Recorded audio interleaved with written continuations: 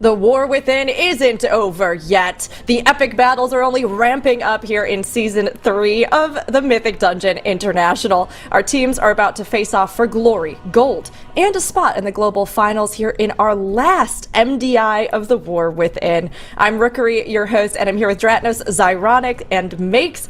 It's been a wild time in WoW. I feel like there's new news, new events, all kinds of stuff around every corner, and there's been so much to do in-game and out. But it's good to be back with all of you. I mean, Zyra, what have you been up to since we were last on air? And we were last on air in, I think, May for the last MDI back in Season 2. A lot has happened since then. Personally, I participated in a lot of the Race to World First activities around 11.2 in Mana Forge Omega. It was really fun watching Team Liquid sweep the expansion there. And also more recently been participating in the Midnight Alpha a little bit, getting to see the new Devourer Demon Hunter spec. Very fun to play. But that's about it for me. Yeah. I mean, that's a lot. That's good.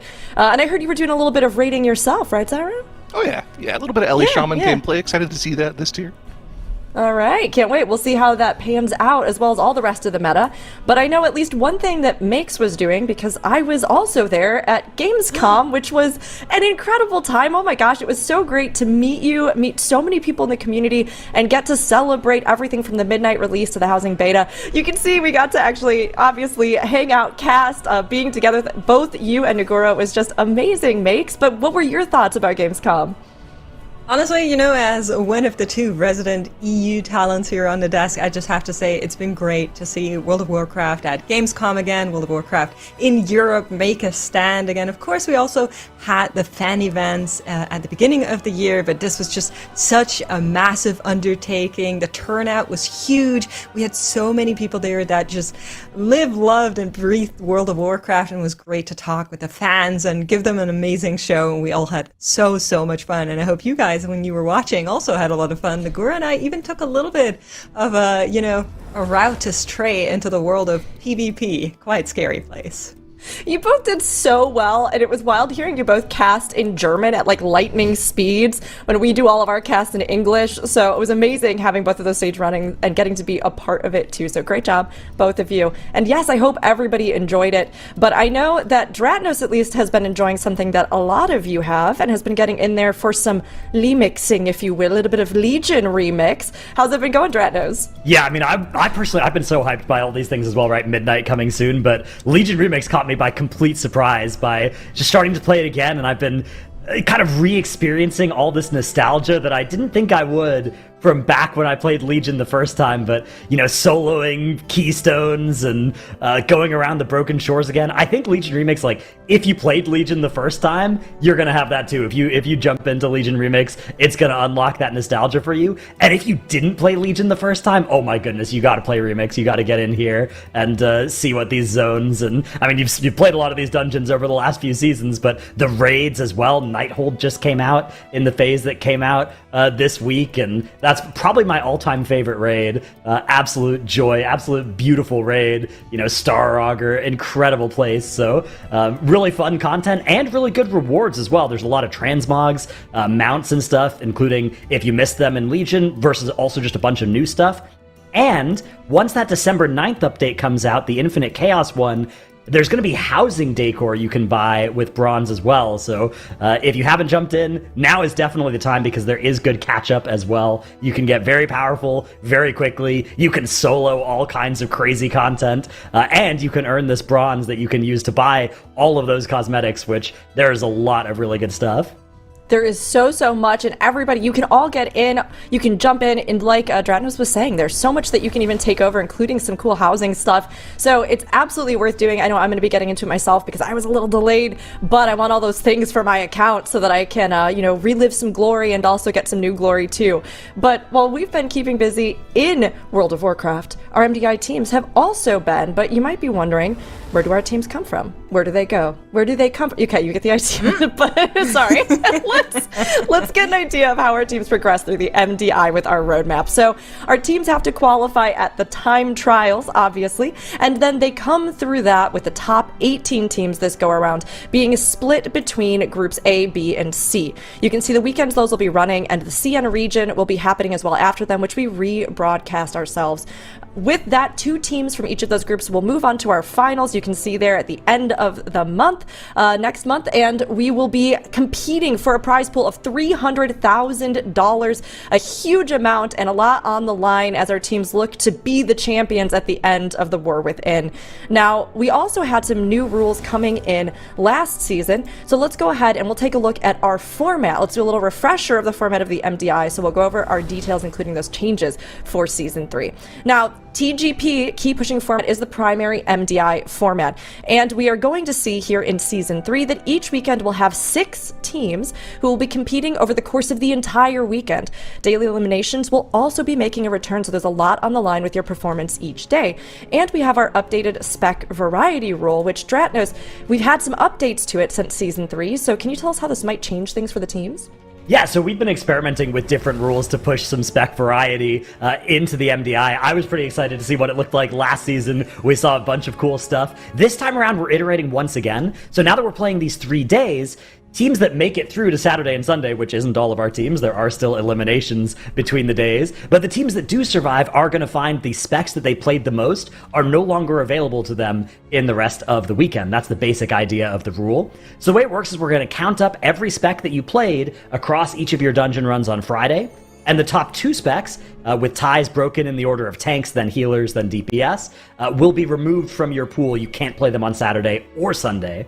Then going into Sunday, we're going to again count up the remaining specs between both Friday and Saturday, the next 2 that you've played the most, and we're going to say, okay, you can't play those either on Sunday. So going into Sunday, there's going to be 4 specs that you are no longer allowed to play. It's a little bit of a different texture than how it worked out last time. We'll have to see exactly how the metagame sort of evolves around this, as of course teams have 2 competing objectives: survive each day, but then also finish in the top 2 by the end of Sunday, and optimizing for one of those around this rule might hurt you for the other. Yeah, I definitely think this gives a bit more balance, and it still lets us see more of this range of specs and how they can be played at the higher end, which I know we loved seeing last season. So really excited about these changes. And our teams gave us a little bit of preview of what we can expect with some of their competition in our time trials, as we mentioned. So May, because I know you have a special co-host with you who can maybe help out, but we saw that Holy Method were putting up some high runs already in Ecodome. Do you feel like this gives them a strong position coming in? I think absolutely. You know, just repping the ferals here on the desk, making sure they at least get their showtime during the Spec variety roll. But like you mentioned, Holy Method, having the top 3 runs in the Ecodome, which is a new dungeon. Quite excited for that one to show up in competitive play, hopefully this weekend.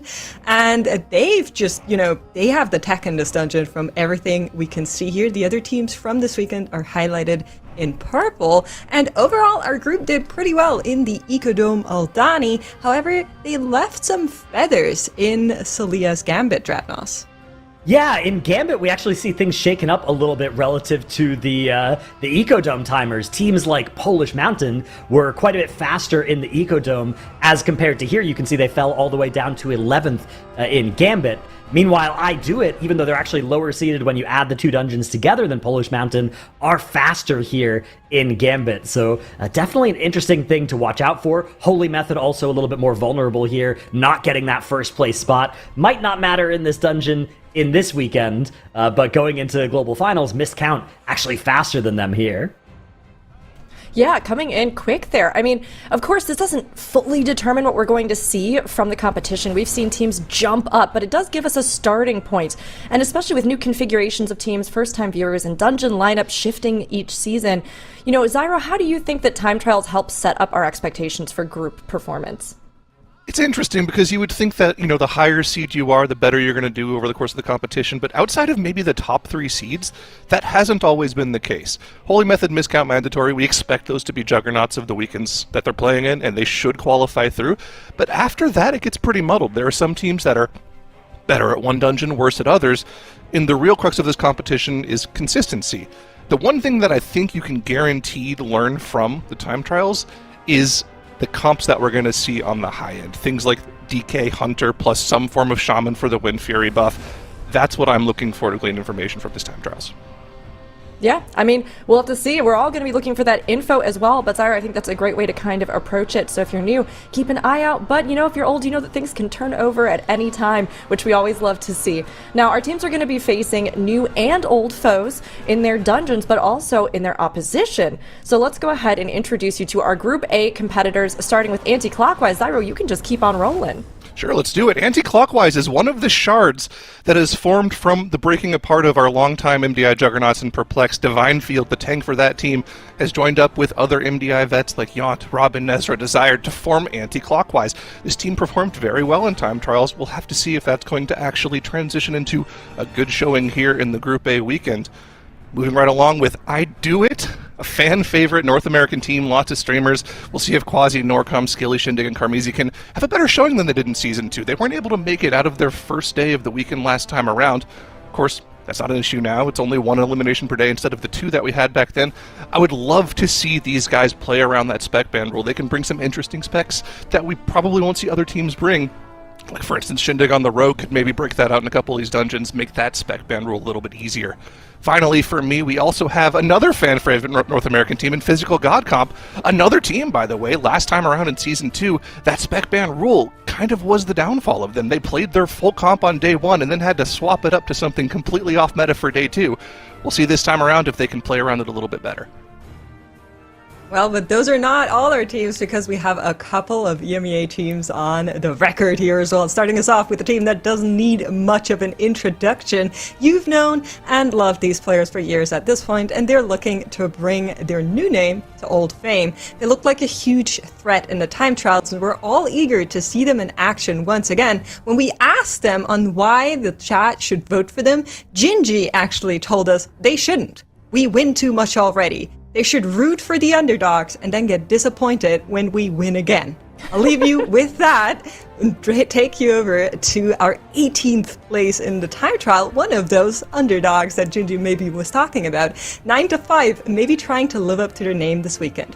They certainly have something to prove. They've only been playing in this constellation for a short amount of time, but they're eager to show up for chat and want to be the change in this world. Their words, not mine. Last but not least, Polish Mountain are back. And this is a team that has been consistently improving throughout their competitive time in the MDI. With Polska Guram on their side, I don't think much can go wrong, and I am super eager to see them here once again. I am too. I see chat already being confused about why are there 2 T's in Anti-Clockwise's name. Some Polska Guram going out as well. I believe one of the players is called Anti, and all these teams you will be able to rally behind and cheer for, as Gingy said, especially our underdogs. But hey, you know what? If they don't watch out, those underdogs are going to take over. Now, they're going to have to compete in our dungeons, and we saw a preview of these in the competitive setting at Gamescom. But Dratnos, how have you seen approaches to them, and what do you think about this lineup that we have for day 1? Yeah, I mean, I'm a huge fan of Streets. I've loved it ever since we first got it back in Shadowlands. Halls of Atonement as well, another returning dungeon from that expansion. But I'm most excited to see the strats that teams have cooked up for us here in this Ecodome. We know that all of our teams have sunk their teeth into that dungeon as it was a time trial dungeon, but I'm curious to see what exactly the strategies end up being, as I actually really like the boss mechanics in here, but I wonder how you can pull the trash to be most optimal in a push key setting. We are going to start off with Polish Mountain and Holy Method both moving into that Ecodome. I Do It up in the top right, you can see, are going to the Halls of Atonement, and then Anti-Clockwise actually choosing the streets. So we've got all 3 of our dungeons on our screens here to start the day. We do indeed, and Zyra will be stepping out, but thanks so much for starting the show with us, Zyra. Enjoy the dungeons.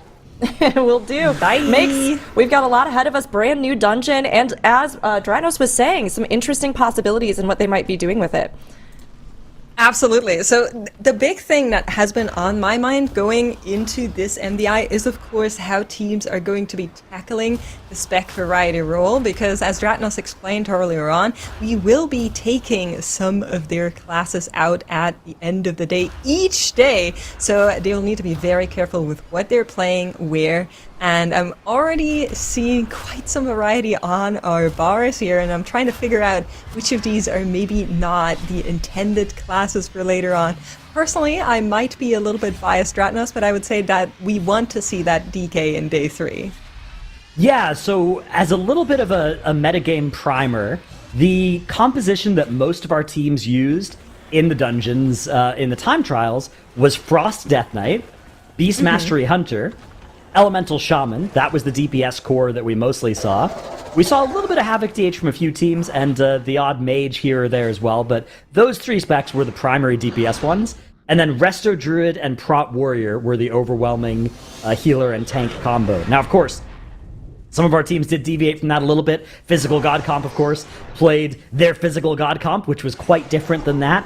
It only featured the BM Hunter shared with the other comp, and they played Fury Warrior, Outlaw Rogue, Mistweaver Monk, and Guardian Druid.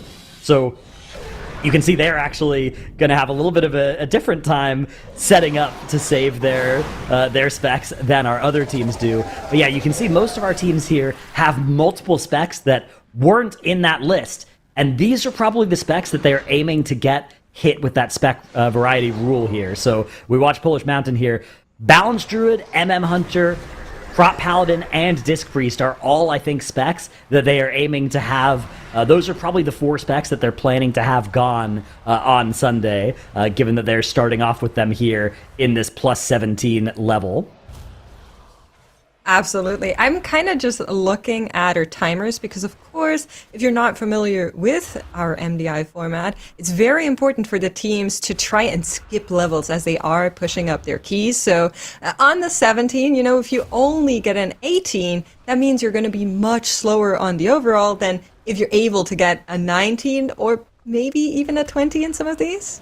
Yeah, it's interesting because you do get some of the money back, kind of, with the spec variety rule, because if you have to do 17, 18, 19 versus somebody who 2-chests the 17 and goes straight to the 19, you do get an extra dungeon run counted towards banning your, off-meta specs potentially. So it's not worth the 30 minutes, but, it's worth a little bit. It's a little bit less punishing than failing to 2 or 3 chests in some of the previous seasons, and it does offset maybe that time loss that is incurred because you are potentially playing a comp that you're a little bit less familiar with, and that's a little bit potentially less fast than your main specs.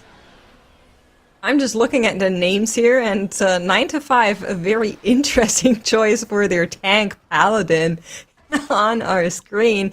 But yeah, I'm very curious. Of course, teams going into this, they are mapping out on how they want to approach these dungeons. As we mentioned before, they have been knowing about what dungeons they're going to be getting 1 week ahead, so they could prepare and basically draw out what would be an ideal navigation route for the weekend. So that is why we're also seeing different starts and different dungeons.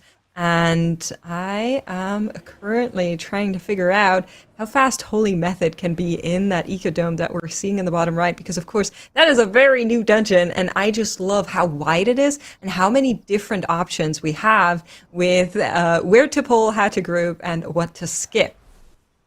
Yeah, pretty big pull coming underway here for Holy Method as they've made it past the first boss, and it looks like they want to get a huge chunk of count here in this first pull after that boss. A couple of cooldowns are available here as well, getting everything grouped up.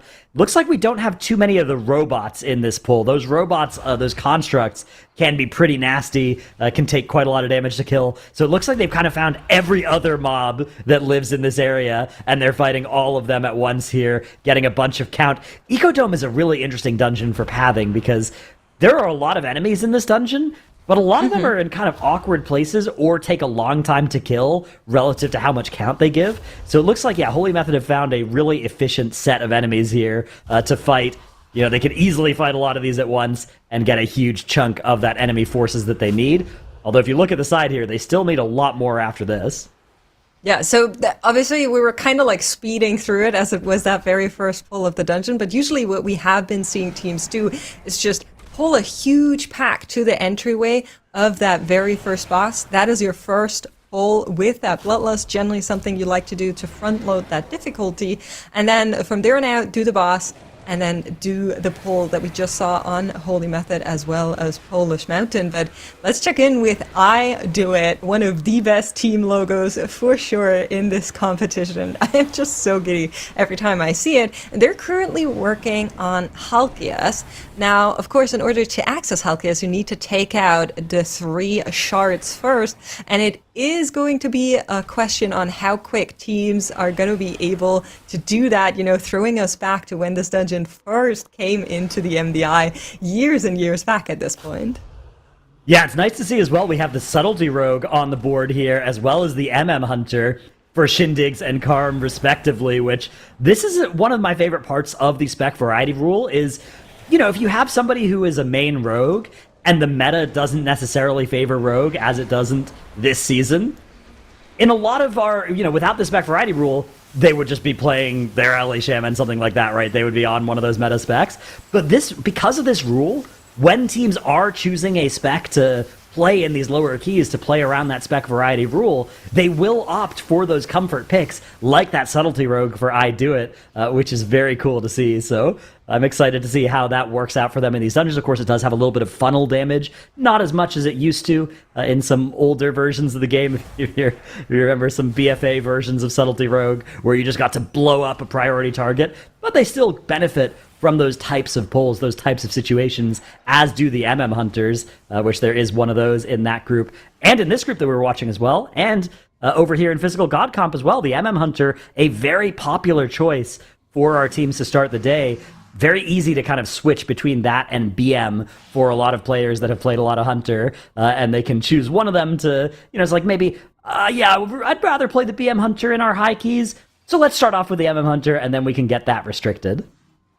Yeah, exactly. Physical God Comp was a team that I was a little bit worried about going into this competition with that spec ban rule, right? Because we mentioned at top of show, this was a team that in the last TGP played a great off-meta composition, but then kind of wasn't able to play to their strengths because of the spec ban rule. This time around, it seems like they are more prepared. I'm seeing some variety on their bars to what we are usually seeing from them, so that gives me great hope. Of course, a huge fan favorite as well. Yeah, I love how Physical God Comp, they just came in and, they could just play the meta comp that everybody else played and have those specs get restricted and then go to their off-meta comp, but they've actually just picked a different set of off-meta specs to play. So they really they just have a great disdain for playing the meta specs, and they instead want to play their own stuff, want to blaze their own trail, and I think that is a huge part of what has earned them so many fans. So it should be very fun, as we are going to keep this survey going across all of our dungeons here. Again, we have 6 teams that are in play. If there's any perspective that you want to make sure you don't lose track of as we hop around here, a lot of players are streaming as well, so you can go and check out their perspectives, especially if there's somebody playing one of the specs or even just the role that you play, and you want to watch how they handle these things. Can be a very good place to both improve your gameplay, but also if you want to follow along with your favorite team at all times, because of course we won't always have them on screen today. 6 teams, really only 4 slots on our setup here. That's right, but of course we are cycling through them, and then of course as days go on, there is going to be eliminations each day, and that means by day 3 we'll have all teams on our broadcast here. But as we are encroaching kind of the first 10 minutes in the dungeons, that means our Bloodlust is going to go off cooldown for basically all of our teams that were able to send it very early on, and that means we're going to be getting to new big pools. And as always, it is quote-unquote just a 17, but a lot can go wrong when you do these huge pulls, trying to be a little bit more efficient. So that is something I'm going to be looking out for as our teams are working away on that. Yeah, this is a scary pull here for I Do It, mostly on the tank, as there is a Mortal Strike that stacks up on you, and you can get, in fact, depending on what you pull here, you can basically heal immune yourself as the tank here, but it looks like they've managed to solve this, and like you said, that Bloodlust is just coming off cooldown here. Looks like right as it comes off cooldown, they are going to get into boss combat right now and maybe hit that Lust. Although you are only going to get 1 more Lust this dungeon at this key level, so you can actually kind of hold it for whenever you want, but they are going to just press it right now, send it here into Echelon, and hopefully they're going to be able to get this 3 chest maybe on the board. Maybe it'll still be a 2 chest, actually, as we have 9 to 5 also progressing their way deeper into this dungeon, a little bit behind in terms of dungeon progression here, although they do have a lot of that enemy forces count that they're going to need here. One cool statistic that our expert counters have done here is they've looked and seen we have 2 unique tanks across our 6 teams. Okay, a lot of people choosing that bear. It's a nice, safe choice. A nice, good way to have something happen. And a couple people on those prop paladins.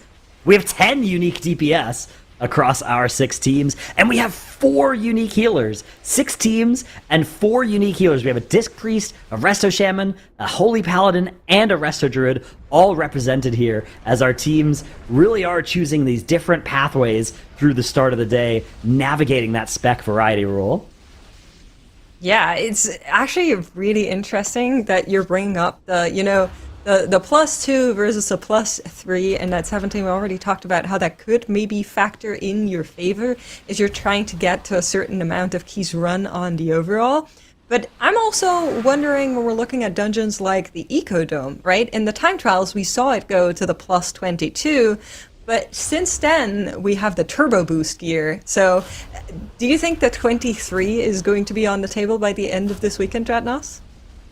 I feel like a 23... So the 22s that we saw in Ecodome, the fastest one was actually by Holy Method, and it was 4 minutes under the timer, which is already enough under that you could extrapolate that up a key level, and they have the damage to make it through the dungeon. So with the addition of that turbo boost gear, a little bit of extra stamina as well, the extra practice time they've had here, if you asked me whether or not I think Holy Method could do a 23 of this dungeon, I think they probably could do it. Will they pull it off this weekend? Will they show it off this weekend?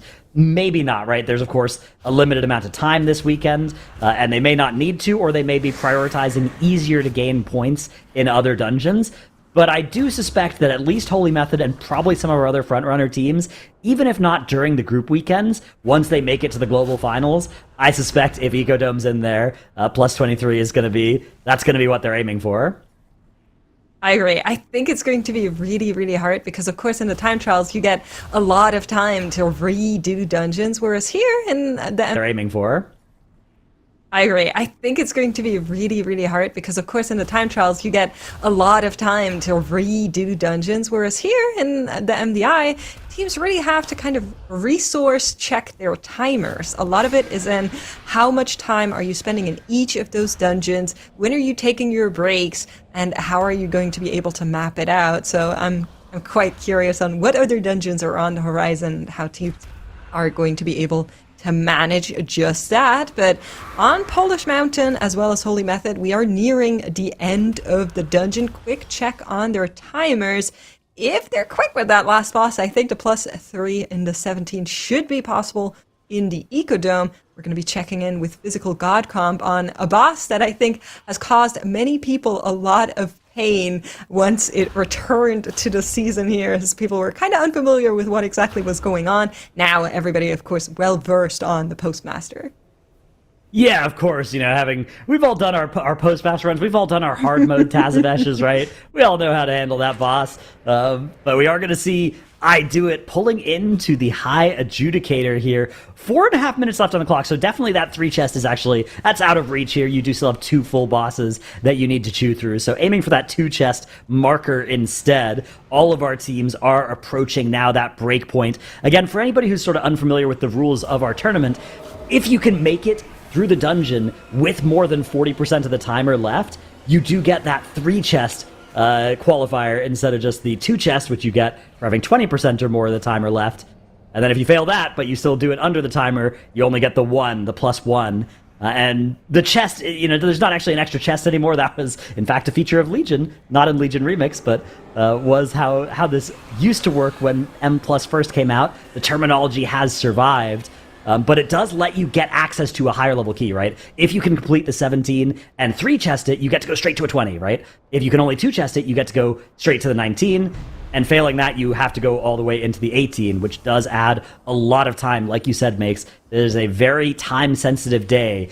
Failing one of these, keystone level improvements can be the difference between surviving through the end of the day and getting eliminated, because that is front of mind for a lot of our teams right now. The bottom team at the end of our day today, whichever team has the fewest points, has the worst tiebreakers at the end of the day, is not going to get the chance to even come back tomorrow. But that also means they don't need to worry about the spec variety rule. So there's some weighing off to do where teams are kind of thinking about what is my bigger goal here. Like, do I just want to make it to the next day at any point? Then we might actually see some teams towards the end of the day abandoning things to try and get their best in slot specs in to at least qualify and avoid elimination. So it is actually going to get dicey towards the end there, because then of course you're starting an uphill battle on the next day, and we have seen teams do that in the past seasons and not work out too well for them if they were in that situation. And then of course there's more bans coming after that second day as well. But Polish Mountain here as well, 2 minutes on that timer on Soul Scribe is going to be a little bit close. That Bloodlust has just run out, so might be right on that timer there as they're working through the 17 Ecodome Aldani. Yeah, there's still 50% left on the boss, but at this Keystone level, I think they'll be able to get through before that timer expires here. Meanwhile, Physical God Comp have finished off the Mailroom Mayhem encounter. They're making their way over to Mize's Oasis. They're going to be a little bit slower on this, but you can't directly compare between dungeons, right? There are some dungeons where the 3-chest timer is tighter or less restrictive than others. It does look like the Ecodome is going to be where our teams do succeed at that check, and the other dungeons, the other two dungeons, looking a little bit more likely for our teams to land on the wrong side of that +3 timer. Holy Method are going to accomplish it here with a minute to spare, finishing that dungeon up, putting their first dungeon, and in fact the first dungeon of our MDI season on the board here, a 3-chest in that Ecodome. We'll have to see where they decide to go next, whether it's straight back into the Ecodome or whether they want to swap around. And it's worth noting as well, Holy Method only played 3 off-meta specs in that run. Our thinking is that you're going to want to play a total of 4 so that you can get those 4 banned for Sunday. So teams choosing to start with 3 is very interesting. Have to see whether they decide to swap around those specs to maybe juggle that spec variety rule. Maybe they've got a really clever strategy to get the exact specs they want through to Sunday.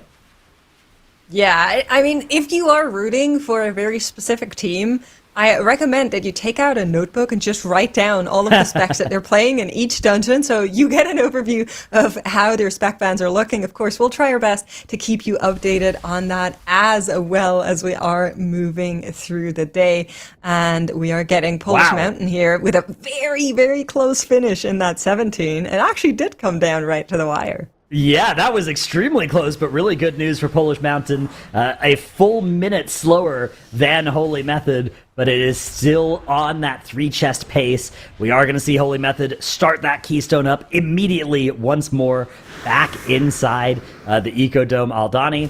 There is another rule as well that in all of our excitement to get the day started, we didn't mention, but it is worth covering. There is also still our break rule. So teams do have to take breaks throughout the day. You can't take them in the first or last hour of the day, but you do have to take that break time sometime throughout the middle of the day as well. But since we're not there just yet, teams are going to want to make sure to just get these first few dungeons chained back to back to back as much as they can.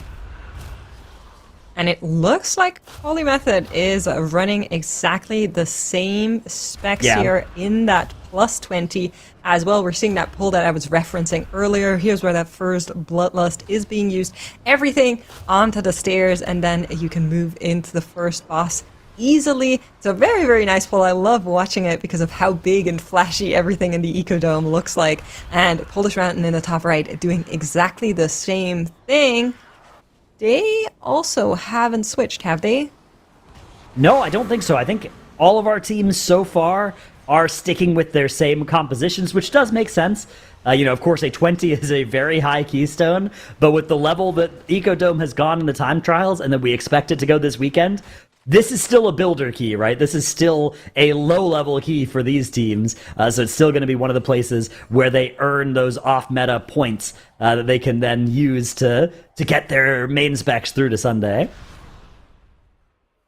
Absolutely. Checking in with Physical God Comp as that +3 timer goes over the limit. Just a quick reminder that not all dungeons are created equal as Ace gets knocked down by Lord Chamberlain. We are expecting some of these 17s to come in at the +2 as well, and that's exactly what it's looking like for 9 to 5 as well as Physical God Comp moving through the Halls of Atonement and the streets respectively in their dungeons. Anti-clockwise should also be good on that +2 for the 17 in the top right corner. Yeah, it looks like we are going to see most of these other dungeons get to that spot. It looks like maybe 9 to 5 have a DC here, which it's always unfortunate to get a DC happening. But if you think about it, this is probably the optimal time for one to happen, as it doesn't look like it's actually going to impact their ability to complete the dungeon, or even whether it's under that 2 or 3 chest barrier. So, you know, unlucky on the one hand, but kind of lucky on the other hand. You had to pick a time to have that DC happen to you. It would definitely be right then. Meanwhile, I Do It have reached that third and final bloodlust of the dungeon, and they're going to be using it to get this last bit of health off of Lord Chamberlain and get this keystone on the board. We're going to see all of our teams advancing to those 17 points from our dungeons. The way that our score works actually really does matter, because you basically get the points for each key level by the end of the day, and then the lowest team is going to get eliminated at the end of the day. So you might be doing all of this fancy work to keep your favorite specs through to Sunday, but if you're not careful, and if you play, you know, stuff that you're too unfamiliar with, and that ends up costing you a dungeon run here or there, you might not even make it through to Saturday. You might get eliminated straight off the bat here today. So a lot for our teams to think about. We have seen in some previous, you know, last time around, we saw teams playing around the spec variety rule and then sometimes realizing, oh, we can't afford to do this anymore. We're just going to get eliminated. We have to switch to our main specs right now. We'll see if and when any of these teams decide to pull the trigger and make that swap today. As of right now, of course, none of our teams are too far behind. All of them still playing like they're in it to win the entire weekend. Just a quick note on 9 to 5, who you are seeing in the top right, as they're still unfortunately to rest back up. Aced was a last-minute replacement for this team, stepped up when 9 to 5 unfortunately had an IRL emergency, and so another very new addition, not only to the TGP, but also to this team in general. They're, of course, hoping to get that recovered, and he is back with the team, has just been rest there, as they are working away on that final boss in the Halls of Atonement. Now, another thing I do want to bring up with how this day is structured, sometimes what we see teams do is go on the 17 to 17 to 17 across all 3 dungeons, and then sometimes, like we're seeing for Polish Mountain or Holy Method, is just trying to push up one dungeon to like the medium or even like the higher medium, depending on how many levels are in that respective season that are attainable without being very, very difficult. And it looks like, you know, we might get another more dungeon-specific pushing route across our teams today, as I Do It load back into that 19 Halls of Atonement as well. Yeah, I think doing 2 runs per dungeon makes a lot of sense. That gets you 6 total runs with maybe your same off-meta comp across all of those dungeons, and then it can be a good time to swap over. But we are going to look in here at I Do It getting started in this +19, getting what we coined actually back in Shadowlands as a bear pull going here, going all the way to Shard of Halkias with a bunch of this trash. Huge amount of enemy forces all at once here at this very high keystone level. You can see that AoE damage and the just the single target damage as well of some of these shoots, some of these bolts is going to be pretty scary here on some of these players. So great control though, keeping all those Houndmasters inside that AoE underneath the Shard of Halkias here. Huge damage as well. Look at this, 40 million DPS on their Hunter, who is playing BM in this dungeon run. And then we also, we have seen some character swaps here, right? Shindig swapped over to that Havoc Demon Hunter from the Subtlety Rogue. And I think it was also a MM to BM swap here. Some of the other specs, though, are still staying the same. Unholy to Frost for Skilly? Yeah, interesting. At least a couple of the other teams have been playing Unholy in the 17. I unfortunately have not taken notes of every single spec just yet, but I could see that this is a full team switch on I Do It in terms of the specs. Yeah, Holy Method also playing that Unholy DK here in this +20, which I believe means they're still on 2 meta specs, right? Because they do still, the meta specs being Ellie Shaman and BM Hunter for this group. So still 3 off meta specs and 2 meta specs for Holy Method as they make their way into this big pull. But to go back to your point about the whether you go wide, whether you go to 3 dungeons, or whether you go deep into one dungeon and then to the next one. I think the big thing that teams really want to minimize is if you do have any comp swaps, you probably want to avoid doing too many of those, right? So if there's anything you can do with the exact same characters, it's usually worth it to avoid that extra minute of logging out and logging back in. It sounds like a small amount of time, but a minute is a big deal potentially here, because that can be the difference between starting another dungeon run or not at the end of the day. But that's kind of why I was expecting this MDI for teams to go across the 17s first, because usually where you want to play the lower priority specs is on those lower key levels, right? They're a little bit easier, so you get away with playing specs that are maybe not as optimal. However, sometimes certain specs just lean themselves into certain dungeons, so I could kind of see arguments for both ways to approach it. And then, of course, there's always that extra perspective of how do teams prefer it? Are they better if they just go back into that same dungeon and do it again? Or are they generally a team where they feel like, oh, I like having that variety. It gives me a little bit of reset and processing time. So very, very interesting. We've definitely seen both approaches throughout the MDI and TGP history. But for now, it looks like basically every single team we have is just running back in the same dungeon, which I think that hasn't happened before. Dude, what is 9 to 5's tank? Their tank is called Ugly Baby here. Yes. He had the same name on the Paladin as well. It's just, it just seems to be the nickname here. It's not even a mechanome as well. This looks like a dwarf, I think. That's a very mechanome-coded name. But, yeah, big pull getting set up here for 9 to 5. With that Prot Warrior starting to get played here as well. So switching in to the meta, really pretty close to the full meta comp here, that Havoc Demon Hunter being the only maybe slightly off meta thing here instead of an Elemental Shaman. But even that's something where I think on Tournament Realm here, one of the reasons that people were a little bit worried about Havoc Demon Hunter, even though that spec has historically been very passively tanky, there has been some survivability challenges in these dungeons specifically for it. But with the Tournament Realm, you can get full avoidance, of course, that turbo boost worth of gear. So that problem might be solved. I actually wouldn't be surprised if a lot of our teams do choose to play that Havoc Demon Hunter in a lot of their very highest keys. I'm super curious on what we're going to be seeing at the end of the day, but of course, we're not there just yet. We just started. It's been 30 minutes of competition thus far. I've been seeing a lot of arguments in chat, getting a little bit of one guide, I will say, but some are strong. I'm proud of the chatters that are very strong and holding down the belief here. I'm curious, what is a spec, Dratnos, that you think we haven't seen yet we'll see in this weekend? Well, we have got another new one actually to add to our tally right now, with Mistweaver joining the fray for Physical God Comp as they actually switch into their mains, right? This is their main comp for this season, except for Walks was playing Rogue in their time trials, swapped over here to the Havoc DH, so maybe a swap since time trials, or maybe still something that they will swap later. I suspect that is going to be the main spec that Walks does play for their highest keys this weekend, so that doesn't... Man, there's a lot of great specs that we've already seen. What are good ones that we haven't yet seen? Maybe you could play a little Brewmaster somewhere. That could be a fun tank to play as one of your builder tanks. Although I think Bear, one of the nice things about Bear is it's just so durable in these really big pulls, whereas Brewmaster tends to be more durable on single target, so a little bit less well suited to dungeon content compared to raid content.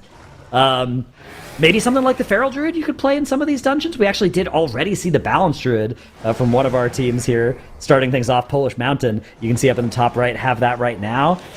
Yeah, I don't know. I mean, there's a lot of great specs, but our teams have already cut out half the specs in the game, so is there anything that you're looking to see? So I actually came into this weekend and I was wondering, in the history of MDI, 2 specs that we basically had in every single season are Mage specs and Warlock specs. And I was like, I wonder how many of those we're going to be seeing in this season. But Anti-Clockwise actually immediately put in a mage here. You can see him in the bottom right as well. I'm not sure if the Warlocks are going to make it. Maybe we'll need to ask Zyro about that later on to ask about the state of Warlock and whether or not they could make a showing. Usually they're pretty good at niche dungeons. They normally are. And thinking about anti-clockwise, there was a question in chat, which we had even noted before the season, but Dratnos Divine over on anti-clockwise, doesn't he normally play tank? He's DPSing this season. Yeah, I think since BFA, maybe even Legion. I think it was Legion MDI that Divine was tanking and has been tanking for a very, very long time for Team Perplexed. So has been a big shakeup going into this season. One of our biggest storylines now over on that DPS instead here for anti-clockwise. So yeah, good observation, good catch, chat. Definitely something to watch for. I think it's a really valuable thing as well. If you ever For sure. have done M+ with a DPS player that used to tank, they're often so able to identify when the tank might be getting overloaded with their own stuff and able to, sort of take over and start calling some interrupts, that kind of stuff. Especially, actually, it is often the European groups that are really good at doing this. In North America, a lot of that responsibility does tend to still land on the tank. Not a lot of DPS players here able to start shot calling, but it is a very powerful thing to be able to do for your group. It absolutely is. If you can, handle the weight that is being able to tank Mythic plus dungeons. Shout out to the tanks, that are watching. You do the Lord's work truly when it comes to responsibilities. I'm a huge fan of tanks because that means I don't have to, personally speaking. And I just love every single person that voluntarily decides to tank. It is a lot of responsibility that they handle. A lot of these tanks are also shot callers for the teams. They're big planners on the routes, and they have so much to manage. It's truly impressive. We do have a rare mistake here coming out from Holy Method, actually, their first death coming on the board here during this boss fight. We did have Jinji going down to a javelin that they just didn't focus and kill down in time here. Not going to cost them very much, but definitely something to note. I mean, that is -1 battle res. Here's a replay of that happening. You can see that javelin. Normally, the teams do like to get these javelins nice and close to each other, right? You sort of want to get the edges of the circles touching so that you can get them cleaved down. But because of the positioning here, they just weren't quite able to get it killed in time before it ended up ticking Jinji down. So, yeah, Holy Method losing a little bit of time there. Unlikely to punish them here, but something they're hoping to avoid as this key level goes up.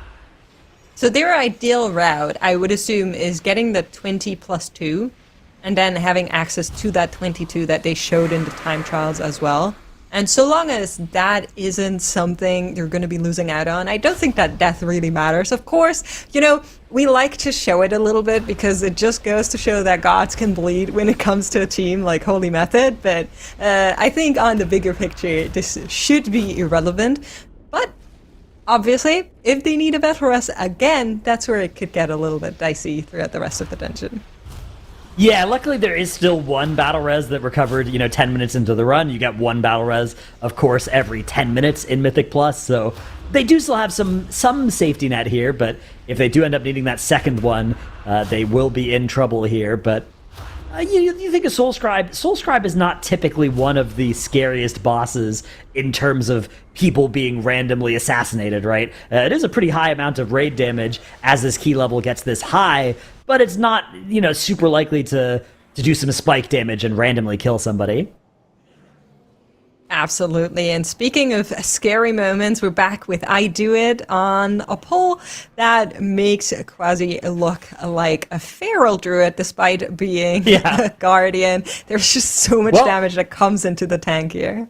Actually, this time they managed to pull it without any of those reavers, which is really nice, because that's the mob that applies the Mortal Strike here. So a little bit more conservative than they were in the +17 here. I think anytime your tank is sub 10% health in a 17, you got to be like, okay, hang on. If this key level was higher, they would be dead.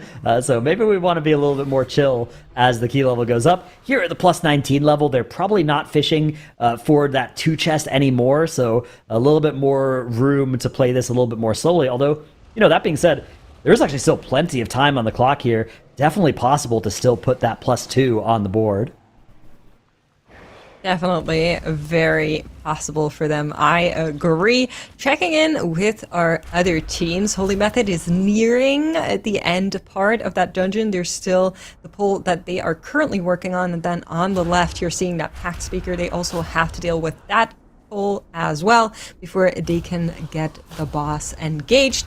As I said before, I think the +2 should be good here, but we need to check back in with them once that actually gets closer. And for Polish Mountain, it's pretty much the same, right? They have been kind of chasing Holy Method very, very closely with only a slight delay between the two teams. And I'm very curious if they're going to be able to get that +2 on the board here, as well as that 20 Ecodome kind of finishes out soonish. Whereas Physical God Comp, they did a dungeon that's just a little bit longer on the general end, which means that they're much earlier in their respective streets here. And honestly, I feel like the Grand Menagerie is just a boss fight that takes so long, even still. And you can see that they're currently working on the very last of the 3, and that Gold Fuse about to fall soonish. Yeah, one thing about Physical God Comp is their comps tend to be a little bit more melee heavy than average, right? They usually only have one player ever at range from the enemies, so it is something where a boss fight like this, you have this Whirling Annihilation that zones everybody out from melee, and even just the orb collecting and that consume AoE around one of the players, those two can combine to deny them some of that melee uptime that they might otherwise need to finish the boss as quickly as possible. So definitely something to look out for here, as 9 to 5 are getting a pretty big pull going. This one is one of those pulls where on a prop warrior you can feel so tanky, because even though you're healing immune, you can just take such a small amount of damage on this tank during the phases where you do actually have those 2 mortal strikes on yourself, that you're in very little danger of dying here. So 9 to 5 making this part of the dungeon look very safe, doing a great job as they move through here. And yeah, all of our teams, we actually, really interestingly here, we have 3 different dungeons, 6 teams, and they split among these dungeons 2-2-2, right? 2 teams to each of the dungeons. And all of our teams achieved the same thing in their initial runs too, right? Both Holy Method and Polish Mountain 3-chested their Ecodomes. Anti-Clockwise and Physical God Comp 2-chested their streets. And I Do It and 9 to 5 2-chested their Halls of Atonement on their first run. So we're going to be looking to these higher key levels, these 20s and 19s, to see if we can maybe start getting some differentiation between our teams beyond just 30 seconds here, a minute here, whether some of our teams end up getting on the different side of those +2 breakpoints in some of these dungeons is going to be a big variable as we start to see which teams can get an advantage at the start of our day. So Holy Method, 4 minutes and 25 seconds left on the clock. Still need a little bit of count, but the trash they have on the boss should get them to 100% here. They have plenty of time, if they can cleanly do this boss fight, to get a +2 on the board.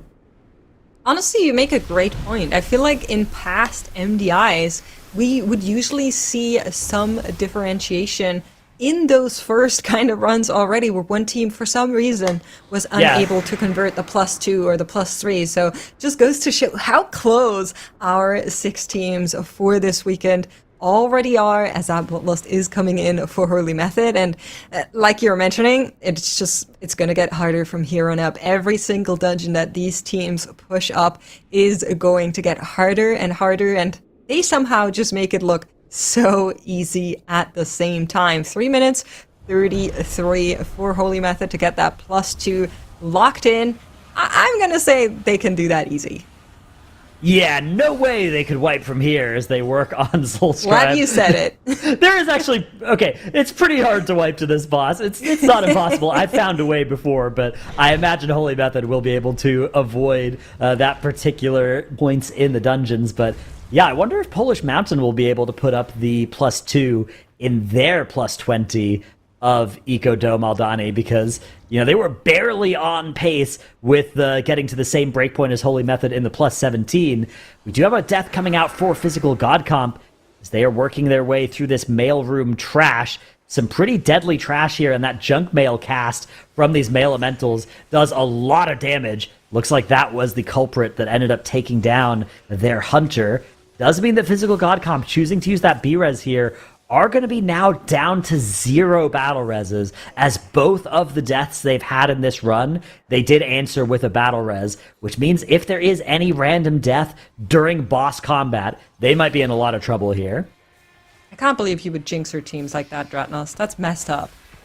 No way they could wipe from here either. Don't say that! Please, come on.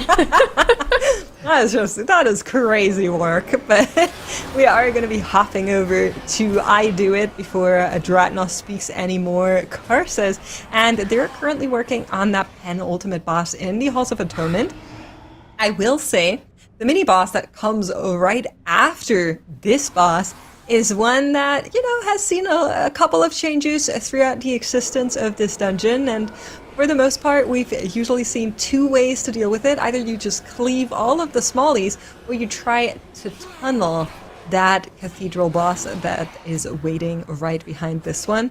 I'm curious on how our teams are going to be faring as they're working through these dungeons on the differing key levels. There we do see Holy Method putting the second dungeon of the day on the board. It is with more than a minute to spare that they come under that 2-chest timer and advance to first place. I guess they were already in first place, but open up the lead in first place on our leaderboard, which means now the question is, will Polish Mountain be able to replicate this feat? And the answer is, I think, a resounding no. As they have 2 minutes on the clock here, they still need count, and they haven't pulled Soulscribe yet. So they're going to only be able to put the +1 on the board here for Ecodome Aldani, which means they're going to have to come back into the 21 if they do want to get access to that +22 in this dungeon.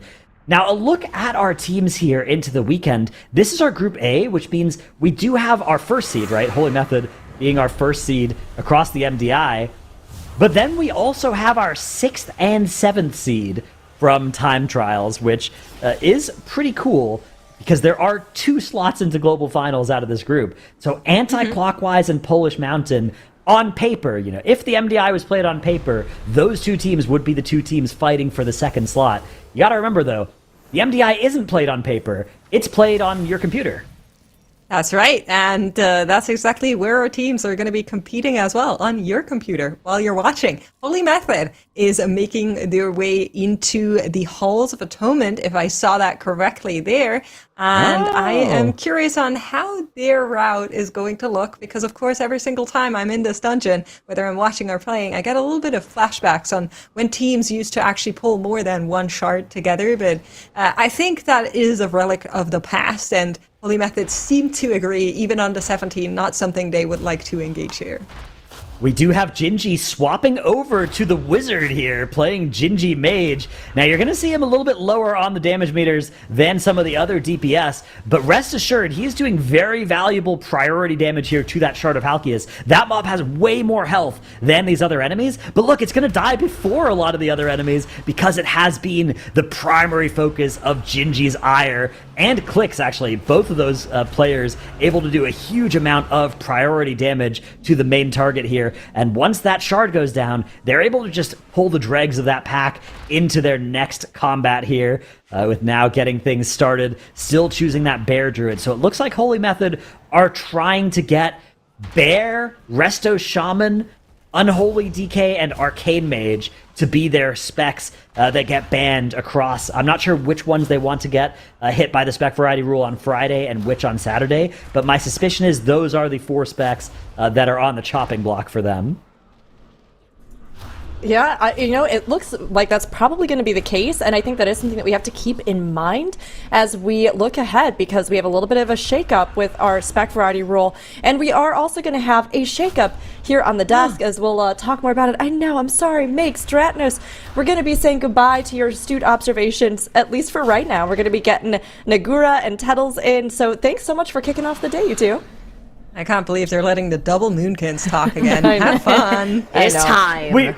We got to play them now. We have the caster variety rule, so we've got to use them now so we don't have to play them later. Look, we're trying to get them banned out for later, try and encourage Nagura and Tettles to do a little bit, some different things in their lives. But as we have been talking about specs, welcome to the desk, both of you. And for anybody who missed it, we have a bit of a different sort of setup with our spec variety rule this time around. So most used specs are still being tallied in successful runs, but this time around in the MDI, this will have bans both on day 1 and day 2, and there's not a reset. So those top 2 most used specs will be banned out from day 1 and day 2 without a reset of the actual sort of counter, so that the teams are more limited in what they can do or have to be strategic about what they can do on day 3. So Tettles, you were kind of even observing behind the scenes a little bit about Holy Method in particular with their picks, but what are your kind of insights about the strategies you see unfolding with these spec picks so far? I think that what Dratna said right before we came on was correct with what was going on. I thought it was interesting that Holy Method ended up indexing really early on into the Beast Mastery Hunter and the Elemental Shaman, just tallying up kind of low priority uses of those specializations. But I think it's one of the situations where Dratnus was saying it earlier. I think that they're going to end up having to play Bear and Resto Druid and Resto Shaman in every single dungeon today. They'll be able to play that Protection Warrior in the Resto Druid tomorrow. And then they get Unholy DK plus Arcane Mage banned.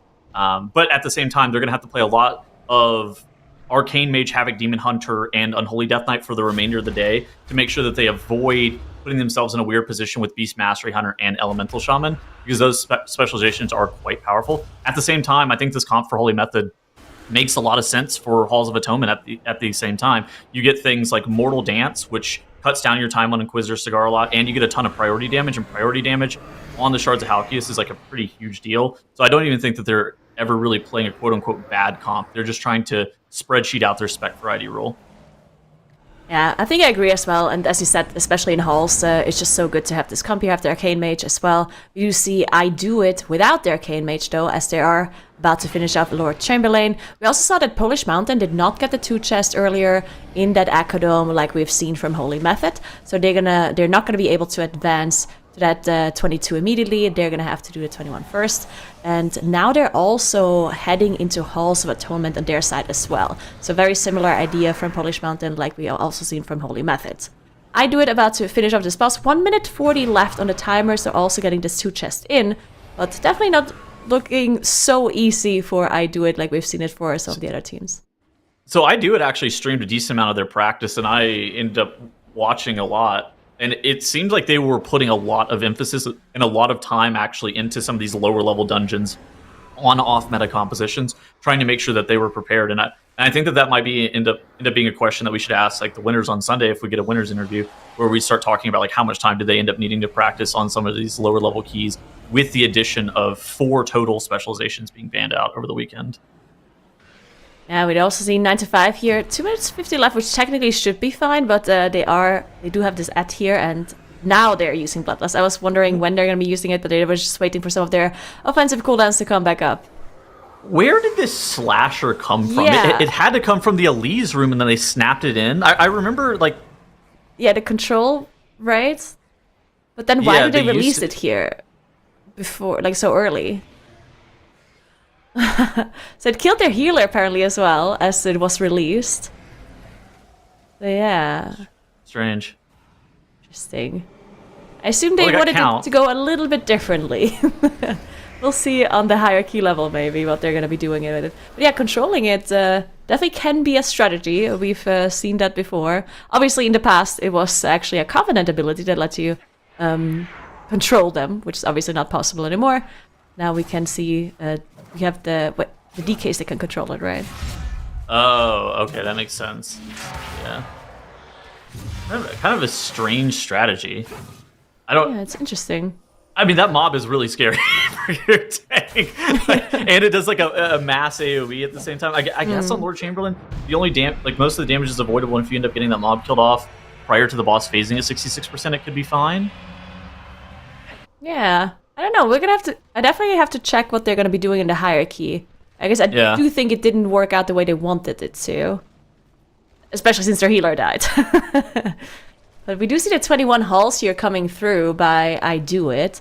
Some of the other teams switching to a different dungeon, but I Do It attempting that 21 here. Already using that Bloodlust on the first pull. And we also see them go left side, right? We've seen Holy Method go left side first, while the other teams did right side. So I'm not sure if I Do It also went right and now changed it to left, or if they were also left. I'm not actually sure about that one. But yeah, you can see how much longer this pull already takes on that 21 key level here. I mean, I think that 21s and 22s are probably very likely to be some of the higher keys that are put up this weekend. I do think that 23s are going to be on the table, but I suspect that those are going to be fairly reserved for like a global finals level. I think that there was a team that plays in Group C. I was watching their practice a little bit, and they ended up putting up a 22 streets with 5 deaths. So, but it's one of those things that, so whenever you look at it like that, 23 is doable. 23 Ecodome is also doable. But our team's going to need to do that to be able to, oh my gosh, a bursting shot to knock them off. That was... that beautiful. Is, I love that. I think that's maybe the first time bursting shot has ever been used constructively. Every single time I see bursting shot, it's only ever to grief. Yes. I wonder how many times they actually practiced this so it actually worked. It has to be like the exact pixel that they're standing It had to be a lot. It had to be a lot. But yeah, circling back to what I was saying, I think that like 21s and 22s are going to be very likely to be able to make it safe for you to go into Saturday and potentially even Sunday. But then, you know, we're talking Sunday, we're starting to look at the 22s and the 23s to be the most popular key level that needs to be done. But the 23s might be exclusive for the global finals. I think we're going to have to wait and see. But I think that I do it, if they're able to put up this 21 Halls of Atonement, kind of like you were saying, that sets them up quite nicely to just, all right, we're done with Halls of Atonement for today. Let's abandon this and let's go to another dungeon. Yeah, we're going to have to see how far they can go, even if they can do this 21. I do think one-shotting this would be really, really good for them. So we're going to have to keep an eye on this run. And yeah, like while we're doing this, I think production is checking the replay to figure out how that Reaver got to that last boss, because yeah, controlling it, we're not really sure if it's even possible. I feel like I remember it's a humanoid now, which I didn't think you could control undead it, but like I suspected that they like right? It's a humanoid. Yeah. So I thought they snapped it, but like I don't even know how they snapped it, because I remember in the past in Shadowlands you would like mind control them through the wall, and then you would like bring them an Inquisitor Cigar and like use them to kill Cigar, but that's different now because you can't control them like you were saying with the Venthyr ability. I'm really interested in seeing the replay as to like what ends up happening and where do we get this slasher from. And yeah, well, we'll see if they do it again or if something like this happens at the end of the fight. Maybe it was just a mistake and they pulled it on accident and just like came there later, but we'll see. We'll keep an eye on it. Yeah. As they are dragging along this shard. These shards just have so much HP. They're even dragging it into the next pack here in between those thrash casts. This is I don't know if I've ever seen the shard have this much motion. It's going really far. I believe it like, manages to move this quick, right? Like, because it casts so many things that it's so slow. Something that it's doing that's really nice is they actually ended up skipping some of the obliterators and caster mobs that are in front of the Shard of Halkias. That tends to be fairly standard for like the high key routes, because you really don't want to pull those obliterators. You really don't want to pull those collectors. They're kind of annoying. Takes a lot of kicks. Takes a lot of coordination.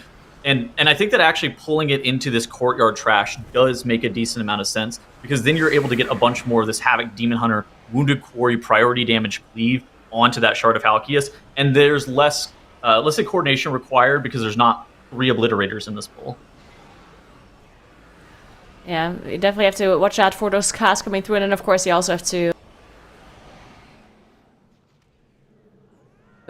Enrage does not go off otherwise. Yes. Are going to be a little bit in danger. We do see Cassie already starts to kite a little bit here and moving towards that next pool. They, of course, still have to do the shard that is on the right side of the room. So Cassie already jumping up, tagging that new pack as everything's following him. Oh, also tagging the side here as well to get some extra trash in. I'm interested to see that they didn't grab those collectors. So I think that a lot of teams have been grabbing that triple collector that's in front of Halkias. And just slamming a bunch of CCs on them to be able to stop their cast. But it looks like it was electing to not do that. And anti-clockwise here with Divine on that balance route as well. Now they are grabbing the Shard of Halkias and trying to pull it into a bunch of this trash, kind of similar to what we saw from I Do It. So maybe this is going to end up being the common strategy from what we're seeing from the MDI teams this season. Yeah, very interesting for sure. I do like that we're full screening the Moonkin here when they're topping the damage. Oh, wow, they hurt me. It's very rare. Anti-clockwise also playing their Ellie Shaman in the 17, so kind of similar situation to where Holy Method were sitting, where Holy Method playing that Elemental Shaman and that Beast Mastery Hunter. I think that determining, and it's not necessarily an issue of day one spec variety rule and figuring out who's getting banned, but I think there's this question as to making sure that specs that you want for the final day does not get banned on day 2, because you have to be able to play 4 off-meta specs pretty consistently to make sure that you're preventing your more sacred stuff from getting banned, let's say. Yeah, and like initially I was thinking that you could just like always you could get like 2 tanks banned and 2 healers, but because the tally doesn't reset from the first day to the second, that's going to be very difficult to execute, right? So, if not impossible. So unfortunately, they will have to get to play around with the damage deals as well. Well, fortunately for us, because that means we can see more variety, but unfortunate for the teams maybe. The tally not resetting is actually probably the most interesting part of the spec variety rule for me, because it creates this situation where there's so many different combinations of classes and specs that you're going to want to play, depending on what you think is the best composition and what you think is the highest priority to keep protected for the final day. At the same time, there's kind of an interesting point as well, where if you have a specialization that you think is only good in like 2 or potentially 3 dungeons, and those show up on day 1 or day 2, you could actually just play something like the Ellie Shaman all the way through day 1 and day 2, put up the highest keys that you need to be able to make it to that Sunday, and then show back up on that day 3 on something different, and utilize it like that. If you only think it's good in like, let's say, half the dungeons, you could force a ban on it and just utilize it throughout the entirety of day 1 and 2, which could be good as well.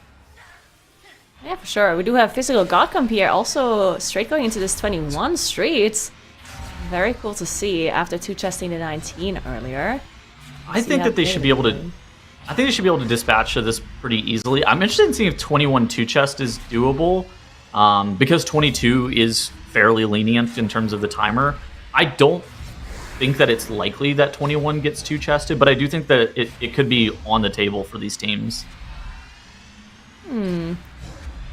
Interesting. We'll see if Physical God Comp does get there. I mean, they are playing MM Hunter. Other than that, they are pretty, I mean, they play a pretty good comp here. They are, of course, also sticking to their Mystery Weaver and their Guardian Druid.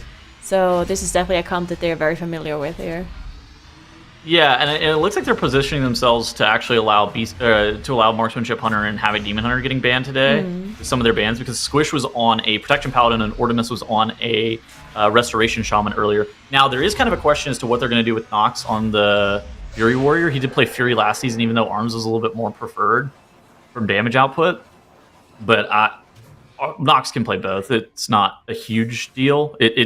It's more like he's a warrior main, not necessarily he only plays Fury. But he does prefer Fury over Arms whenever, that is a possibility. And Walks ended up going down there as we cut away.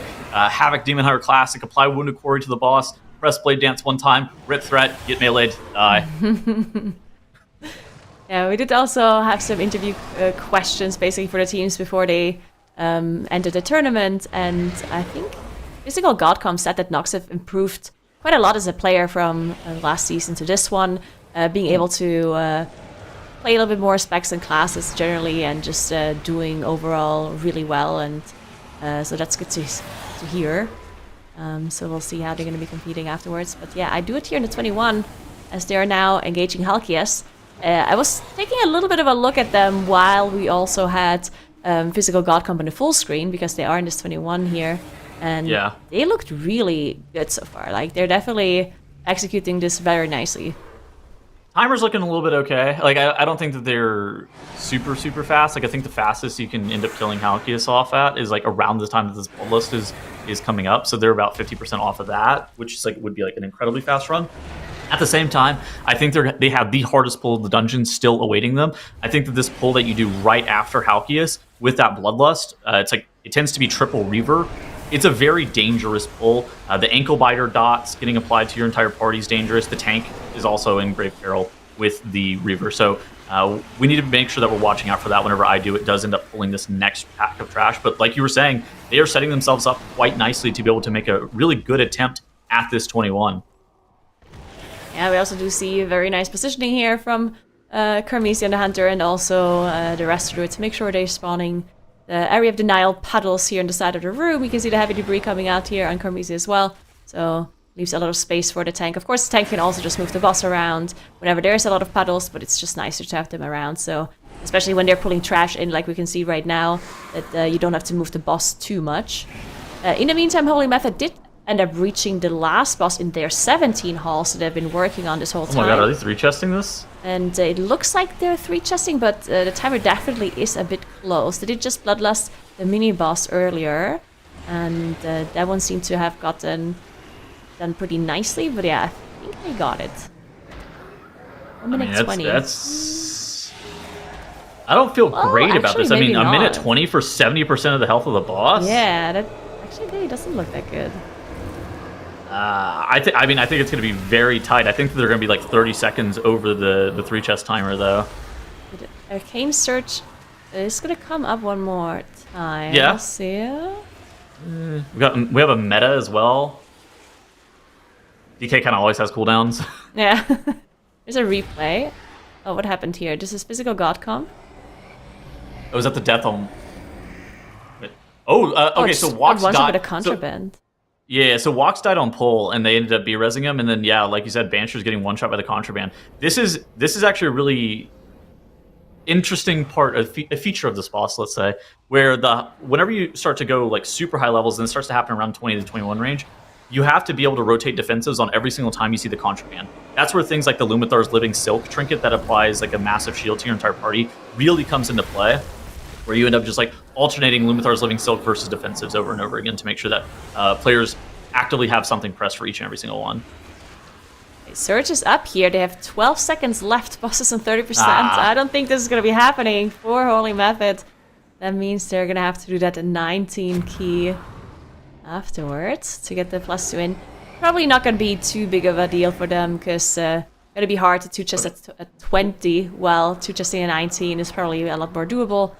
So probably not. Let's check out I Do big of It. a problem. This is that hard pull that we were kind of talking about earlier, where it's that triple Reaver. They have a bunch of ankle biters. They have some obliterators and a dark blade coming in. They press that bloodlust. So the dangerous part for the entire group are all those ankle biters leaping onto players and putting that bleed on them. You can dwarf it off, and you can remove that bleed effect if you have like that dwarf ability. At the same time, Quasi's health is a huge deal here, because getting hit by those Reavers, they put a mortal strike on you, and all three of them going off at the exact same time could cause a lot of problems. Now, you can block it, because Warrior is very cool, but Quasi's still in a lot of danger whenever that mortal strike effect is applied to him. But it looks like I Do It's going to be able to get through the last very difficult pull of this dungeon.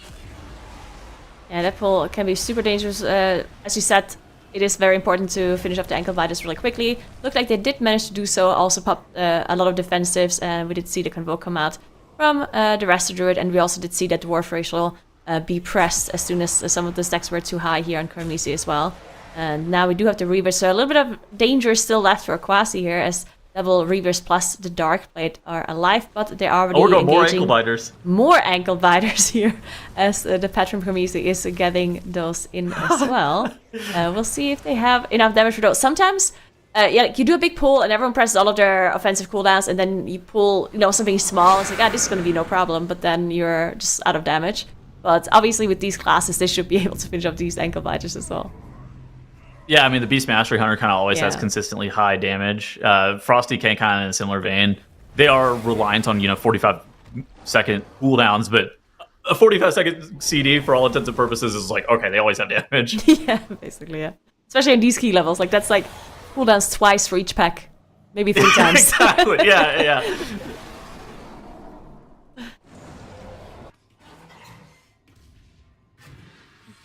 Looked like Holy Method did end up on the opposite side of the 3-chest timer, kind of like we were expecting. They ended up 2-chesting that dungeon.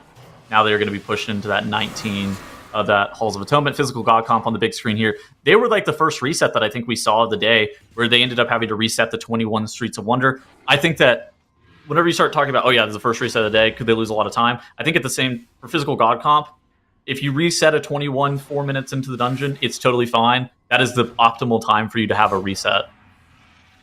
Yeah, for sure. We did see the Contraband come out here again, dropping benches really, really low. Like this boss in general is just so dangerous with that Contraband, so definitely have to be careful. This time they do have the Battle Rest though, so in case somebody does run out of defensives or is going to get one shot by that again, they have that ability available. Do you think that eliminations today, so I know this is a little bit forward thinking, do you think eliminations today are going to be contingent on teams like depleting keys, or do you think it's going to be like the 2 chest versus 3 chest differential that we've seen for the last couple of seasons? What's kind of your read on some of the elims that we might see today? Well, I actually think we're gonna see, like, he's just not being timed, I think, on the hierarchy levels. Okay. Just because the level that we're starting the keys on is somewhat high. We can see, like, in some dungeons there are 3 chesting, and in the others there are 2 chesting, which means that you're gonna reach a point where the keys are high enough pretty soon. But then again, it's 3 dungeons. I feel like I always underestimate how long it actually takes to push up 3 dungeons, so... Yeah. Yeah, I'm not sure.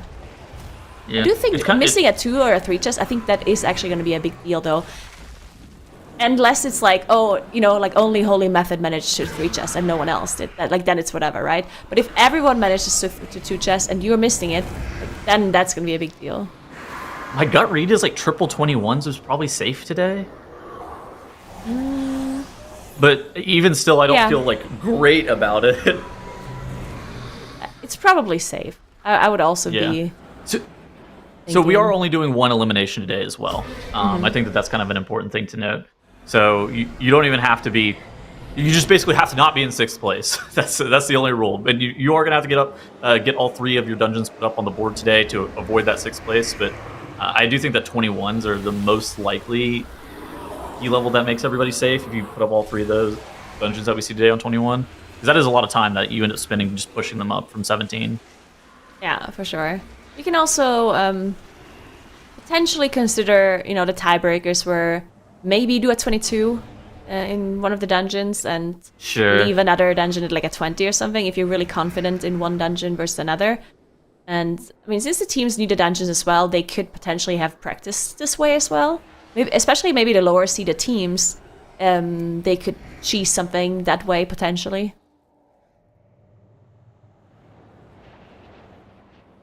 Yeah, I'm trying to take a look at our time trials. Yeah, okay, so the lowest Eco Dome that was put up was a 21 in time trials.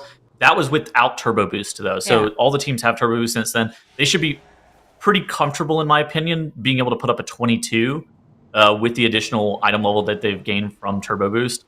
So... But at the same time, it's like, are we going to spend all that time that is required to be able to time that dungeon on a 22? Whereas I think that that's why I'm kind of thinking that the 21 is the free points that you just kind of try to achieve as fast as possible. And then you're like, all right, if we have enough time, then we can come back to this Eco Dome at the very end of the day. Maybe potentially use our overtime period to be able to achieve something like that. Yeah, for sure. I think overtime going to be really important here. Probably, I think it's going to come down to the wire eventually for that 6th place. But we do see that did have a little bit of a problem here on Echelon as Shindig did go down on that Havoc Demon Hunter. Thankfully they had a battle rest and they managed to recover. And the boss is going to go down. Timer's looking okay, but it's a little bit tight. Like, I think that you generally speaking want like a sub 21 minute. But I think that they're at a stage where any medium-sized mistake would end up costing them here, but I still think that they're in pretty solid pace to be able to time this with like a minute left. But it's not the freest thing ever. Whenever we're speculating about 22s, they're definitely not pacing to be like, oh yeah, we are going to be comfortably timing this on a 22.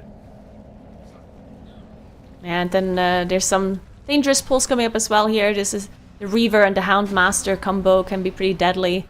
As we see all of those shoots come in, plus the AoE from the Reaver. You can get comboed pretty quickly here, especially like a double shot coming off. So that's why we see some of the CCs come through on these Houndmasters. Shoots get really gross as you go up to higher levels, even against male wearers, like even against like Ellie Shaman, stuff like that.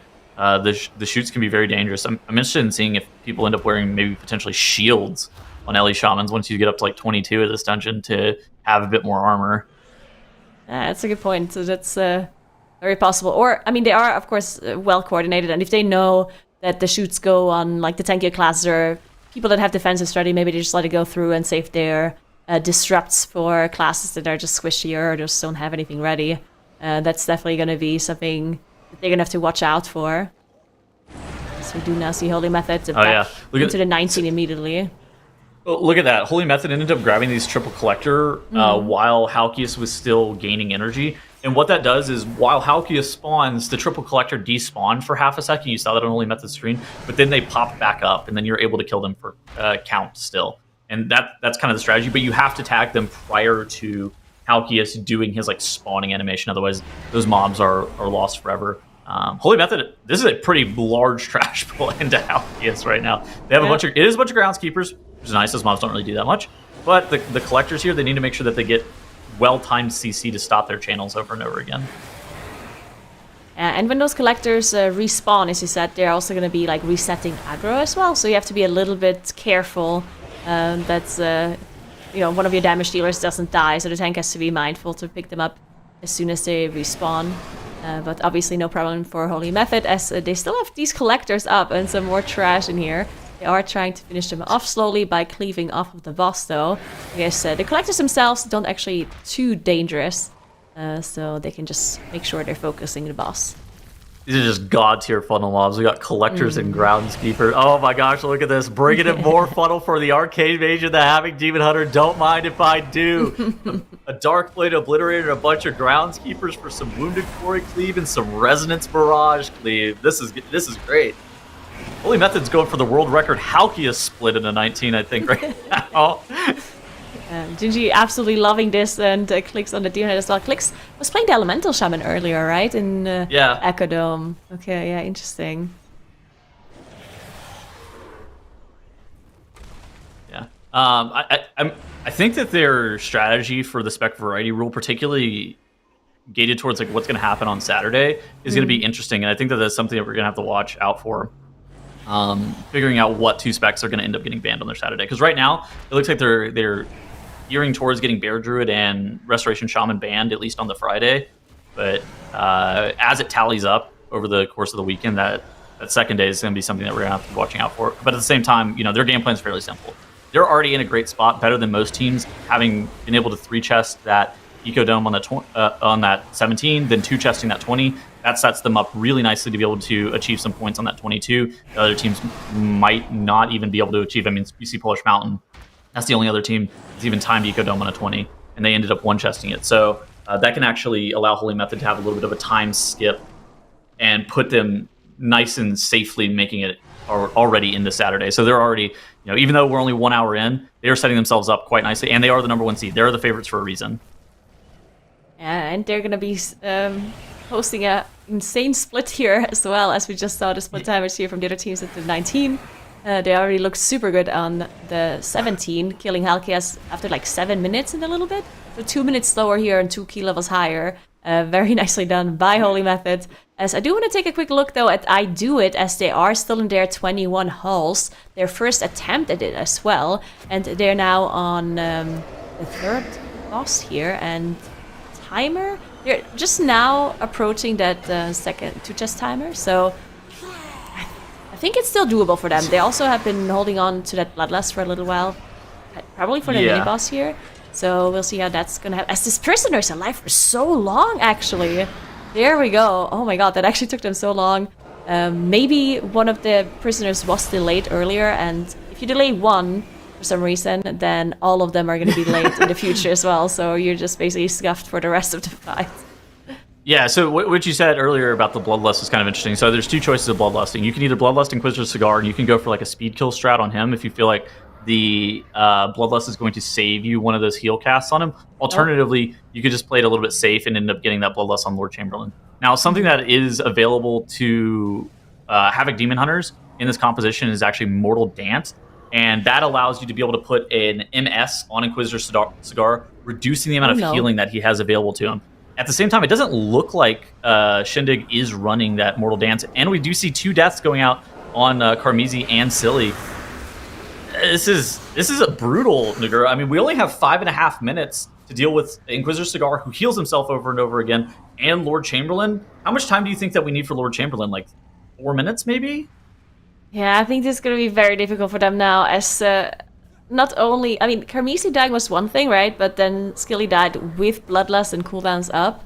So that's going to be a huge challenge. You can look at the damage meter. That is so hard to recover for that Frost DK.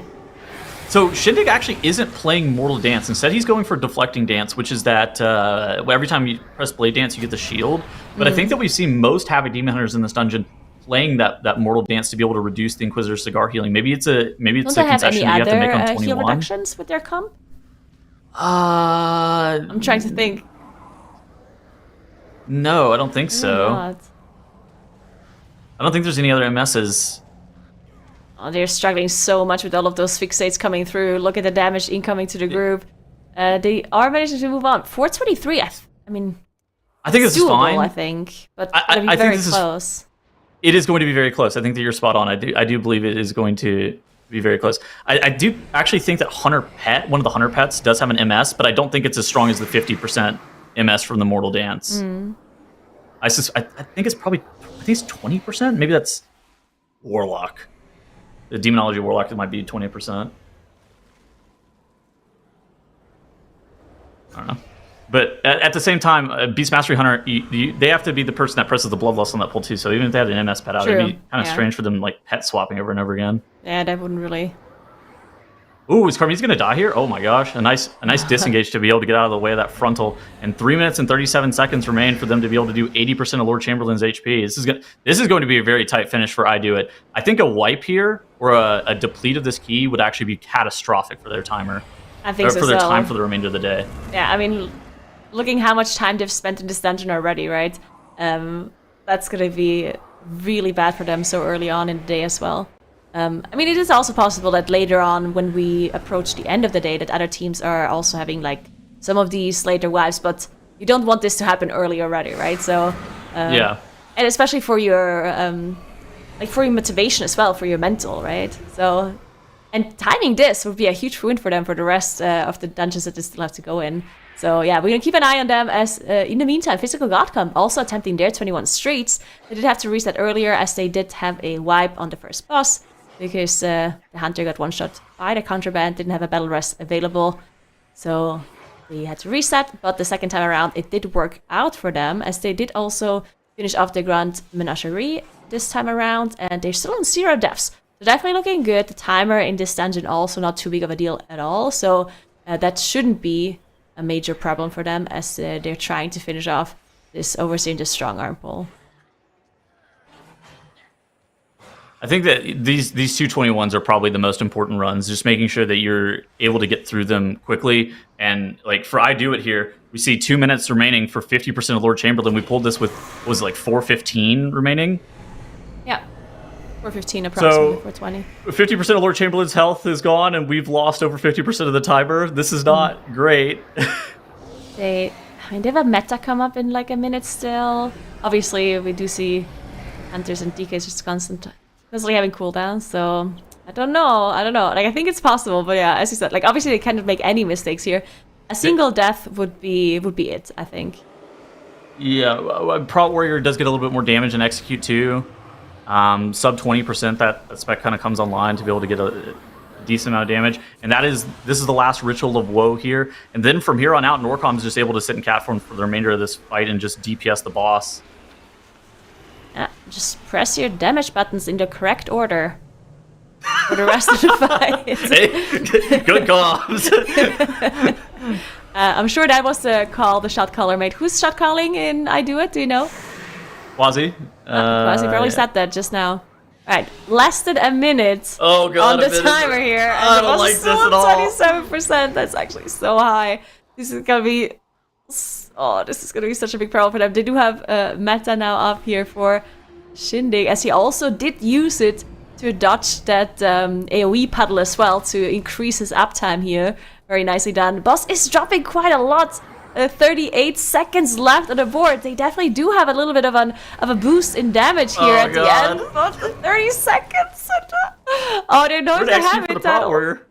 We're an XP for the Prot Warrior. Yes, I mean, we Quasi have do spent damage. 31 and a half minutes, Skilly 20 standing in seconds the remain, AoE. and 10% of Lord Chamberlain's health. We have to be able to do 1% of the boss's HP every 2 seconds. I don't think that we're getting any more CDs inside of this. Not even going to get another Pillar of Frost. It's just, you see Norcom here. He's in that cat form. He's in melee trying to DPS the boss. 5% HP on Lord Chamberlain, and there's 5 seconds remaining on the timer. They were going to be on the wrong side of this timer, throwing away 32 minutes. Oh no, this is heartbreaking for I Do It. They were just a few seconds off to make it here. Just a few extra crits that they needed to finish off this boss. Obviously, the deficit they had on the board. The main issues, I think, was just the mini boss, right? Losing your hunter straight away and then losing your DK during bloodlust and cooldowns, like that was the major time loss for them throughout this dungeon. So they're gonna have to what do you think they're gonna do? Do you think they try again immediately, or do you think they actually attempt something else for now? I mean, oh no! Oh my god! They have 2 rests? But Ortimus is gonna die. Yeah, Ortimus is gonna die to this. So can they still time it with a wipe? Oh, maybe. I don't know. We're going to have to see. Okay, Physical God Comp, they ended up wiping. We're going to have to see what they're going to end up doing. They might end up resetting. I think for I Do It, I think that they actually need this dungeon on a 21. Like we were talking about earlier. Triple 21 seems like that is the kind of level that we're looking at and speculating on to make it to where you're safe. I Do It has already been in Halls of Atonement all day today. They need to be able to convert this 19-2 chest into some points that are on the board. And so I think that for them, they have to go back and run this again. I mean, you see it on the right side of the screen. They are back in that 21. For Physical God Comp, I'm interested in seeing what they do. Is that 21 still timeable with a wipe? It looks like they believe that it is not. So they are restarting, and they're going to have to go 21 again. So right now, I think that those are the 2 biggest mistakes that we've seen thus far, where I Do It and Physical God Comp both end up wiping pretty deep into attempts on 21s. Yeah, that is definitely not something they love to see here. Now, for Physical God Comp, overall, actually a similar time loss than it is for I Do It, right? Because Physical God Comp, they didn't wipe as late into the dungeon, but they also had to reset earlier, so it ends up being basically the same time loss for them as well. Yeah. So both of the teams have to catch up quite a lot of time to be able to... Well, actually, the good thing is, because there's only one team that gets eliminated today, right? And Correct. That means they're kind of like fighting each other. So I Do It, even though they ended up depleting his key, they're happy that Physical God Comp did as well, and the other way around. So now they just have to, make up time against each other. So overall, 18 teams are seeded in this season's MDI. Physical God Comp and I Do It are the 12th and the 13th seed, so it's funny that you were saying that they're battling against one another. 9-5 is actually the underdog of this group, of Group A. They are the 18th seed so far. So I'm sure that 9-5 fans, their fist pump in the air. They're like, oh my gosh, our competition's wiped. Maybe the team that is the underdogs here, you see them gearing up for the Eco Dome. They've already timed that Halls of Atonement on a 20. They are in a good position. Like, if Physical God Comp or I Do It end up wasting any more time in this 21, that 20 Halls of Atonement, hey, that might stand as a really solid key for them.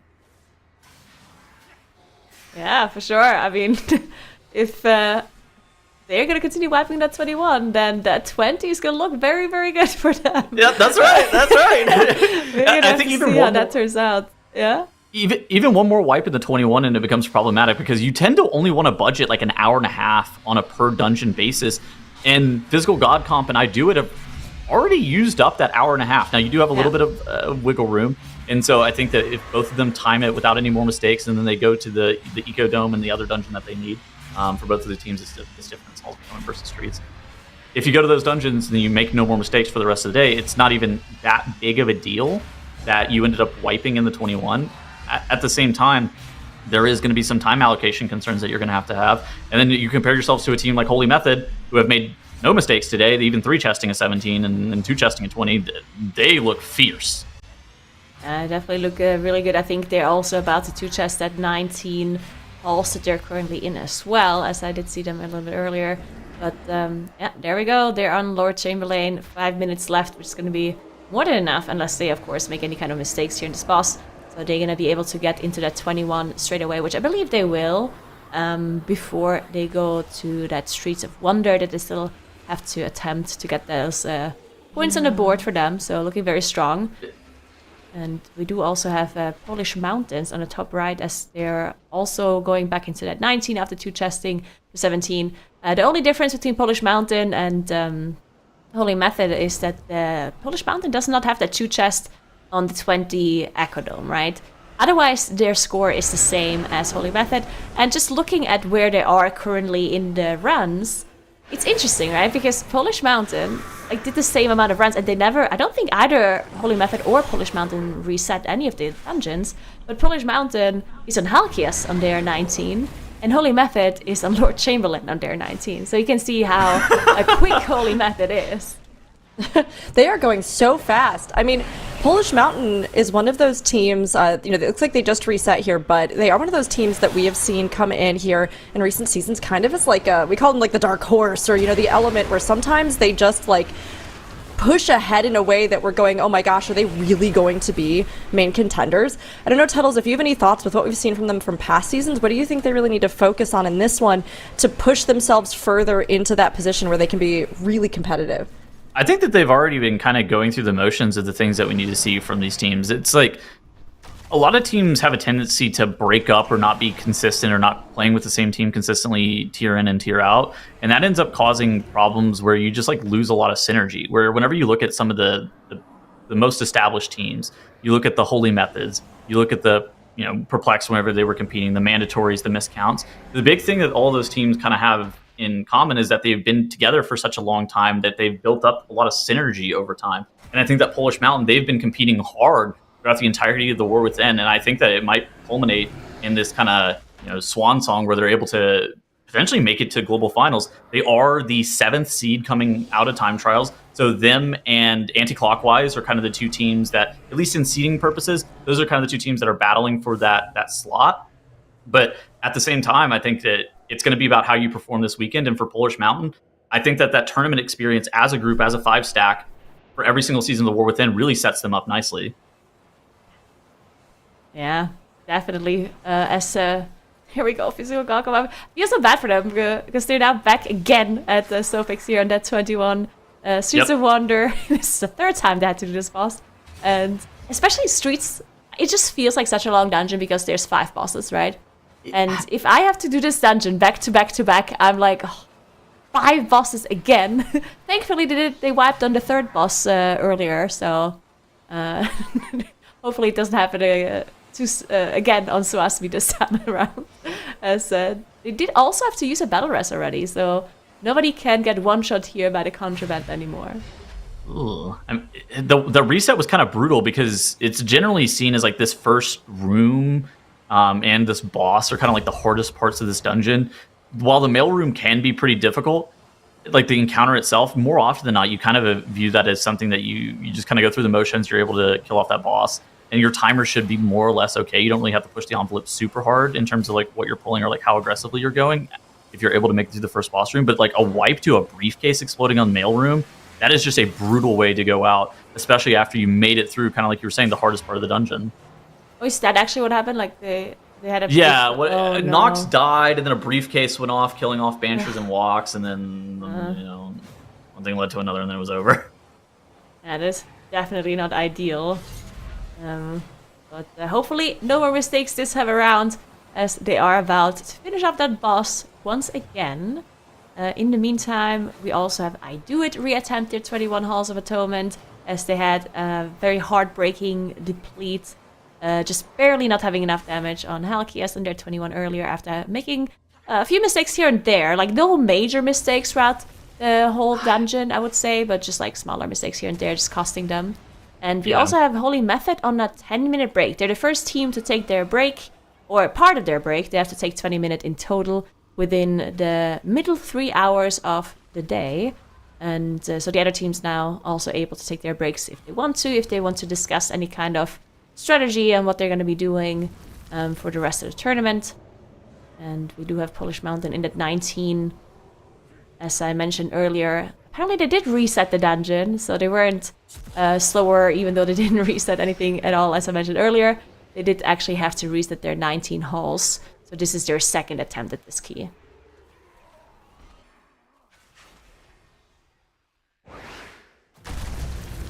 Anti-Clockwise, this is a lot of Stone Fiends and Groundskeepers up on this fight. It looks like they're using it for that Havoc Demon Hunter funnel, just allowing that Havoc Demon Hunter to really tee off on Echelon. And we're 40 seconds into the fight, and Echelon's already at 70% HP. You see that Havoc Demon Hunter Nezro, top of the meters there, just being able to get...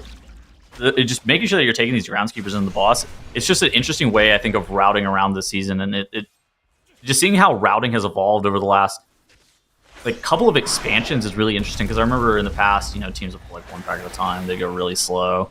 You always play safe strategies for everything, and now all these teams are just like, oh yeah, we're only pulling around offensive CDs whenever we're playing funnel specializations. We're making sure that we get funnel in each and every single boss, and that the routing concessions that all these teams are making now.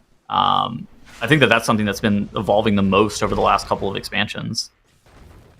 It definitely has been, and as we continue to watch our teams evolve and unfold here as they attempt to atone in these halls, we will be doing a bit of a swap here on the desk. So Tattles, you'll be headed out for right now, but thanks for your observations. GG's. GG's. And Zyro, we've got you back in after top of show. Good to have you back. Hello, I mean, hello. we've been seeing, we've been seeing so many different specs here at the start. We were even talking a bit about how it seemed like this was kind of some of the most variety of specs we might have seen in our initial dungeon runs. Lots of healer varieties, and I was curious, you were keeping an eye out for Elemental Shaman, but were there any others that surprised you? Any play that you've seen so far that you're liking? I can't say that I've been too surprised by most of the picks. I think we have a very open meta right now, and so far as to say that there's not particularly one specific best meta comp. If you even go to look at the leaderboards on live right now, all the top teams don't really have the same idea about what they want to do for their comps either. So I think our teams might converge towards similar comps as we head towards the final day. The only real standout that I've seen that I haven't exactly vibed with so far is the Boomkin pick. I feel like that's not that great of a dungeon class right now. I don't know. What do you think about that, Nagura? Well, okay, so I don't hate the Moonkin if it was the only druid in the comp, because then it gives the Mark of the Wild, and it brings the druid utility that can always be nice. So I don't mind it as much for Polish Mountain here, but for anti-clockwise, I'm not the biggest fan, because they're playing the Guardian Druid and the Moonkin, and then you're just doubling up on Druid utility. You're wasting the Mark of the Wild, and a lot of the Druid utility. It's nice to have two of them, but having one of each is usually good enough. So I'm not loving the Divine Field Moonkin here, I think. Yeah, it just doesn't seem like it's a spec that's that great for Mythic Plus right now. Yeah. It's actually fantastic in the raid. After all the sandbagging Moonkins did at the start of the raid, it actually turns out to be pretty good right now. But, I think that, the damage amps in the raid kind of have to do with that. For Mythic Plus, they don't seem to be as great. You can see damage meters on the amps in the raid kind of have to do with that. For Mythic Plus, they don't seem to be as great. You can see damage meters on this pretty big pole right here. The usual suspects, the Unholy DK topping the meters here for anti-clockwise. And even though the Havoc is down there with the Moonkin, they're doing pure focus damage to the main targets here, probably even killing their main target before the rest of the trash pack goes down. So we'll see. Again, a lot of these early dungeons, especially on day one of the weekend, like we've been talking about for the past hour and a half or so, these are just the team's different reactions to how to play around this spec variety ban rule. They want to make sure that they leave all of the potential OP classes, of which I think there are probably more than 10 of right now. They want to leave those available to them for the final day of competition. Oh, we do have a death here for Iduit. This probably is going to be a reset for them once more, as unfortunately they, again, 13 minutes into the dungeon. So after depleting the key earlier, that's another big time loss. And Physical Godcom also having issues on their run, as they did have to rest Walks here on their Demon Hunter. Means he lost out on the Bloodlust here, as it was used before he went down. He almost goes down again, as he did use his meta now. So thankfully he didn't lose out on meta on the death, but he did lose out on the Bloodlust, unfortunately. Yeah, the Havoc Demon Hunter is something that I was questioning whether or not we'd see it in the higher key levels in the MDI. On live, it's known as... It's pretty much like a one-to-one replacement for the Arcane Mage of last season. Insane funnel damage, but I think their defensive capabilities are a lot lower than the Arcane Mage that we saw from last season.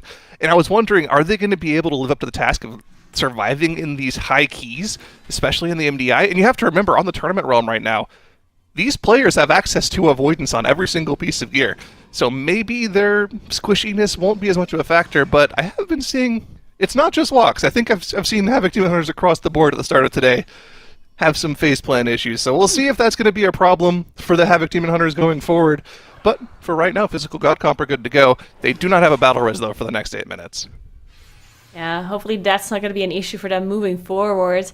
I did also quickly want to mention 9to5, as we were talking about them a little bit earlier, as they are the last seed coming in But because they timed that 20 halls, did not quite two chest the 19, so they had to do the 21st, and then moved on, didn't even attempt the 21, like we see I do it, attempt at the moment. But they did it immediately and didn't have to reset it, so they're actually looking pretty good right now. Unfortunately, they had some issues with disconnects. I think 2 of their players disconnected, or the same player disconnected twice, I'm not sure. So lost a little bit of time there. Hopefully, those issues have been resolved and they can continue without any more of that. And I do it, of course, as we saw earlier, had to reset their key again as they wiped on Echelon earlier. So this is... Keep an eye on, of course, over this competition. I think something that we'll have to keep an eye on, of course, over this competition, I think is going to be extremely impactful for all of the teams that will be playing this, is the Beast Mastery Hunter, especially Dark Ranger. Deaths on this class are absolutely brutal. All of the damage of Dark Ranger BM Hunter comes from your Call of the Wild window when you're proccing all of these extra Withering Fires, making your Black Arrows do a ton of damage. If you die in between your Call of the Wilds, you lose those Withering Fire stacks, making your next Call of the Wild a lot worse. And it's just a ton of damage loss. It's almost as bad as Sun Fury mages losing their Spellfire Orbs going into their Arcane Surge window. You really have to pay attention to that. So I think that was part of the reason that 21 Halls of Atonement actually ended up not being timed at the end. There was a Hunter death at the end, causing them to lose damage on Cigar, and then that didn't give them enough time for the final boss as well. Really have to pay attention to those Beast Mastery Hunters.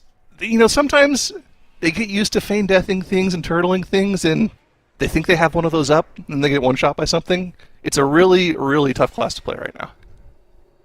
Yeah, that's definitely an issue. We've seen even Holy Method struggled a little bit with that, as we did see Jinji go down earlier in one of their Echo Domes that they were running, where maybe they thought they have some cooldowns available, but didn't end up having it. As we do also see Shinding go down again to a shoot, actually, from these Houndmasters. It is Houndmasters. Houndmasters just do so much damage on these higher key levels. The shoot plus any other ability on you, and you can get one shot really quickly, so you need to make sure you're using those disrupts to get rid of those shoots in case you get double shot, or there's another overlapping ability on somebody. Even on those plate and mail classes we talked about earlier, it can be pretty deadly, and of course also on the leather wearers here on the Havoc Demon Hunter. But did have that battle rest to get him back up, but yeah, now 7 minutes without a rest. They're gonna have to be very careful moving forward. Yeah, again, though, it's only 3 minutes into the dungeon right now, and I think these next few pulls are probably some of the hardest pulls in the key. So, if you can make it through the next couple of pulls without that battle res, you're still on track for a good run, and if they have another further death at this point on any of these pulls, you can just reset, lose a few minutes, you're okay with that. If these wipes continue to stack up for them, will probably start to have to think about going towards Ecodome, going towards that Streets as well, because remember, you're fighting against the clock today, and they still also, like we were talking about earlier, they still have to worry about those break timers as well. They have to work that in.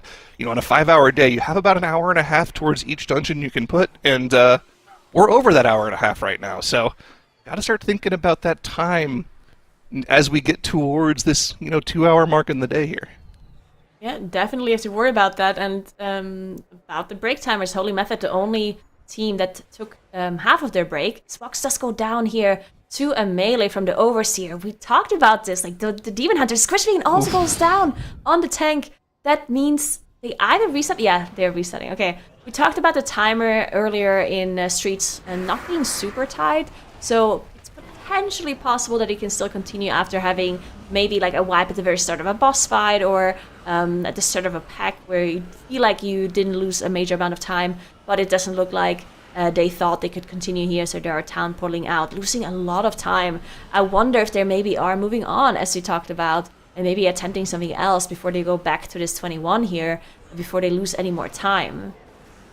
But we're gonna have to see, as Holy Method is now back from their break as well, and they are attempting the 21 hulls. This is their first attempt, so we'll see if they're gonna be able to time their key, or if they're also gonna be struggling, as we see I Do It struggle.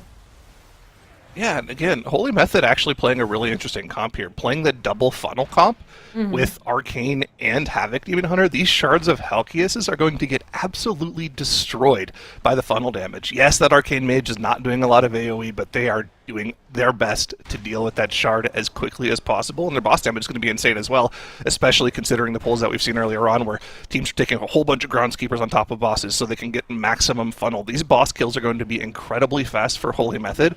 If they can just live through the trash pulls, this key should be no problem for them.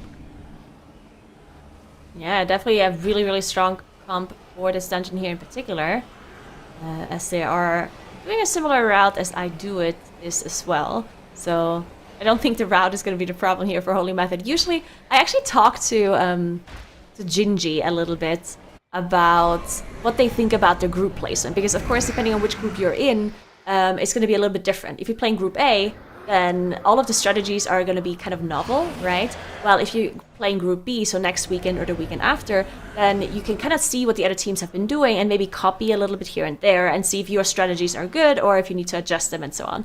And I asked them what they like more, like playing the first group or like a later group. And Gingy specifically said that he loves being in the first group because he thinks their strong suit is actually coming up with strategies and with really good routes and efficient routes. So they're really happy that they're in this group. I wonder if the other teams think the same way or if other people maybe feel differently. Yeah, that's an interesting idea. I mean, I wouldn't think it should matter too much for them. Obviously, I 100% agree with what he said about them being a team that's really good at coming up with their own strategies. You don't become like 10-time now, something like that, MDI champions, just copying other people's strategies. Yeah. I guess the other thing as well is you get more practice time for global finals, right? If you qualify from Group A, and you can practice maybe the strategies that the teams from Group B and Group C also show off during their weekend stages as well. I don't know. I don't know what I would like if I was still competing. I would probably want to be in Group A as well. Just like get it out of the way early on. Know if you qualify for global finals right away, or if you're out early. It'd be kind of nice to know that early on. It's a good point, and I guess if you qualified really early on, then you can look at the other like team strategies and actually like really take things like in a more like chill way, because you have so much time to prepare for the global still. So you can just kind of chill and be like, okay, maybe we take this thing that they have been doing, or we wait for Group C. See if somebody else comes up with something better, and then we're gonna readjust and rethink our strat. But anti-clockwise, 20 seconds left here on the board to get this 2-chest in, and it's looking good. Here we go, anti-clockwise 2-chesting their 19, getting that 21 key available. And Polish Mountain on their side also, 48 seconds left, should be good enough to get that 12% off the boss. But we'll see. 40 seconds? Cooldowns available right now. We do see a true shot coming up in 3 seconds. Oh yeah, they that should true be shot okay. will destroy the boss. Hunter cooldowns are absolutely ridiculous right now. I mean, I was talking about this Withering Fire buff that you gain from your tier set that makes your black arrows do a ton of damage during your cooldown window for both MM and BM. They actually found out, specifically for BM, I'm not currently familiar with Marksman enough to say if they do it for that as well, but I know for BM, the way it works is when you press Call of the Wild, every 4 seconds you get an automatic proc to hit your black arrow, and it's actually worth not pressing any button for like up to 2 seconds before you know you'll get that proc, because you don't want to accidentally waste a death blow proc. Okay, that's It's crazy. ridiculous. So you literally sit on your hands because you do not want to override a black arrow proc before you know you'll get one. That button is absolutely insane. That So must be their so damage tough. during their cooldown window is wild. Yeah, I'm Don't a press key anything. spammer. I can't do I'm it. also a key spammer. Especially like BM Hunter players and like melee players. Like if you press something every GCD, you have to sit there and not press anything. That must be harder than actually having to press things. Wow, very interesting. And it's actually pretty frustrating because sometimes you just don't proc test death blows, so you're like, well, dang, I could have pressed a kill command in the past 2 seconds, but I didn't. So now I'm just missing damage. But the times when it does happen, oh man, you just absolutely pop off. Like when you get 10 black arrow procs in a single Call of the Wild, and you do like 12 million single target damage total on a boss, it's ridiculous. Those are the highs that BM Hunter can have right now, and it's part of the reason they're just such a staunch part of the meta right now. Interesting. So Polish Mountain not continuing. Wait, they did just a 19 balls, right? I think so. Okay, yeah. So the UI here is not updated. So they just 2-chested the 19 halls, and instead of going to attempt the 21, they're actually going to the streets. Very interesting. Okay. Polish Mountain here. Just playing it a little bit safer. Yeah, we've talked about the differing strategies between teams. Some teams like to push one key up to the maximum early, then move to another key. Other teams like to spread it out a little bit more, maybe do 1 or 2 runs in a dungeon, then go to another one, get their baseline set so that they feel a little better about their overall score earlier on in the day. It looks like Polish Mountain are going to be going for that strategy. Just 2 runs in each of the first 2 dungeons so far. They'll have plenty of time, if they're able to keep the Streets of Wonder as consistent as their first 2 dungeons were, to go back and push those keys up. Maybe they're also considering swapping their comp when they get to the higher key level, so they want to get all the lower key level comps out of the way first, then just do 1 swap near the end of the day. Oh, but we have our first sighting from anti-clockwise of the Destruction Warlock, showing off the insane AoE potential of this class. You know, I was curious. I was looking through logs on Raider.io coming into the weekend to see if there was any discrepancy in the builds that Warlocks are playing. I thought maybe we'll see some Diabolus Destruction builds where they'll play the Chaos Bolt machine gun build, where they only cast Chaos Bolt into the boss and rely on the Diabolus Demon procs to do their AoE damage. But no, top Warlock right now, I think they're like 4K IO playing with Shun Pally, my old buddy Broken Shun from back in the day, over in China. He's just playing Hellcaller Destro in every dungeon, and you can see why. Look at the damage meters here, just absolutely shredding these packs. Yeah, very, very cool seeing the Destro Warlock come out here. Like a full ranged caster comp, actually. That is something that is not very common for this season, right? So, very interesting here. Thinking about struggles that they might have here. Maybe like interrupts, but I don't think that's going to be a problem with all of the stuns coming through.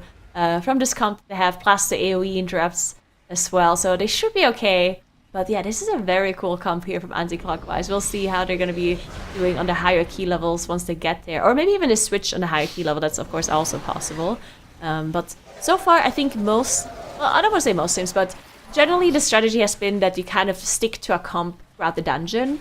We did see some teams only swap characters for like the first level, like the easiest level, and then switch back. But yeah, most teams decide to kind of just stick to a comp for a dungeon, because of course if you switch classes within a dungeon, that means you have to have multiple routes and multiple strategies for a dungeon, which can be hard. We have a replay of the first pull for this Warlock. We saw 44 mil on the AoE on the boss there. That was without the Bloodlust, though, and I think also without the Infernal. Let's see what he got up to on this first pull, where they literally pull every trash mob in the start of the dungeon here. Remember, last season, Warlock was like a tech play for Cinderbrew Meadery, where you could really take advantage of the massive AoE damage they did to do some insane pulls. Oh, this was the first pull. They just pulled everything into the boss. Okay, I didn't realize that's what they did. Nice. That's crazy. Okay. Normally you see teams stop at the bottom of the stairway, but, you know, I guess with a Warlock, cursing all the casters, making sure their casts are slow, you don't have to worry about that too much. Also, just with the ridiculous AoE damage, they can just pull it all into the boss. That's insane. Do you think they can do this on the hierarchy levels as well, or do you think this is like a 17 special? I want to say it's a 17 special, because, like, in an ideal world, right, you're 3-chesting this. I don't know if this is sustainable on a 20. Yeah, I guess the other point would be that the timer in this dungeon is actually pretty easy, even on the hierarchy levels. So I think if you don't, like, if your goal is not to 3-chest or to 2-chest, then you don't even have to risk this, I guess, right? Yeah, that's true. Also in the same vein, though, right? Like, one of the historic, like, strategies in the TGP has always been to front-load the difficulty of the dungeon, making the first pull so insanely difficult that you might have a low success rate with it on the higher key levels, but if you do pull it off, even with just 1 death, you put yourself so far ahead for the rest of the key that you can kind of take it easy. So maybe we'll see them go for that pull in a 20. I'm not sure how sustainable it is. We'll have to see, but of course first they do have to 3-chest the 17 first, so we'll see how that goes for them. I will say, one of the I don't know, less good parts of the Destro Warlock is you kind of want targets to be stacked. Rain of Fire still is a large portion of your damage, although as a Hellcaller Warlock, Wither is probably like 60% of your damage. Rain of Fire is going to be like 25% or so. But you still would like mobs to stay stacked so you can Rain of Fire them, and this section of the dungeon with these Ruin Stalkers and Far Stalkers jumping everywhere is not necessarily the greatest portion of the dungeon for your Warlock. Also, it's not great when your entire team wipes on the gather of a pull, so that's going to be a reset here for Anti-Clockwise, as they do really want to get the 3 chests here, and I think a full wipe is going to prevent that from happening. Wow, okay, that's interesting, because I think they definitely still could have timed it, maybe even 2 chests then? But maybe they really wanted to get this 3 chests in. That is for sure interesting. But yeah, I think it makes sense.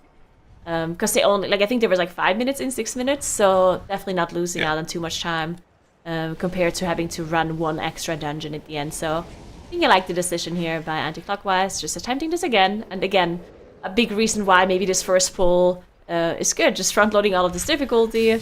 Unfortunately, they wiped in the second pull instead of that first insane pull, but we'll see if they can execute this around. In the meantime, we do have Polish Mountain here in the 17 that they moved to after two-chesting the 19 halls. And we also... Oh, we have a replay here. Let's see what happened. Oh! Oh, thankfully did manage to survive. But yeah, that's the struggle. Oh, you actually did go down. Yeah, that's the struggle with the mini-boss and this core hound pull, because of course the hound's doing that frontal and the mini-boss keeps you in that circle. So if you decide to dodge the wrong direction, or if you get a little bit of a weird direction of the frontals, then it can be a little bit tricky to navigate. I want to know who figured this snap spot out, by the way, because I distinctly remember last time Tazavesh was part of the dungeon pool, nobody did this. Nobody pulled the dire horn on top of that cart there. Everyone just kind of jumped on top of the boxes by the stairs instead, but that doesn't work anymore. So it doesn't work anymore, so they had to come up with a new strategy. Yeah, exactly. Maybe back then people were just like, oh, this works, so I guess we'll just keep doing it. Yeah, and probably. Nobody ever just decided to try the cart. This I think is it's a much fun better looking than the spot other, though when you get it to work properly. Yeah, because on the other one the mob still charged a little bit. Oh, we actually see the boss already engaged here while the healer is going around pulling some more mobs in. Interesting. Alright. Yeah, you're going to get pulled in by the grip, so should be nice and easy for them to get through. As long as you don't pull any extra trash mobs on the way here, and that lets you set up a very quick skip over to the mail room right afterwards by unlocking that portal. So just good pacing throughout the dungeon here from Polish Mountain, who have, like we were talking about earlier, been very consistent to start the day here. Just 4 very clean runs to start the day. Didn't get the 2-chest 20 Ecodome, but other than that, they've put themselves in a good position to make it through to tomorrow for sure, and give themselves a good chance to just keep playing consistently and compete for that top spot. Remember, the end of the weekend here, these teams want to try to be in the top 2 positions, because those are the spots that get to qualify for the global finals. Yeah, and to also update you about the rest of the days here is that we do have 1 elimination on Friday and Saturday, so 1 today, the end of the day, and 1 tomorrow. And we also changed the spec rule a little bit, that 2 specs are going to be banned for Friday to Saturday, and then 2 more from Saturday to Sunday. So overall, that means on Sunday 4 specs in total are going to be banned for each team that makes it to Sunday. We do have Karmisi go down here at the very end of Echelon, which is not ideal, as again we talked about earlier, losing out on those stacks, especially with this big pull coming up here, but should be able to recover. Yep, should be good to go. Didn't even have to use the battle res there, because the boss was about to die and can just release as they unlock that checkpoint there. Great system added in this patch to make dungeons a little more palatable, especially, dungeons like Floodgate that didn't have any of those spots to respawn for quite a long time. 9 to 5, unable to get the 3 chests though in their 17 here, unfortunately, about a minute off of that timer, so they'll be moving on to the plus 19 afterwards here. Physical God Comp, we're seeing the first look at their Ecodome here. It looks like they weren't able to get another key run done in that Streets of Wonder, so a little unfortunate for them. That's going to set them behind. Both of our North American teams being set behind by their first runs of the day. Halls of Atonement causing a lot of issues for I Do It, as well as the Streets for Physical God Comp. So we're kind of obviously getting to see a variety of dungeons right now as the teams are kind of strategizing where they're going in. We've been seeing some of those halls, we've been seeing streets, and of course Ecodome. But Nagura, I was wondering, Ecodome is the new one in the pool, right? And this is one that it seems like, I know I like it, a lot of people like how fast it is, some of the bosses, but what are some of the things that you have kind of noticed about Ecodome, or what do you think stands out about it as a dungeon in the pool currently? So first of all, I personally really like Ecodome. I think it's a great addition to this pool. It's a great dungeon to play. I think for the MDI here in particular, we did see Gingy go down here. I did have to use a battle res in their 21. But I do think as a dungeon in particular for the MDI, I think it's a dungeon that can go really high key levels, as we've also seen in the time trials. And the timer is pretty lenient. Like there actually is a lot of, it's not the tightest timer we've seen.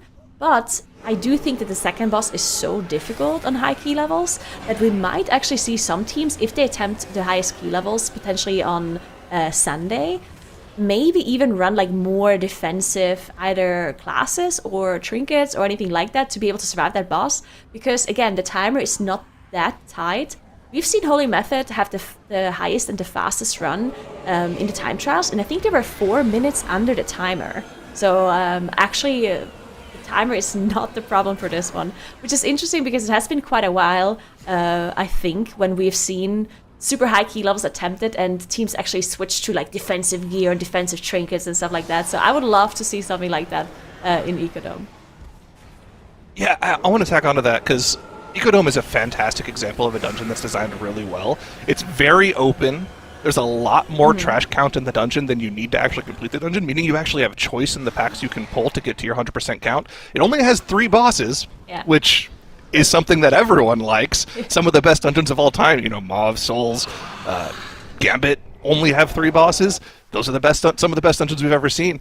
And then, of course, the other factor is the pulls you can do in this dungeon are massive. Everyone likes doing tons of AoE damage, especially if you can pull that trash on top of bosses as well.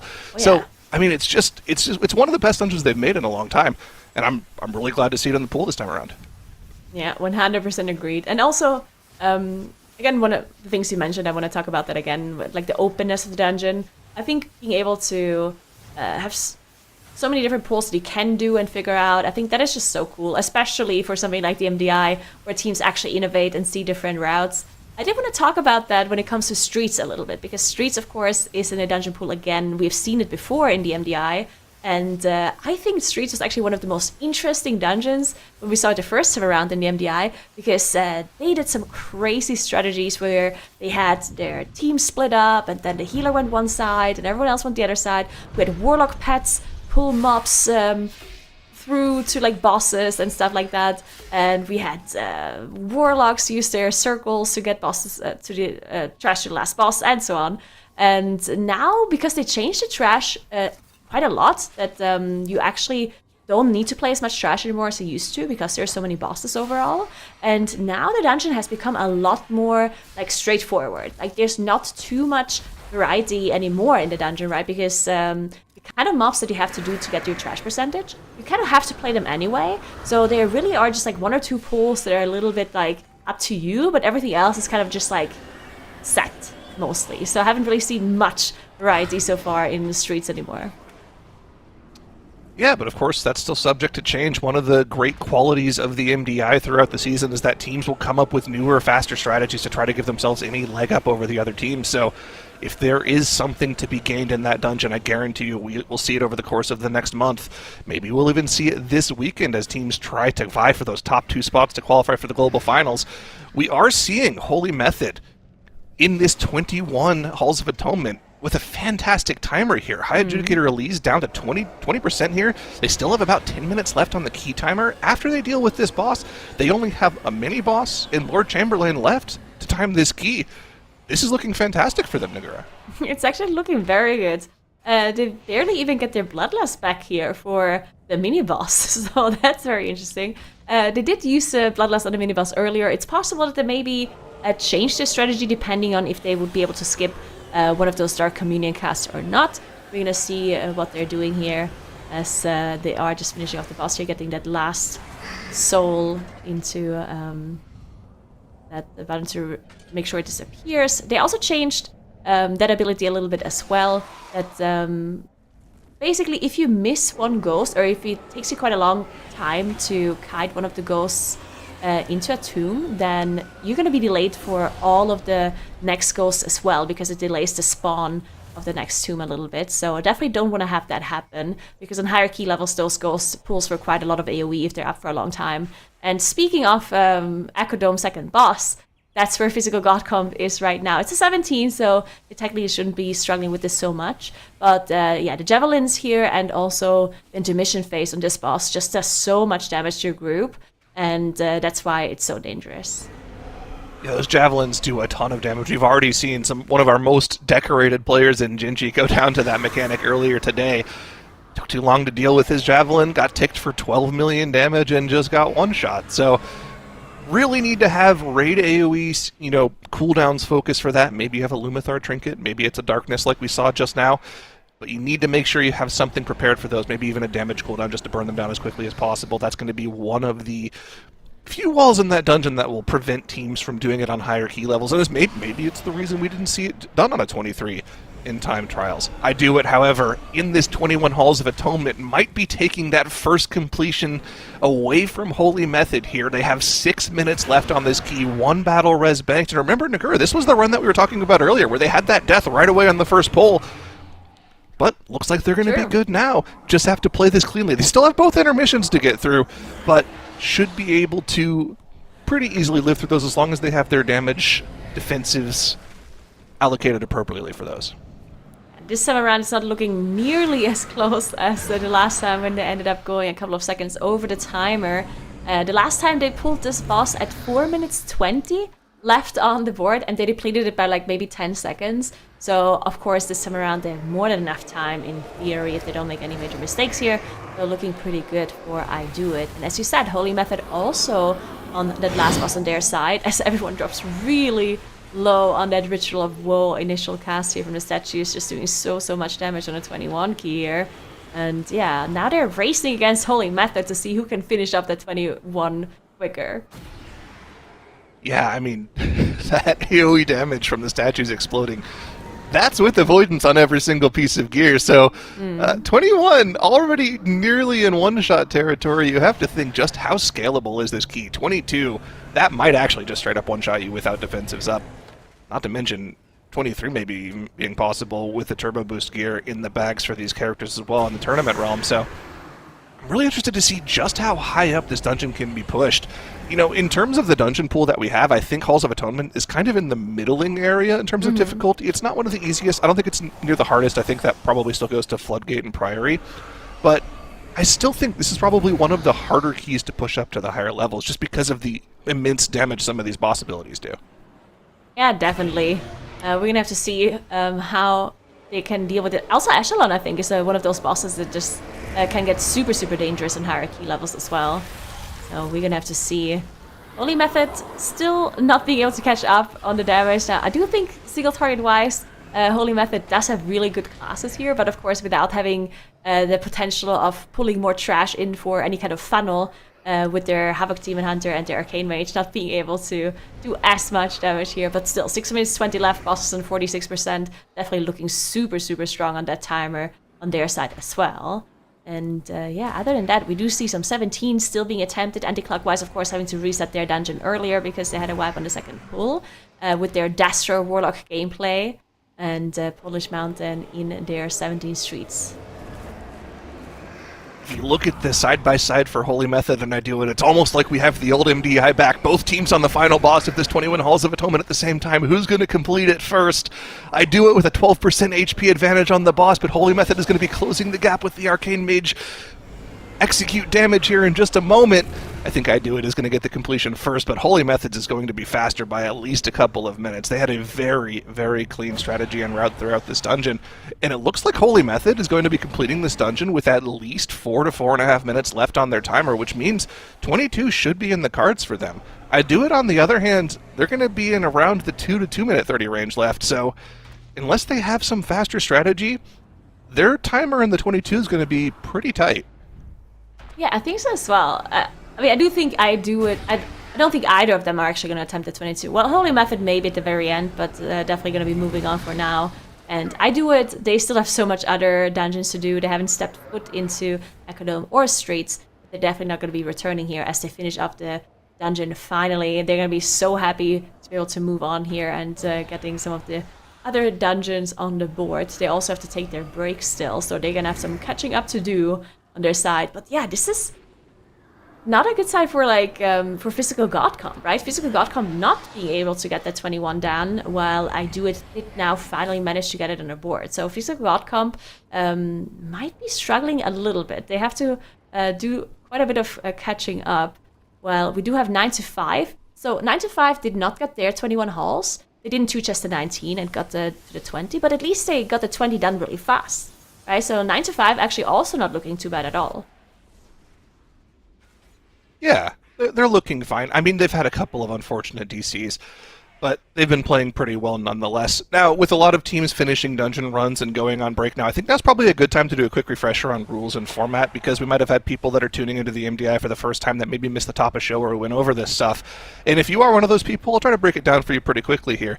Essentially, we're doing a key pushing competition here. The name of the game is to try to push your keys as high as possible. You gain score for the key that you've done. So if you do a 19, you get 19 points.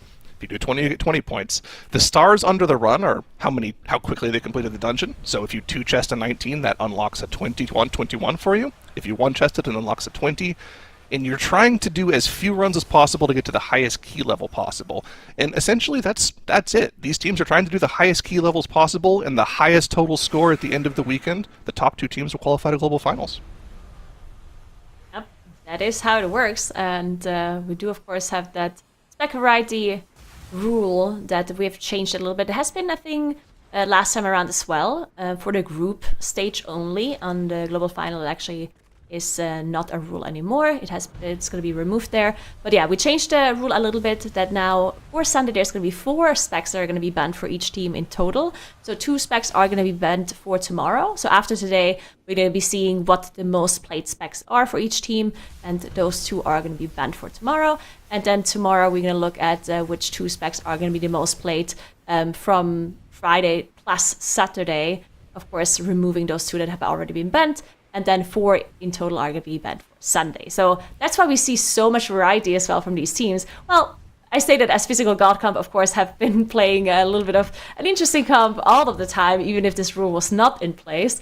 But yeah, for most other teams, they would technically be sticking to more of a meta comp and maybe play the same comp in most of the dungeons. But because of the spec variety rule, they have to consider that and actually switch around quite a lot, which is really cool to see, especially the healers. Like, we've seen, I think, actually maybe Restored we haven't seen.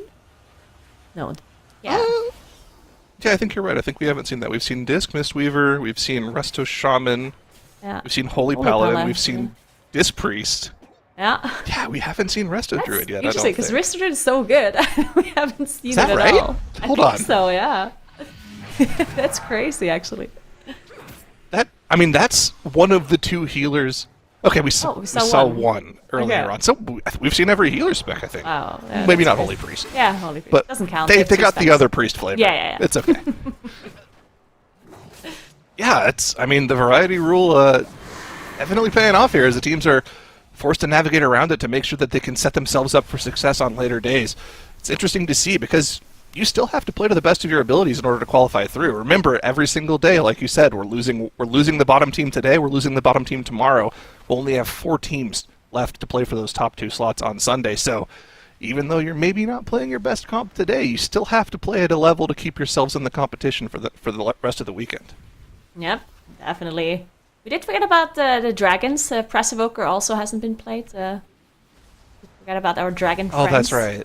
Those exist. Most healers have been played, so that's really, really cool to see. As Physical God Comp did finish off their 17 there. Did they get their 3 chest? I think it was really close. They end up getting it. We'll get back to We'll that have to in just see a in a moment here. second. But yeah. Resident are actually quite strong right now, by the way. I think their throughput is some of the highest amongst healers. I think maybe their utility just isn't the best for keys right now. But they're definitely up there, and they could be a potential pick for some of our other teams later on. Yeah, Press Evoker, I honestly think like people that can play Press Evoker really well, they're just like generally just like great players. Because Press Evoker, in my opinion, is just like such a hard healer to play. Because healing in general is already really hard, in my opinion. But then if you play Press Evoker, you also have to like worry about your positioning, your lower range and whatnot. And like more often than not, I've been just repositioned very safely by my Press Evoker's click stats going down here. It's okay, he uses immunity. Yeah, there we go. Yeah. He died and then he came back to life magically. Yep. And then lusted right afterwards. It was all planned. This is fine, don't worry about it, don't worry. Nothing happened. A little ambitious of a spot for that containment cell in the corner, hoping that his cooldownless Arcane Mage and Unholy DK would have the swap damage to swap to that cell and kill it, but again, we just get a little onk and we're back to blasting as we pull this boss into some extra trash in the corner here, making great use of these cooldowns. that's something else we need to focus on. I already talked about the call to the BM Hunter earlier on. They need to make sure that they stay alive throughout the dungeon because they have this constant buff that they need to maintain. It's the same for Ellie Shamans, right? Ellie Shaman, a class that has historically been very tied to their Ascendance cooldown to do damage, but with the tier set that they have right now, it actually is another sort of stacking buff, right? You get these random Awakened Storm procs that give you Tempests, but every 3 Tempests, you get a guaranteed 6-second Ascendance. And if you die, you lose those stacks, so you lose all your progress towards that Ascendance, which feels awful as an Ellie Shaman. But that tier set is what makes them so powerful right now. Having guaranteed Ascendance uptime is very, very powerful, but also, it looks like Clixus actually isn't playing that hero talent right now. He's playing the mom and pop build. He's playing Farseer. Oh, interesting. Interesting. Okay. Oh, we're gonna have to see if he sticks to that, or if he's gonna change it in higher keys. We're gonna have to keep an eye on that. As in the meantime, Anti-Clockwise did manage to, or is about to finish off their 17 that they had to reset a little bit earlier, and they're looking really good on their 3 chest timer. This is why they had to reset earlier, even though they could have still timed the key. They knew they're not going to be able to 3 chest anymore, so they reset, went back in, and they're now getting their +3 on their 17 Echo Dome, and it's looking really good as well. So they're going to be able to go back into the 20s straight away and getting those 3 extra points on the board in just a moment. Well, Holy Method, of course, after finishing that 21 halls, is going to the last dungeon, into that 17, as we mentioned earlier. So are they going to be the first team who gets all 3 dungeons on the board? Potentially. We're going to have to take a look at the leaderboard in just a moment. We do have a lot of teams on break as well. Some teams taking 5-minute breaks, some people taking 10-minute breaks. Overall, of course, they have to take the 20. So lots of teams still having to take some of their breaks. Yeah, the only teams that have all 3 dungeons timed right now are Polish Mountain and Anti-Clockwise, who have both put in 5 total dungeon runs in those dungeons so far. So for Polish Mountain, they have perfect bringing up the scoreboard right as I'm talking about it. Love this. Thank you, guys. 20 eco for Polish. That's 2 runs. 19 Halls of Atonement for them as well. It's also 2 runs. 17 and then 19, both 2 chested, and then 1 run in Streets. Anti-Clockwise also in the same position here. Holy Method, instead of going for a run in Streets after dealing with their Halls of Atonement 19, they went to go for the 21 Halls of Atonement. So that's the difference between them and Polish Mountain. They have that extra, more difficult run over Polish Mountain. So even though on the scoreboard it looks like Holy Method is in 3rd place, they're actually very clearly highest in terms of overall dungeon progression. And once they actually complete this Streets of Wonder, we'll see that actually show on the scoreboard. Yeah, very interesting. We're going to see how that turns out. This Physical God Comp did 3 chests to 17, just barely, as I mentioned earlier. So they were able to go into the 20 straight away. Hopefully this is going to go a little bit better for them compared to the 21 Streets that they unfortunately did not manage to complete, that they struggled with so much. But actually, now that I think about it, the last time we saw Physical God Comp, they had something very similar happen on their first day. Do you remember they struggled so much in one of their dungeons? And then they still qualified, but they definitely had to reset a dungeon like 3 or 4 times. I forgot which one it was. But I think something very similar happened. Yeah. But I don't remember which dungeon it was. I mean, again, this was back in May. This was 6 months ago. Yeah, it's a long time ago. I can't say I remember exactly what it was. What I do remember... Yeah. Go ahead. It was the dungeon, with the birds as the first boss. I forgot the name of it. Oh, Rookery? Yes, it was Rookery, yeah. Oh, sorry, what's up? No, that's our host. Yeah. That can't be never the mind. dungeon. You're talking about the dungeon? Oh, yeah, no. we're talking about the dungeon. Oh, okay. Yeah, that happens all the time. All right. Now that you mention it, I remember that they did have issues in that key. The thing that I remember most about this team from last competition was that they played their main comp, their push key comp, the comp that's made them popular on live because it's so anti-meta, right? You can look at their logo. It's literally the spec set they play on live. Bear Druid, Mistweaver, and then Rogue Warrior Hunter. They played that on day 1, and then on day 2, they had Squish swap to Feral Druid and Walks swap to Vengeance Demon Hunter. And it looked okay, but it just couldn't compete with the top teams for that weekend, and they ended up going out on Sunday, not qualifying for Globals. Looks like they were a little more prepared this time around. They had different specs that they prepared for the first couple of dungeon runs, but they swapped back to more specs they're familiar with for these runs. That'll set them up well for tomorrow, but from Saturday to Sunday, I wonder what their plan is going to be. It's definitely something to continue talking about, especially with their unique setup, and we will talk about it some more, but in the meantime, we are going to have to say goodbye to Nagura, because you're going to take a little break. Later. Bye. And we're going to be getting Makes in, who is perfect to talk about exactly this topic. I mean, physical god comp, like we've been saying, their name implies it, but also their gameplay. They tend to run some interesting comps with that physical god comp at their heart. But with things like our spec variety rule this season, and even last season, right, we've had some adjustments. What kind of challenge do you think that this presents to them, and how do they have to adapt for it, Makes? It's really interesting. Okay, but before we get into it, let me just quickly give chat the spark notes on how the spec ban rules actually work this time around, because that's going to be important for them to understand. So everybody, if you don't have a pen, ask your neighbor for a pen. If you don't have a paper, I don't know what to tell you at this point. You should have brought a paper, okay? But here are the spark notes, okay? Yeah, you can. It was in the required supplies for the viewing of the MDI. Yeah, the notepad is fine as well. That'll do, but it would be better if you write it down. That way you'll memorize it. But every single team, so individually per team, at the end of the day, is getting their 2 most specs, not classes, specs, banned out, that is going to carry over. So let's say you're playing Twitch chat, okay, and you have been playing in all of your dungeons. You played Preservation, Evoker, and Prot Warrior. Those are the 2 specs you played the very most throughout the day. They're going to get banned for the next day, so the Saturday, as well as the Sunday. And then on Saturday, we're adding 2 more bans of the most played specs to that list. So you're going to end up on that Sunday with 4 spec bans. Now, if you're a team like Physical God Comp, who has been known for playing exactly 5 specs, that is not great news, okay? I know math is hard, but 5 minus 4 is 1. And last time I checked, you couldn't compete with only 1 spec. So what they're doing is trying to kind of rotate to an assortment of specs. So what you've been seeing is according to, or additionally to that BM Hunter, we've also been seeing that MM Hunter that you can see on Badgers right now. We saw the Rogue come out. We've been seeing both of the DPS DKs being played by a lot of our teams, just to try and have a little bit more variety and having a little bit of an easier time to get those target bans on the specs that they want eliminated. Now, I hope you got all of that, Twitch chat, because it is going to be on the test, and we will not be repeating this within the next hour.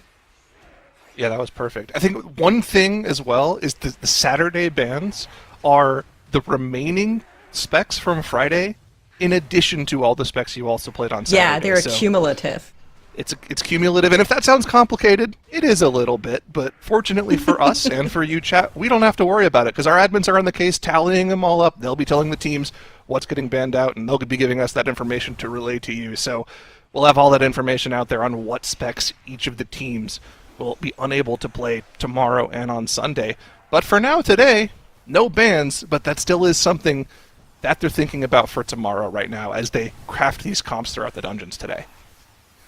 That's right. Honestly, I've been, following a bunch of conversations around that spec ban rule, and I think, there's always room to improve, as with everything in life, but I really like this iteration of it because it allows teams, if you are really good on that rogue, or if you love playing that mage, it allows you to kind of play that, show that off on day 1, day 2, and then when it comes to actually playing what is the most optimal, and there's always going to be a most optimal comp for, sometimes it will differ between dungeons, but generally for the highest level of competitive, there will always be one kind of top tier comp. And so teams get to kind of show off their ideal specs before having to go into those best in slot compositions, which I just think is so cool. And I know a lot of them also kind of appreciate being able to show off their classes, even if they aren't the top tier meta spec in the current season. There are a lot of interesting things that you can do with this rule, especially with the format that we have this time around, that are different from the last competition. The last time in Season 2 when we used this spec ban rule, it was a little different then, right? Because the bans didn't also come with the caveat that the dungeons you ran stayed throughout the weekend, right? It was kind of like you ran your dungeons, you either qualified to Sunday or you didn't, and then you reset on Sunday.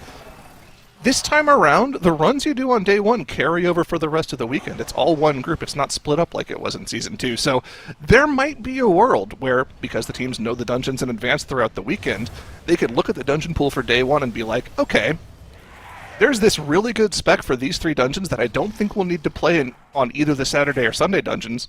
So we'll just play that spec for all of day 1, try to get those keys to the highest level possible on day 1 that we can with that spec, and just ban it out because we don't need to play it in the dungeons for Saturday and Sunday. And that could work out, but it also leaves you open to a potential where on day 1 you don't get the highest runs possible with that spec, ban it out, and you leave yourself unable to go back and improve that key because you banned that spec out. But, there are differing ways to think about it because there's like this carryover between days. And I think there's actually going to be a level of thought to this that, one of our top-end teams is going to be able to, they're going to be able to expose some strategies that other teams didn't think about and give themselves a little bit of an advantage. And with how close our top 3 teams are, if there is something that could be played around with this rule and the way it works for the format, it could give them a serious advantage. I agree. And of course, we kind of have to keep in mind that we are going to be separating the sheep from the goats throughout this tournament day, because at the end of each day, there is going to be that dreadful elimination, and you cannot be on the receiving end of it. The very last team on that leaderboard is going to get taken out, and that is a very real possibility for several of our teams right now that are fighting for those lower places. Of course, I do it looking really good because they already have that 21, but they're still missing timers in 2 of the other dungeon, whereas every other team has at least put 2 dungeons on the score. Now, the fastest way to get eliminated is by not doing 1 dungeon at all because it's just so many points, right?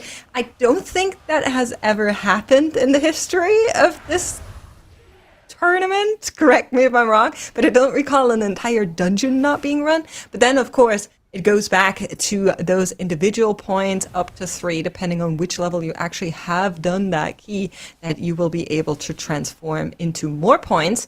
And you can see the total points right now. Once again, a little bit confusing as of right now because some teams have ventured into 3 dungeons like Polish Mountain and Anti-Clockwise, whereas other teams still have a big point amount left over from not having gone into an individual dungeon, instead having pushed up a single key. So, in all of this explanation, I think we've missed a little +1 here. Have we talked about the Ret Paladin for I Do It yet? It's the first time we've seen it today. Don't think we have. We saw the Prot Paladin earlier, of course, on a couple of teams. We're seeing the Holy Paladin on Clockwise, but I think it's the first time we're seeing the Ret. I think you're right. All 3 flavors of Paladin being shown on the screen right now, actually. All 3 of them are there. Paladin fans are up big right now. And, Ret Paladin's another class that kind of goes under the radar because it doesn't seem to do anything like the best, but it just does really good AoE damage, does very solid single target damage, has pretty solid utility as well. But, there's no one thing that it does particularly better than any other class, but at the same time, it's just a very solid pick, especially if it's one of your comfort picks, which is what this spec rule really leans into. If you have a comfort pick that you know you can play these dungeons well on, that might just be better than trying to pick up some new meta class and playing it a little bit subpar. So I love to see it from I Do It. They've been really leaning into these comfort picks, right? We've got 2 of them in the dungeon for them right now in the form of that Rogue and Paladin. Absolutely. I mean, you did say there's something or nothing that Ret Paladins excel at. I would say they're pretty exceptional at rallying up together and making things happen, There's been some historical movements by the Ret Paladin community. They're going to close the Discord again, Leave them alone. Hey, shout out. I thought that was great. Sometimes you just have to, they did great. They did what had to be done. We'll have to see how the 17 timer goes for them. Again, the mark to beat in this dungeon, we've seen already that 17 Ecodome is 3 chestable, but the timer can be very tight if you aren't absolutely perfect in your run. We saw Holy Method already dealing with that and moving on to the 20 very quickly. I Do It are on a very, very good run right now, getting that second boss down in about 12.5 minutes and leaving them about 5.5 minutes left to 3 chest this key. We're at 5 minutes now, 4-minute 40, so yeah, with only a couple pulls left in this dungeon, they're going to have to get a move on. They don't have another Bloodlust available, so it's going to be this pull, and there's going to be 1 large pull afterwards that they're going to have to drag into the boss. I don't know if they're going to have time for the 3 chest here, though, Minx. Yeah, that's a good question. We saw earlier how tight that +3 on the 17 Ecodome already was for the teams that were able to put it on the board, like Holy Method. I am curious as well. I think it's going to be a close one for I Do It, but if they are able to accelerate from here on out, if they are able to take some of the trash into the boss with decent amount of time, maybe, but there's those 2 packed speakers they have to do for sure. I don't know. I think we're going to be on the wrong side of this +3, unfortunately. It's gonna be tough for sure, but once these mobs start to go down, you can start to drag. I'm a little worried about these creepers, though. Your tank has to constantly be moving with them active. If they ever get hit by one of those gloom beds, it can be a very quick death, even on this key level for these players at the gear level they're at. So Quasi's going to have to play pretty much perfectly on this pole to not go down to them. But they know that if they want to go for the 3 chest, they're going to have to go for a large chain here, already going into the first of the pack speakers here. Not yet engaging that second one. I imagine they're going to be pulling it very soon here because you do need to deal with these 2 packs before you can spawn that final boss. So it's just seconds ticking away on the dungeon timer here. They need to get this trash town to give themselves the boss active. I think you maybe can give yourselves about 2.5 to 3 minutes to kill the boss, but they're right up against that timer right now. Yeah, exactly. They still need to finish out this pack. You can see that there's still decent amounts of HP on that Far Stalker. There is a packed speaker pack in the back there that they will need to take down as well. I want to be hopeful, but I'm not seeing it as of right now. Zyra will need to keep a close eye on I Do It as they are making their way through the Eco Dome 17. They wouldn't be the only team that's unable to convert the +3, but like you're seeing now, boss hasn't even spawned, the timer's ticking away, we're sub 230, that bloodlust is not going to be back up in order to maybe accelerate them here towards the end of it. I just don't think it's enough, unfortunately, but a +2 is still good, right? Depending on where you're ending that dungeon, that +2 might not even hurt you as badly. Yeah, that's a good point. And I think the question is whether or not the 20 is 2 chestable, right? Because when you think about it, how your progression through this dungeon, through the day is going to go, right? Yeah, Holy Method got the 3 chests in the 17, but that unlocks the 20 for them. If they can't 2 chest the 20 and they just get to do the 21 afterwards, what's the difference between that and going 17 to 19 to 21? It's 2 runs either way. I guess you give yourself more room for error in the 20 run if you only have to 1 chest it. 2 chesting a 19 might be a little more difficult than that, but still, you really would like to get the 3 chests out of the way, and it's a little unfortunate for I Do It, especially after they took so much time in the Halls of Atonement already. We're seeing Physical God Comp also in this same area of the dungeon as I Do It right now. I think they have a little less time, actually, than I Do It had in order to go for the... Oh, yeah, a lot less time. I mean, we're already at 3 chest they're in a timers. +20. They're in a 20, though. So it's a little different. That's okay. But this is we a good are look at the 2 accepting chest that timer. extra time. Yeah, exactly. You are talking about how possible the +2 is in that 20. So that is going to give us a good idea on how it's looking for them. Just a quick look across their timers as well. They haven't been in the Halls of Atonement just yet. They did push up that 19 +2 earlier here. And they are, of course, also in that 20 in the Ecodome. So I would say we're pretty happy with how their timer is looking thus far, but a +2 in the 20 would of course be a really, really nice treat to be able to convert into that 22 that we know is possible from time trials already now that they also got that turbo boost gear. Checking in over with Holy Method, +3 for the 17th Streets, not available anymore, but looking very, very good on the +2. Yeah, plenty of time left on the +2, just need to make sure they don't accidentally get... let a double technique off or accidentally get hit by one of these circles. Even then, they have 2 onks available, 3 battle reses available. Holy Method's looking fantastic in this streets. They're going to be picking up the 2 chest and very quickly moving on to the 19 here. They could actually even just wipe to this boss and re-engage it, and they might have time to still finish off the 2 chests. Something like that. What the helly? Why would you say that? The viewers love the jinxes. Why would I ever stop doing it? That is messed up. We're back to the hate watching, are we? I cannot. No, we're always hate watching. Tettles, back me up on this. He is not here to back you up. Type 1 if you're hate watching. Nope. We We're not doing this. Tettles. No hate watching. Not allowed. Not permitted. You know, chat is full of love watchers, and I just know it. All right, chat. 1 if you're hate watching. 2 if you're love watching. Let's see where we land on this right now. I've got your back, Makes. I'm love watching. What? Thank you. What? That's right. That's Thank right. you. Someone has to tiebreaker. love watch.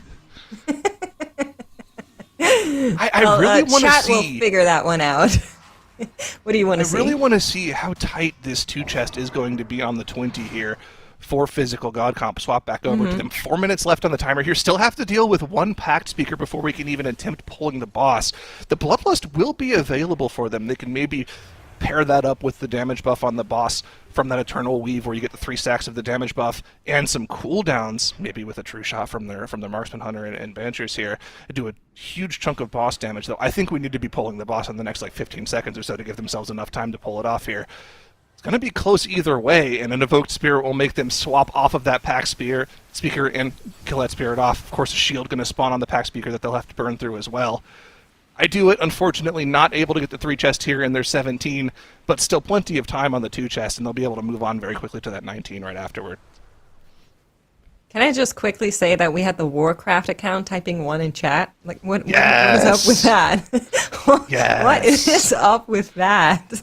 But it looks like a pretty good split between the love and the hate watchers. You know, we're all in this one together, and we're all watching these teams for differing reasons, maybe, but united in the cause in one way or another. I do it, finishing out on the Soul Scribe here as the Bloodlust does come up. They are finishing that timer +2, still a pretty good score on the overall leaderboard. We'll need to wait towards the end of the day to see how it all shakes out. Checking in with 9 to 5. I feel like a team we haven't been talking about too much in our day today. They did have a very last minute replacement in Ace, and they do have a returning player in Jisoo as well, right?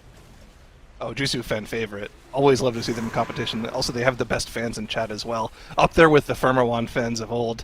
True. Love seeing it. Jisoo actually was a stand-in player for Missed Count earlier on in this expansion as well. Fantastic player. Really want to give them their credit here as well. Even though 9 to 5 was our lowest seeded team heading into the day, they definitely still have some insanely good players and can upset the competition as well. I wouldn't be surprised to see them make it through to Sunday. I mean, all of these teams are very, very talented. Like we were talking about at the top of the show, the seeding, yeah, you can kind of infer a little bit of the strength of the players, of the teams, rather, based off of the seedings. But, after the top 3 seeds, it gets pretty muddled, right? All of these teams are incredibly good, doing the highest key levels that we see from anyone. So, it's really, a complete toss-up to who our top 2 teams are going to be that qualify for global finals. I agree. I'm super curious. Of course, there is going to be those eliminations. And for now, for teams, it's just important that they're not on the bottom end of the leaderboard. As Dr. Atnos likes to say, you don't need to outrun the bear, you just need to outrun the other campers. And in this constellation here, the other campers are the other teams, as we do have a tank go down for Polish Mountain, followed by Moj, followed by the healer. Does yet to have what it takes to maybe kite this one out. Doesn't look like it is going to be a full reset, and that town portal coming in. And that is very unfortunate. 15 minutes lost there for the Polish Mountain. That's the one thing that you can't have happen in that big pull, right? Your tank going down essentially wipes your squad. One DPS player or even your healer dying can be a quick battle res, but the tank dying, aggro going everywhere, players getting meleeed down by the mobs, that's going to be a full wipe almost always in that situation. So, little unfortunate. That's really the first major hiccup that we've seen from Polish Mountain today. They've been pretty lights out. And I mean, again, Polish Mountain is a team now at this point I think are pretty veteran players in the MDI. They've been near the top of the competition for the past almost full expansion now, and they've been in the global finals a couple times as well. So this is a team that we expect to see good play out of. And the fact that we're 2.5 hours into the day now and they've only really had their first mistake now is it's pretty impressive. Yeah, I absolutely agree. I think it's one of these teams, it's like the light version of Missed Count. I feel like Missed Count a year ago is where Polish Mountain is right now. And I'm very, very eager to see how this team is actually going to advance, how this team is going to transform and develop. And thus far, we've been seeing great steps from them. They did slam that break there immediately. We are getting word that their tank actually DC'd. So, that will kill you in a poll like this one, unfortunately. Does make sense. And unfortunately, something that is probably out of their control, but we're hoping they can figure it out in the 10-minute break that is now coming up for them. And then that will be their final break as well. We still have a little bit of extra time for teams to take their breaks, though. Yeah, so again, going back to the break rule that we've been talking about, we've never actually had it affect our competition. We almost did one time. It was Now, very close essentially- once, and a team had to It was port very out close. of their dungeon Oh, that's to take right. their It break. was mandatory, Not good right? offensive, mandatory. Yep. So essentially, you can't take a break in the first hour of the day, you can't take a break in the last hour of the day, but all of the teams are required to take 20 minutes total worth of break. You can break that up into 5-minute chunks, 10-minute chunks. You can do all 20 at once if you want to, but you need to take 20 minutes of break timer in between that 3-hour window. If you don't, you lose, 5 points off your total score, which is essentially a It's death knell brutal. for any of our teams. Yeah. It's a brutal So the consequence. ruling is, if you are refusing to take a break, it has to be for a crazy play, right? So it has to be something that gives you like 5 points over the competition. So that basically never happens in how MDI works. But I'd like to see it if it ever happens. Yeah, unfortunately, I don't think there's ever going to be any single dungeon run that'll ever offset a 5-point loss. But I would like to see it. Maybe one of our teams will be so far ahead of our other teams that they can just style on everybody and be like, "Yeah, we don't need those 5 points. We'll win anyways." That's never happened though. MDI TGP specifically has always been like a 1 or 2 point gap at the top. I mean, so something that's interesting about We this even had competition time as well. tiebreakers, yeah. Yeah, we've had time. Yeah, I mean, it's been incredibly close. Even more close recently. Something that's interesting about this competition is I think this is the first time we've had a returning dungeon that was already in a TGP before, and it was back in the first TGP in Shadowlands where, funnily enough, Gingy and Now ended up winning that competition by 1 single point. And the one dungeon that they had that 1 point over everyone else on was in Celia's Gambit, which is another dungeon in the pool this time around. So, they're already the top seed, but they have so much experience in these dungeons already from already playing in a competition on them. I think it's hard to not see them as favorites right now.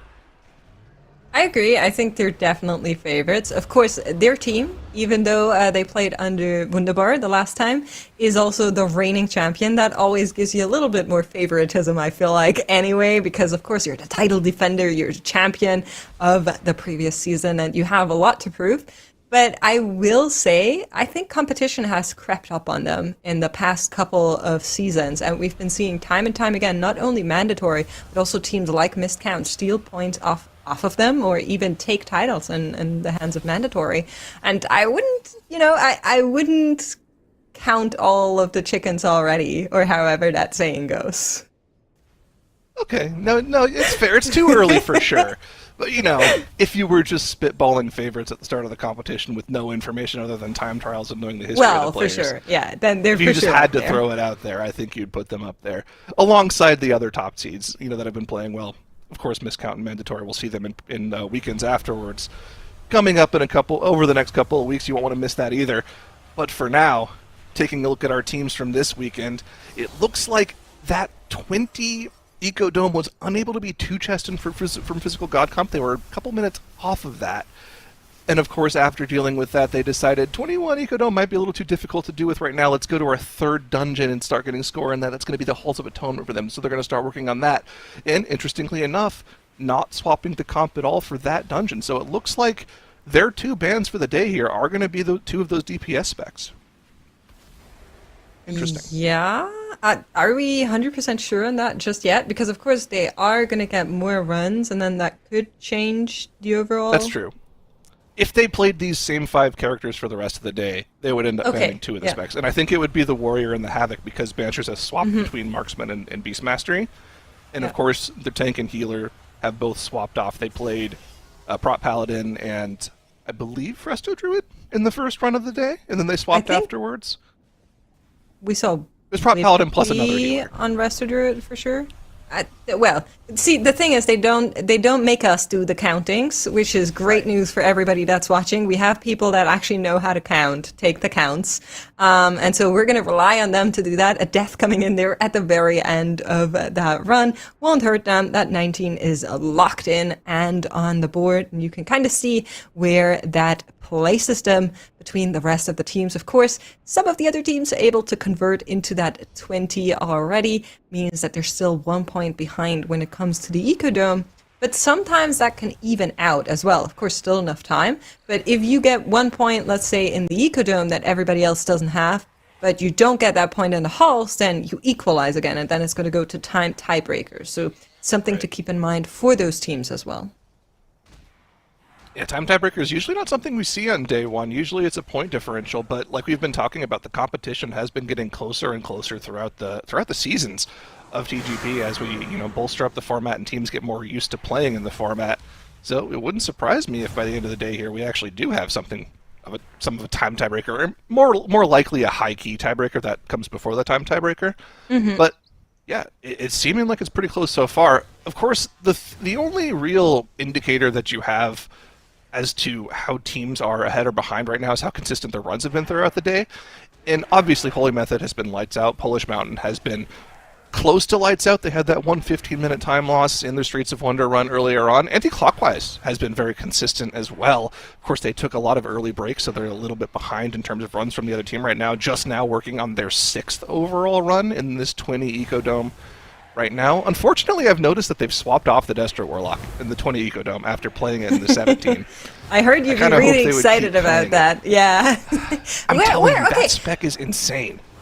Yeah, I was going to ask, I was talking to Dratnos about it earlier on. How are we feeling about the Warlocks? Because notably, the Warlocks always like to doom a little bit, even though they're pretty good. And so I'm never quite sure on how to rate them going into an MDI season, but you for sure know. So what's the deal on the Warlock, Cyro?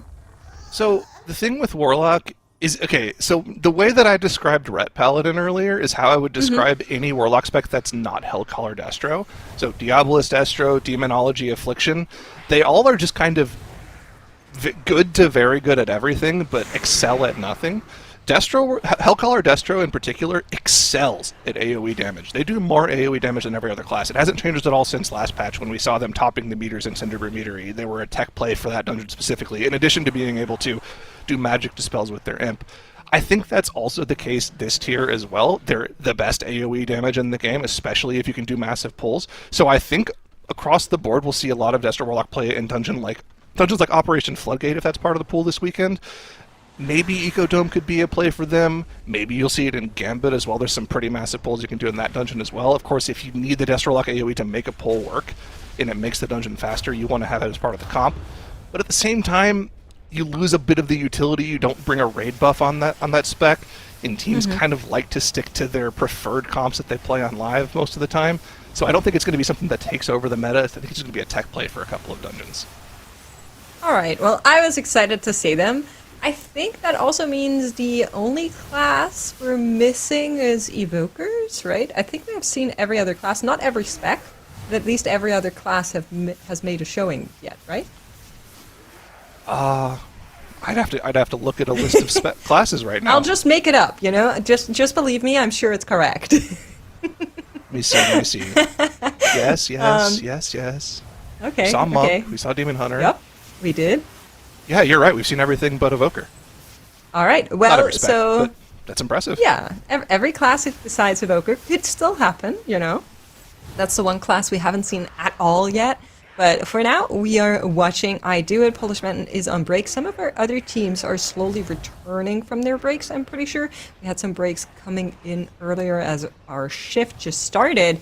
And I Do It are actually sitting on their Bloodlust right here, waiting to be able to use that, I assume, once they actually pull Tabat. Yeah. I mean, the Lust is ready. We're waiting on cooldowns, which are still a bit off for the Frost DK, and meta's up in 30 seconds for Shindigs. Of course, the timing of the boss pull here is a little unfortunate for them. They really only are lining up with the True Shot. You don't want to pop the cooldowns late here because the boss starts at 50% energy, which means that first intermission phase is going to be a lot earlier than like a normal full phase would be of this boss. So like popping the cooldown right now means the tail end of your cooldowns will get eaten by the damage reduction the boss gets when it goes into the intermission. But still getting the True Shot value here is still impressive. And of course, just because the cooldowns aren't up on pull doesn't mean Demon Hunter and DK can't do a ton of damage. Of course, those glaives are going to be a large portion of the damage that the Havoc Demon Hunter does with their damage. They don't really need the meta to do that much damage. Would have been a little bit of icing on the cake for them. But still, able to deal with that trash pack quickly and get into the intermission phase clean. Absolutely. I mean, so long as kind of your breath still gets a good chunk of that bloodlust, I think as a Frosty Kid, you're pretty happy just to get that extra haste beneficiary and the extra damage into that breath filler window. Just so good. But we are going to be hopping over to Straits. We were talking earlier about how now and Gingy are kind of super duper veterans to the streets of Tazavesh here, and even though the composition is new and the name is as well, I'm sure they taught the rest of the team a lot of what they know in this dungeon. A couple of changes have happened throughout the existence of that dungeon, but thus far they're looking pretty quick here. We still have to deal with the mailroom, as well as I believe the minigame hasn't been done just yet. So that will also need to be done together with the Oasis before they can move on to So Azmi. But we know that they were able to get the 17 plus 2. So how are you feeling about the 19 being potentially a plus 2? They look to be on actually really good pace right now. We're dealing with the end of the minigame right now. Of course, this is the biggest change to the dungeon since we saw it back in Shadowlands, was the speeding up and also the slowing down of this RP that they did here. Back in Shadowlands, the way this Oasis RP happened is you send your healer to solo it, and they just ran through doing all of the little swaps, dropping the goods, getting the new ones, and then once it was done, they just shadow melted everything off, and you didn't kill any of this trash. They changed the way it works now, so that's not really possible. So you have to deal with this trash, but it gives you a huge chunk of your trash count for the dungeon, so it's not really a time loss compared to what it was like back in Shadowlands. And actually, they cut down a lot of the RP time in this dungeon as well since Shadowlands, so it's overall a lot shorter of a dungeon now, which is impressive considering it's a 5-boss dungeon, which are typically pretty long. So I think a lot of the changes to this dungeon are very good. But going back to the point about Holy Method, they're on very, very good pace in this dungeon. They've set themselves up to be in a spot where they can actually just go boss to boss to boss for the last 10 minutes of the dungeon here. And I think they're on really good pace to 2-chest it. Yeah, I agree. Looking over to anti-clockwise, who are currently in that 20 Ecodome. Of course, the plus 2 timer has been gone. They're currently still finishing out the trash pack on top of Soulscribe. The Bloodlust has just been running out, and so had their cooldown, so it's going to be a little bit slower from here on out, but 5.5 minutes. I'm feeling pretty good about the chances of this one being a timed 20 on the board there for them as well.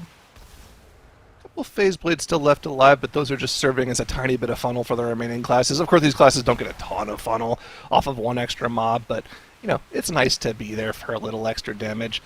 Your tank's not going to be too worried about one extra phase blade hitting them in the face while you're tanking Soulscribe.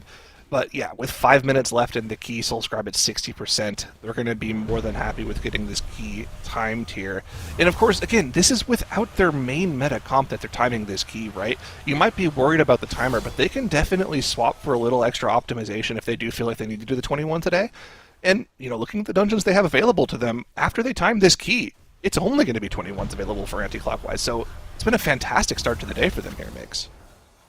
It absolutely has been a team that, you know, we were kind of talking about now, and Gingy, I think Divinefield also is one of these players that just has a lot of experience, and I'm sure he shared a lot of that with his team here, switching from that tank role earlier for Perplexed onto the DPS role. Definitely brings a lot of that experience, and I'm sure kind of a leader role into the team as well, as they are traversing the tournament and all its structural regards that they will need to navigate. Really good to see as well here. Sub 50 with 4 minutes left to go. I'm just glancing across the board to see how everything else has been going. So Holy Method have finished that RP in front of the Oasis. They're currently dealing with Sagron, and then they still need to do the Postmaster. But I would agree with you. I think their +2 timer is looking very good. And then I Do It should also be able to get the +2 in that 19 that we're seeing in the middle on the right-hand side there. You still have a little bit of trash to deal with before they can get to the Soulscribe, but I think we are on the good side of the timer here. Yeah, let's actually look a little bit closer at I Do It here and look at where this timer is in the 19. Like we were talking about earlier, they were unable to 3-chest the 17, which meant they had to go to 19 instead of the 20 that we're seeing for most of our other teams. But if they can 2-chest this to put themselves on that 21, they'll be totally fine in terms of like actual time spent in this dungeon here. Minute 45 on the 3-chest, which means you're going to have about an extra 5 minutes for the 2-chest. They have this pull plus the 2 packed speakers afterwards before they can get to the final boss, you want to have about 4 to 4.5 minutes for that final boss. So it looks like they're on pace, but I don't think there's that much wiggle room, and they're going to actually have to pretty aggressively chain these packs together into the pack speaker.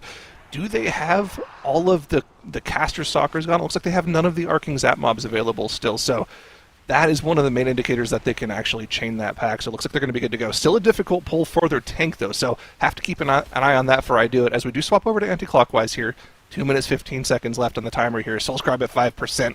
Gonna be able to get this done, and I think it's been all one-shots all day so far for anti-clockwise. Truly incredibly impressive from this team. Coming out here, locking in that 20. Now the question is, what other dungeon do you want to do, or do you want to maybe set yourself up for success and try to get that 21 on the board already?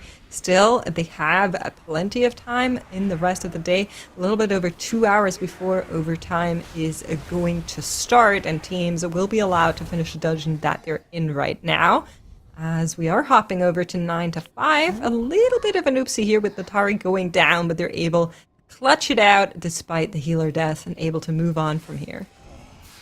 Another indication, another nice use of those checkpoints that were added in this season where, yeah, your person died, but the boss is at 1% HP, so just kill the boss and let them respawn right where the boss is. You can really spare the second that checkpoint spawns, so good heads-up play, not wasting the battle res there. Saving that in the back pocket for a potential danger spot later on in the dungeon. Checking back in here with Holy Method, though, in their Streets of Wonder. Mizo's Oasis went down very quickly for them. 7 minutes left on the 2-chest timer here for them. Do they get another Bloodlust? No, they just popped it now at the start of the mailroom boss, so they will not get a second Bloodlust, but look at their pace here. Makes 50% on the Postmaster for Holy Method. 7 minutes left on the 2-chest timer. They already have their count. The only things left for them to do in this dungeon are kill this boss and kill the last boss. Now, I didn't see if they killed the mini-boss before the last boss, so maybe that could be a potential choke point if they're unable to do the skip and they accidentally pull that, but most routes that I've seen nowadays do end up pulling that mini-boss, so maybe they don't have to worry about that at all. Well, we'll check back in once the Postmaster is actually done for them. In the meantime, we're getting a view of Polish Mountain here, enabling some of the portals already from a queue here so that they can traverse through the dungeon just a little bit quicker and are going to be moving through that as well. Hold on, we're in fight with Alpha. I'm about to death grip Kyo to the boss. Here it comes. And yep. All right, I got them. There we go. Nice use of that boss mechanic. Just making sure, you don't have to actually deal with any of the mobs that are in the way. Make sure it works in your favor, because if you're going to be yeeted across the map, why not? Why not make it work for you? But here's I do it. 4 minutes 45 on the clock. 2 minutes on that lust timer up there. Feel pretty good about their timer as well. Oh yeah, they're in great position here. Just have to make sure we don't end up going down to the trash here. Lots of these phase blades can do a bunch of burst damage to your tank here if you're not perfect with your positioning. So a lot of stress onto Kazi here. Going to get a lot of focus healing from Norcom on the Disc Priest here. You can see tons of shields being applied to this tank as they start to whittle down these mobs, but this group does so much good focused AoE damage that they don't have to worry about that too much. You might even see Shindigs focusing these mobs down, not even having to worry about boss damage, because 4 minutes left to deal 70% of this boss on a 19 is plenty of time. They just need to make sure they don't have any extra deaths. Those 15-second death timers would actually be a disaster for them if they had any deaths here. So I think we're going to be in a good spot as the trash starts to go down. Everyone's spreading out, getting their spirits during this Eternal Weave cast, stacking up that buff, making sure they can extend it out perfectly. We don't have cooldowns available. Oh, that is a death on the DK, though, so we did actually end up losing that 3-stack of the buff from Eternal Weave. Not ideal, but he didn't lose any cooldowns doing it. We do have the Bloodlust available, but I think what we're actually going to do is save this Bloodlust for the next Eternal Weave so they can stack that with cooldowns plus the damage buff. Yeah, I would prefer that as well. You can also see that cooldowns aren't available just yet. 30 seconds on that meta, 5 seconds still on Breath and Pillar for Skilly. And they're actually going to be sending it here and now that at least Breath and Pillar are available to be used together with that Lust there. Quick note, we were talking about Holy Method and whether or not they would have to do the mini-boss. Looks like the answer to that is no, as they're in fight with So As Me. Plenty of time on that timer there as well, so looking really good hopefully get that 19 plus 2 on the board as they are moving through the streets, putting that dungeon up there. But 2 minutes 34, I do it 30%. I think we're good here. Yeah, we're looking great. It didn't even end up saving the Bloodlust for the Eternal Weave. Maybe the tail end of it will... Nope, no, it just ran out right before the Eternal Weave. But they popped all of their cooldowns, minus the meta with that Bloodlust here. Looks like Shindigs will be popping it very shortly here to stack up with this damage buff. There it is right there. Get a ton of burst damage at the end here with this damage buff on top of the cooldowns they have available. And yeah, we're well within the timer here. 2 minutes to do 20%. We're loving life if you're I do it right now. After the struggles in the 17, having to reset that key once... They're looking good. They still do have to go to the Streets of Wonder, but if they're able to get at least a 20 done, I think they're going to be in good position for qualifying through to tomorrow, where they can shore up some of the weaknesses they had today. Well, it's a good question because, of course, the other teams are not stopping from getting extra points as well. So even with being able to get that 19 plus 2 on the board, that is going to put I Do It on 40 points, if I'm not mistaken. And then a 9 to 5 and Physical God Pump are currently working on also getting to the 40 or even the 41. So it is between those three teams as of right now with who is going to get eliminated. But of course, there's more time in the day. There's around about 2 hours before overtime starts. Plenty can happen in that time. And at this point, I wouldn't count anyone out, truly. Yeah, for sure. I mean, you know, still 2 hours plus overtime left in the day. A lot can happen in that time frame, so need to play your absolute best for the rest of the day in order to make sure you make it through to tomorrow. But I Do It are in a good spot right now, even after having to, you know, rerun the 21 Halls of Atonement after failing it at the last moment. Overtiming it by 15 seconds on the final boss was a little unfortunate to see. But because they timed that 21, if they do end up tying on score with Physical God Cup at 9 to 5 and either of those teams aren't able to do a 21, they will have that high key tiebreaker. So it was a good dungeon for them to spend extra time on to get that extra buffer of protection for qualifying to tomorrow. We did see the 2 chests there from Holy Method. They were able to finish that one off. We'll see them head to some other key next. I think they're also in the same position as Anti-Clockwise now, where they only have 21s available now as well. They already did one of them in Halls of Atonement, but Ecodome and Streets 21 are the only ones they have left available now. I'm pretty sure in Ecodome they even have the 22, so 22, probably yeah. that would be a preference since they were really good in that on the time trials. And that would set you up for a possible highest dungeon tiebreaker, I think, as of right now. If that's where it came to. We'll see what they do. They definitely want to convert the double points that they have, so the +2 in the streets and the +2 in the Ecodome, I think, are a priority over the Halls of Atonement for now. I think the interesting thing as well is about that 22 Ecodome is we know from time trials that Holy Method had an insanely quick pace in that key.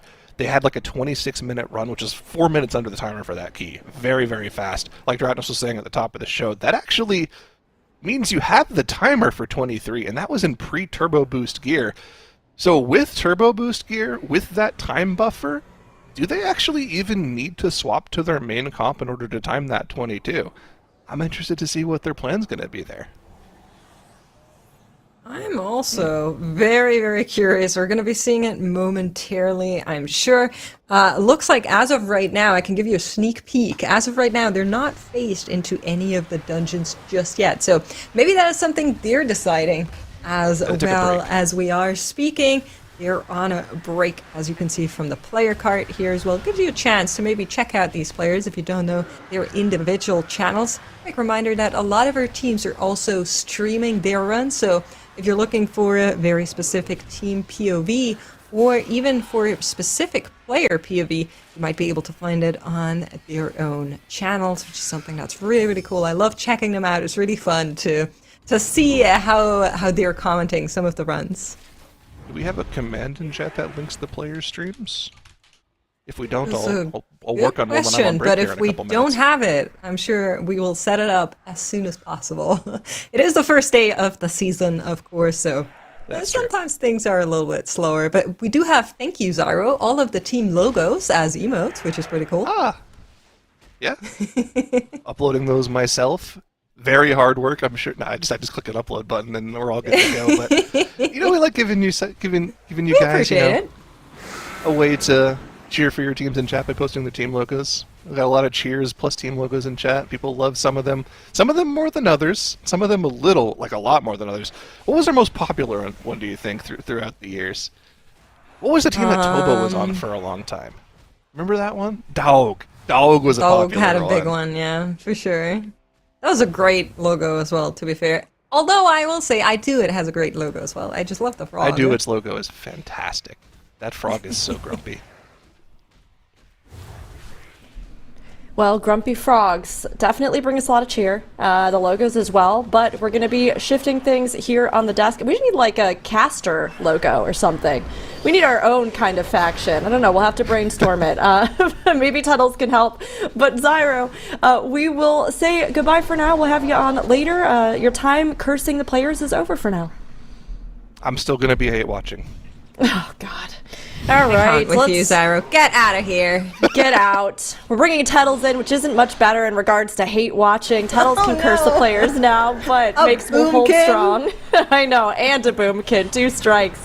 But Tuttles, with everything we've seen today, I mean, obviously we are heading into our last hours here. So how are things looking overall with the teams, and how can they avoid elimination?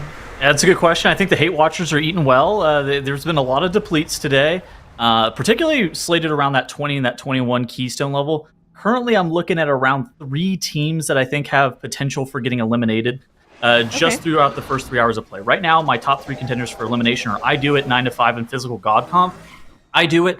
The advantage for them is they actually did end up putting up that 21 Halls of Atonement, where Physical God Comp, they ended up bailing on that 21 Streets of Wonder after losing a decent amount of time for them. And then for 9 to 5, they're currently the team that is slated to be in that 6th place at 39 points. They only have a 19 Ecodome Aldani and a 20 Halls of Atonement. But if a team like Physical God Comp isn't able to actualize that 19 2 chest in Streets, maybe that 20 is going to end up being better for them. So that's kind of where I've been looking at in terms of the, at least in my opinion, the bottom 3 teams. Polish Mountain, they're also kind of in a similar situation, but I think that the 19 2-chested Halls of Atonement and being able to realize those points is going to be like a pretty big deal for them. They could kind of fall into a situation where they're in a bad position if they end up wasting a bunch of time in those 21s. But Holy Method and Anti-Clockwise, those have been looking to be the 2 best teams on the day so far. And that's to be expected, right? They're the 2 top seeded teams out of this group. That is to be expected, but not always is what we expect what comes true in the end. So I'm personally pretty happy that those teams are performing up to the expectations. You know, especially with like changing team comps, every now and then we do get moments of like, oh, you know, we actually haven't had this specific thing happen and we don't know who is responsible for taunting and who is responsible for getting like that emergency interrupt or whatever it is that can happen with newer team comps, whereas teams that have played in the same constellation for so long, often everything is kind of already automated. So I'm really excited to see Anti-Clockwise show up to the extent that they have shown up. And I also really like seeing Holy Method being able to kind of just connect to that top performance that we do hold them to and we do expect of them. So talking about some things that are automated, you mentioned the word automated. I got a clip of Polish Mountain whenever I was on break, and they were doing an interesting skip inside of the Streets of Wonder. So the Streets, they have, in the past, they didn't have any checkpoints. Now Waystones have been added new to this patch. You are able to have checkpoints after each and every single boss, but these portals still exist in the Streets. Now with the Druid Stealth or Camouflage from the Hunter, you can actually walk around and open up some of these portals. And what that allows you to do is this allows you to skip through this middle area of trash that you're seeing right there. And for Polish Mountain, they end up utilizing these portals. They run a little bit back after Menagerie, and then that allows them to skip that middle area, and they walk straight into Mailroom right here at that 12-minute mark with that Bloodlust available. And that allows them to have some nice creative routing through this dungeon. And I think that this is kind of sweet. I don't know. I think that Streets is a dungeon that a lot of teams play a very linear route on live, but there's a lot of opportunities for things such as snapping or unique pulls with these portals that you're seeing right there that can create some creative routing if teams really start to rethink, or they need to rethink rather, what's going on in Streets. Yeah, I absolutely agree. I mean, we did see from Polish Mountain how they were setting up some of the portals. We did see Mio kind of walk up, activate a portal, and then being pulled in by Alcrix from the Grand Menagerie, just making sure that that portal would be available to do that kind of thing. And then just now we also saw kind of the rest of the team standing around while the kitty was running over to get just another portal. But we do have to call to a death here on the side of 9 to 5. Unfortunately, their hunter has fallen, and there's no battle rest to get them back up. Good news, though. 3 minutes on the clock. 6% on Soasmi here. I think that should still be a happy end for the team, despite maybe a couple of scary moments. It is going to be that +2 into 17, which is what we've been seeing from other teams as well in the streets. Yeah, I think 2 chesting the 17 is pretty good for 9 to 5. Again, they are the 18th seeded team on the entire MDI format. They are the team that has the biggest road to be able to make it into the global finals. At the same time, like you and Zyro were talking about earlier, they do have some heavy hitters in terms of like Jisoo on their team. He was on previously on Missed Count. And I think that team has a lot of upside and a lot of having experience, at least on the broadcast, I think adds an extra layer of potential upset possibility. So they do have to get their timers into gear. They have a 20 timed. I think that with a really solid final 2 hours of gameplay today, I think they could save themselves. But, you know, even with that timing of that dungeon, they're still a little bit behind some of the other teams in terms of just overall pace of the day. Yeah, I do agree with that, but I also kind of want to err on the side of caution because of how much time is still left. Of course. And while the middle pack is usually where we see a lot of separation, often teams will be able to catch back up, and for the top teams, it doesn't get easier, right? You are much more likely to have to redo a 22 than you are to redo a 20, right? And so often that gap will close back up towards the end of the day. I'm very, very curious and excited for that part of the dungeon. But for now, we're going to get another view of a physical god comp as they're pushing up. That Halls of Atonement had some issues in this dungeon earlier. You were casting with Nagura, right? As we were watching physical god comp kind of choke a little bit in this dungeon, I have to say. I think that they choked in the streets, right? Oh, was it? Okay. Yeah. Then I'm confusing them, I think. Yeah, I Do It choked in Halls of Atonement. Mm-hmm. Yeah, okay. Yeah. But yeah, both of them were choking on the 21s simultaneously, yeah. But for Physical God Comp, I think they ended up losing somewhere in the order of like 40 minutes in that streets. And you can see on their score sheet on the right-hand side, they still haven't put up that 21. So while they ended up spending 40 minutes trying to time that dungeon on a 21, not being able to realize those points and not getting that 2 chests converted into those points, that can be a problem for the future. But at the same time, there's still, like you said, an hour, 50 minutes. There's still a lot of gameplay left to happen in the remainder of the day. There's also a little bit of an overtime period as well. And so even while Physical God Comp did make mistakes, I think that there's still room for them to be able to capitalize and kind of play upset, because I think that this was a team that we saw last season that we've really felt as like could be a super big dark horse. And I kind of put them in a similar situation. I don't know where you kind of have Physical God Comp slated as makes. To be fair, because of how it went last season and the fact that they weren't actually prepared for the Spec ban rule, I did rate them a little bit lower. Now, coming into today, they definitely had prepared some alternatives, but it's always hard to gauge on where they're going to be ending up because it's a team that's known for playing like a very niche composition, right? And so you don't always know how well comfortable they are on just multi-classing and having a lot of different specs available to them, because they are so used to kind of finding the niche options on those niche classes, which they did fantastically, but I wasn't really sure where to put them, to be very frank with you. I think I heard you and Zyro mentioning this earlier. Seeing Clix playing Ancestors on this Ellie Shaman with Farseer actually confused me. I gotta ask Zyro later what's up with that, because the general thought process is like the reason you don't play Farseer with Ellie and Mythic Plus is because the Ancestors Chain Lightning is target capped at 3 targets, and so they don't really have super strong uncapped AoE. I was checking Clix earlier, and he was just playing a pure raid build. So it is going to increase his single target a little bit. Crazy to me to see him playing Ancestors, considering the fact that nobody else in this tournament so far has actually played Farseer. Yeah, that is pretty crazy. You know what else is crazy? I was kind of expecting you to talk about the boomkin that we've been seeing on Polish Mountain, and I did ping Tedlis in our Discord chat, just saying like, hey, you want to talk about the boomkin? And he's like, nope. I left the feathers behind me. I'm a shaman main now, so that's right. the state of things, chat. I'm just letting you know, keeping it real with you. Friendship ended with Moonkin. Thrall is my new best friend. Incredible. Let's see if chat approves of that. They've been pretty mean to the Boomkin, so maybe you will be more welcomed amongst them as a shaman main. But let's have a look at Polish Mountain here, because they have 1 minute and 30 seconds on the clock as they're fighting Soazmi on the 19, but at the same time, anti-clockwise, having a little bit of a trouble there. Some deaths coming in, 2 on the clock. That battle rest is still available in the top hand corner, so they will need to recoup.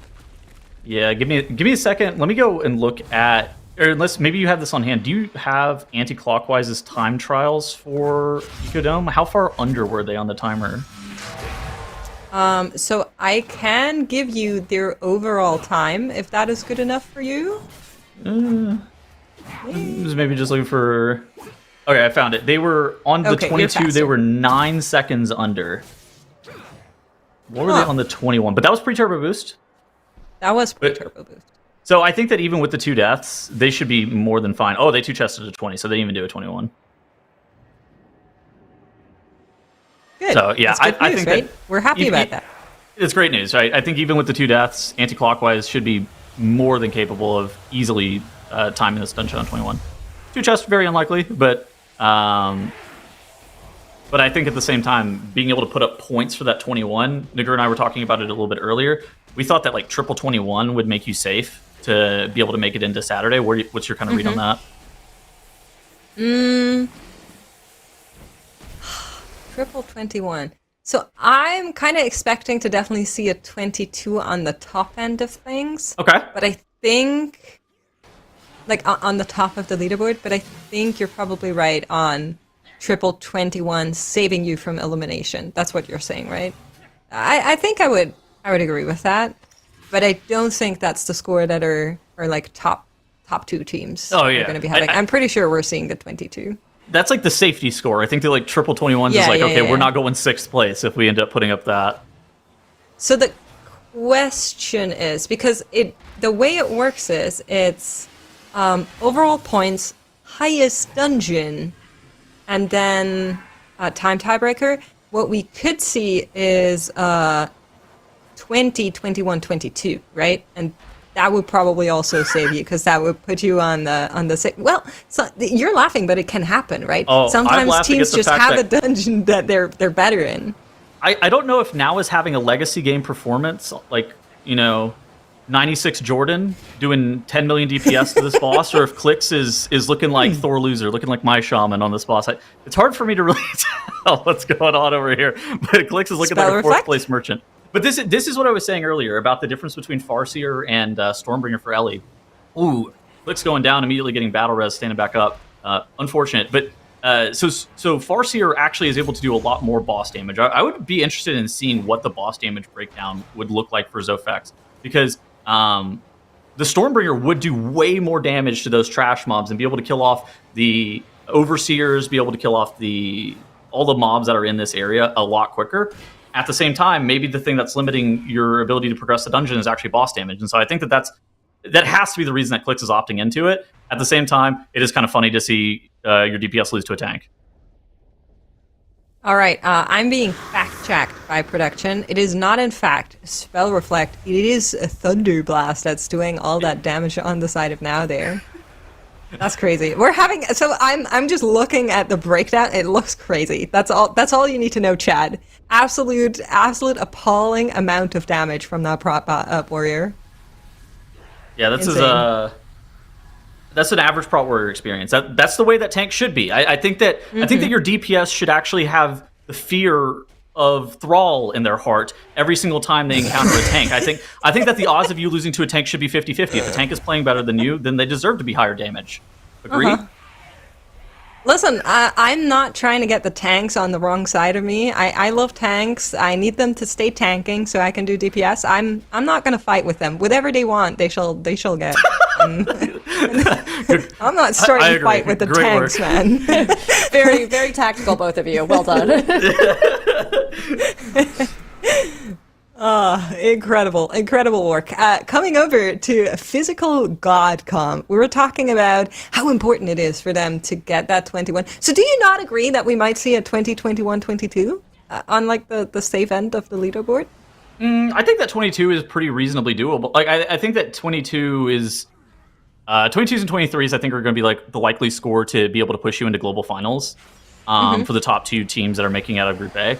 At the same time, I don't think that's what you need to be able to make it into Saturday. That's kind of my thought process. So being able to put up a 22, I think you're maybe a little bit time restricted. The only team that seems like they're doing have an okay chance of being able to put up a 22 is that Holy Method team that you see in the streets right now.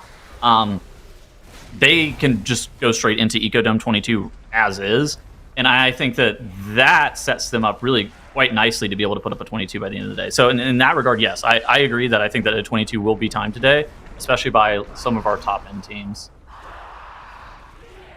I'm very curious on how it's actually going to look like. We'll just have to wait and see.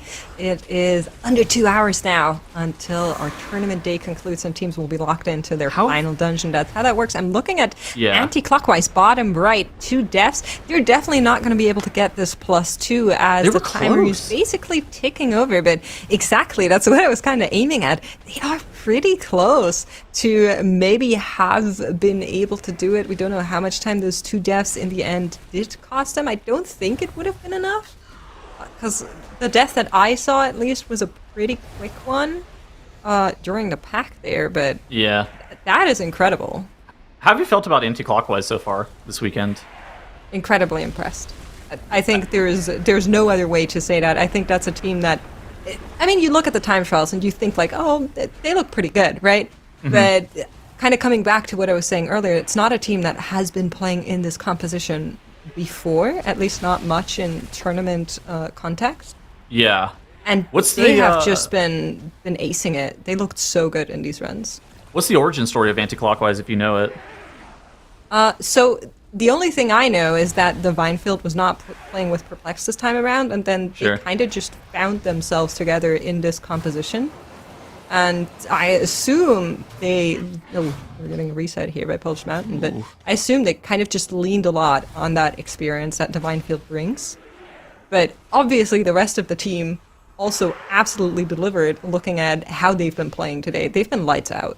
Yeah, I think Yant was like rank 1 tank in season 1 of the War Within on live, at least. I remember they were pushing like really high keys. I think I watched them do like world first Dawnbreaker and stuff like that. I think he was playing with Royben, Shelley, and Jay in season 1. Or I think that's right from memory. It's a bunch of high end players that have a lot of very good live key experience, and those teams I feel like are pretty hit or miss. Maybe you have a different take on this, but like I feel like they're kind of hit or miss as to whether or not they're able to perform. But whenever you see how they perform on live, you always come in with the expectations of like, okay, they've never played together, so that might cause some problems. At the same time, they do, their cap is really, really high. Sure. A quick joke here, or not really a joke, is that they also use the MDI as a way to practice their English. So as a study group for their they just say that. Skills, they all listed in their surveys that they all had to get better at English, basically, while they were working on this together. So, maybe that brought them together as well, Makes. Maybe that did, A language can bring us all together. I experienced this daily on the MDI broadcast. I need to get better at English each and every single day as well. I understand completely. Very, very important. Just a quick note, as we are talking about them in English, you're very particular about the spelling of their team name. That's on purpose, okay? I've been seeing people point it out, saying like, oh, you spelled Anti wrong. Nope. That is how the team wants it to be spelled, okay? We're just obliging with what they want us to do. 4 minutes under is really, really good by anti-clockwise. I think that they should be able to do a 23 if they absolutely need to before the end of this weekend. Now, it will require a very clean run, but just in the context of like what does their cap look like for this dungeon, I think a 23 is something that could be on the table if they really need to go for it. But yeah, I mean, you can see right there for Eco Maldani, they are the first team that is able to put that dungeon up on a 21. Now there's kind of a question as to where they're supposed to go. You see them in the bottom right-hand corner of the screen. They are zoning into that Halls of Atonement. They actually swapped into the Demon Hunter, the Havoc Demon Hunter. They swapped out of the Ellie Shaman. So they're trying to make some concessions in regards to what does their spec variety rule, where do those bans come in. Robin also swapping onto that Restoration Shaman. Again, looking and trying to spreadsheet out, okay, what keys are we going to be timing today? What's going to get banned out? How are we able to prevent some stuff from getting banned on Saturday and potentially Sunday? Those are kind of the important concessions that you need to make there.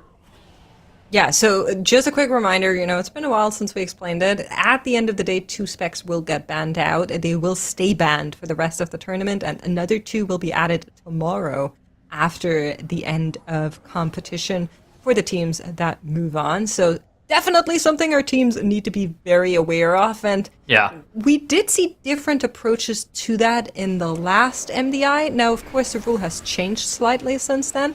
And I was kind of wondering how teams would be approaching it here, because only the scores or only the runs that you get score in count. Teams can't go back and just run a couple of +7s or whatever, right? That won't give them extra runs on another spec. It will have to be runs that give them score. So while you want to do as few runs as possible to move through the day quickly, that also means you have less runs in the day to maybe get quote unquote less optimal specs in. And so it is a very, very tight thing that teams have to navigate. And I wouldn't be surprised if maybe one or the other team during the season of MDI runs into an issue with it, right? Sure. I think day one ban consideration is fairly easy to map out, like what you're supposed to be doing on day one to make sure that you're preventing like stuff that you want to keep for later on to get banned. I think that day 2 ban consideration, though, because the amount of specs that gets played rolls over, and we take it as like a holistic thing, I think that's where the bans really come into play, and you're like, oh, okay, this starts to get really tough to not get something that we want to keep maintained throughout this weekend banned, because it does end up being 4 specs in total, and you are basically having to play like a full unique comp, and that's why you're seeing, like, I would describe it as juggling. Is probably the best way of describing it, where you're slotting in individual pieces, and you're like, okay, well, now we no longer need this. What are the things that we need? You kind of like do like a checklist of utility that might be required, and then all right, we're gonna slot this in, All right, what don't we need? Okay, we're gonna slot in our spec that we want to get banned, and then it's like, okay, we're trying to get more play of that, and you just like tally it into a spreadsheet, and you're like, all right, this is likely to get banned, so we just need to play this one more time. You play this in a 17, and then play it in a 19. You're like, okay, great. Yeah, so ideally you want to use the lower levels, right? Your 17s, your 18s. For teams like this, even the 19s are considered the lower level keys. And so that's where you would want to run them. But that usually won't be enough. So you'll need to run them in the mid section as well, like 19, 20, maybe even the 21, depending on where the dungeons are going to be capping out towards tomorrow, I think. So it's definitely not easy for them to do all of that math, and it's definitely not something I would want to math out if I were in their shoes. So hopefully they just have one person on each team that's just like, math nos, and they're like, oh nope, this is exactly how we're gonna do it, everybody. Write that down, lock that in. You're gonna play this, and just map it all out. Yeah, spec variety got way more interesting, I think, this season. It is gonna be a movie on Sunday and Saturday. Yeah. Holy Method there, you see them in that 21. They actually, was that a 13-minute mailroom split? Or, there was a 13-minute menagerie split, and they were actually making their way onto Mize's Oasis. Okay, so I thought that was 13-minute mailroom. That would have been absolutely crazy, but yeah. Taking a look around the horn here, we got anti-clockwise in the 21 Halls of Atonement. If they're able to put up this 21 Halls of Atonement, as long as they're able to either put up 20 or 21 streets, I think that's going to put them in a position to be safe to make it into Saturday. Any thoughts on your end makes on this? Yeah, so that's kind of coming back to what we were saying earlier on the triple 21, putting you in a safe spot. Yeah. I think based on our leaderboard thus far, Anti-Clockwise and Holy Method are looking the most safe. I still think there's some time in the day, so stuff could change, but I think they're looking the most safe, as we are very, very low here. Actually, Spirit like being deployed here as that Quake comes out. That could have gone very wrong very quickly on the first chart. Ay. Yant is This is a lot of mobs that are wailing on Yont there. You saw the Dark Blades just stacking up that magic damage taken on him as well, with all those groundskeepers, with just the AoE damage from that Shard of Halkias. It looked like Anti-Clockwise was going to be able to get through it, but now we are swapping over onto the big screen. We see in this 21 Ecodome Aldani, I do it. They are going to be timing this as well, allowing them to put up the second 21 of their weekend. Now they haven't gone into streets yet at all. You see them on that 3 score, but having double 21s, that sets them up in a great position for the final hour and a half of the day, assuming that they probably also need to take a break at some point, but it's the final hour and a half a day just to be able to focus on the Streets of Wonder. So, I feel like our teams this weekend are actually pretty brutal. Like, I think we have really good teams in this weekend. And maybe they're all going to be able to get that 21 triple on the board, actually. Like, look at the time. We have 1.5 hours before they have to be in their final dungeon run. Now, Street starts on 17. That's like 25 minutes. Most of the teams have +2 that. Then you go into the 19. That's 30 minutes. You can easily put that 21 up if you're I Do It. And as of right now, it's a little bit fake because we haven't done one dungeon, but as of right now, I Do It is the lowest on our leaderboard. I think for all teams that we have, the navigation, the route into the triple 21s is still very much alive.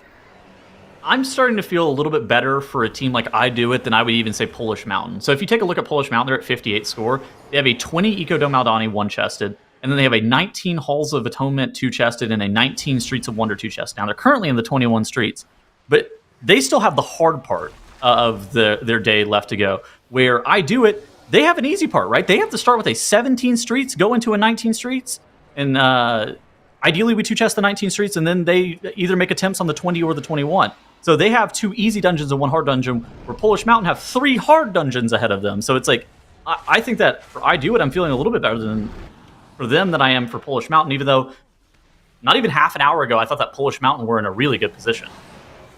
Well, it depends how quickly they can put on the streets, right? They are in that streets, they just reset it, like we were saying.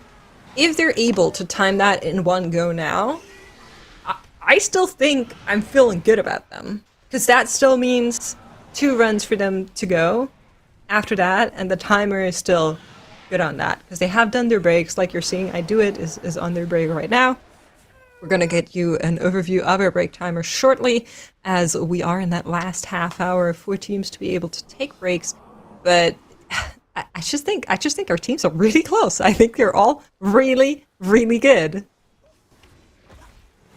All right, so with an hour and a half remaining, who do you think gets eliminated today? Don't make me say that.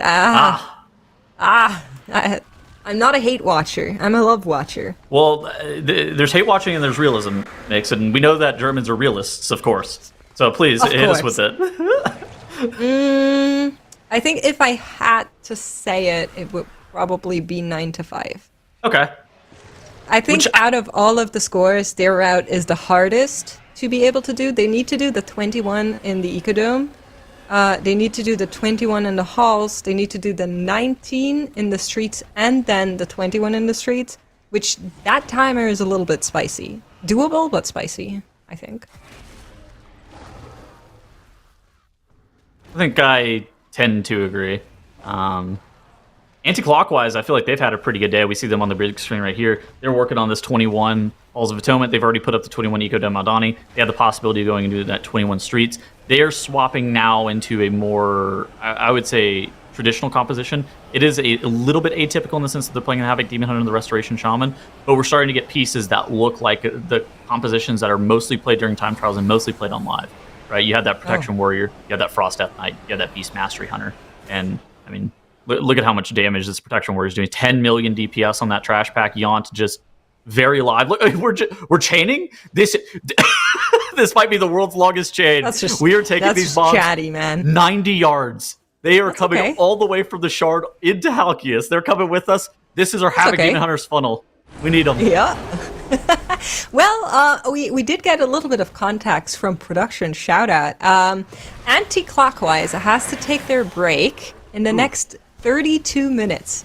The fastest Halls 21 is 27 minutes, 26 seconds. The slowest one is 29:45. So it might get a little bit close for them to take their break timer, but also, Tettles, would you please pronounce their name? Because we got an update on their name. I put it into chat. Can you just read that?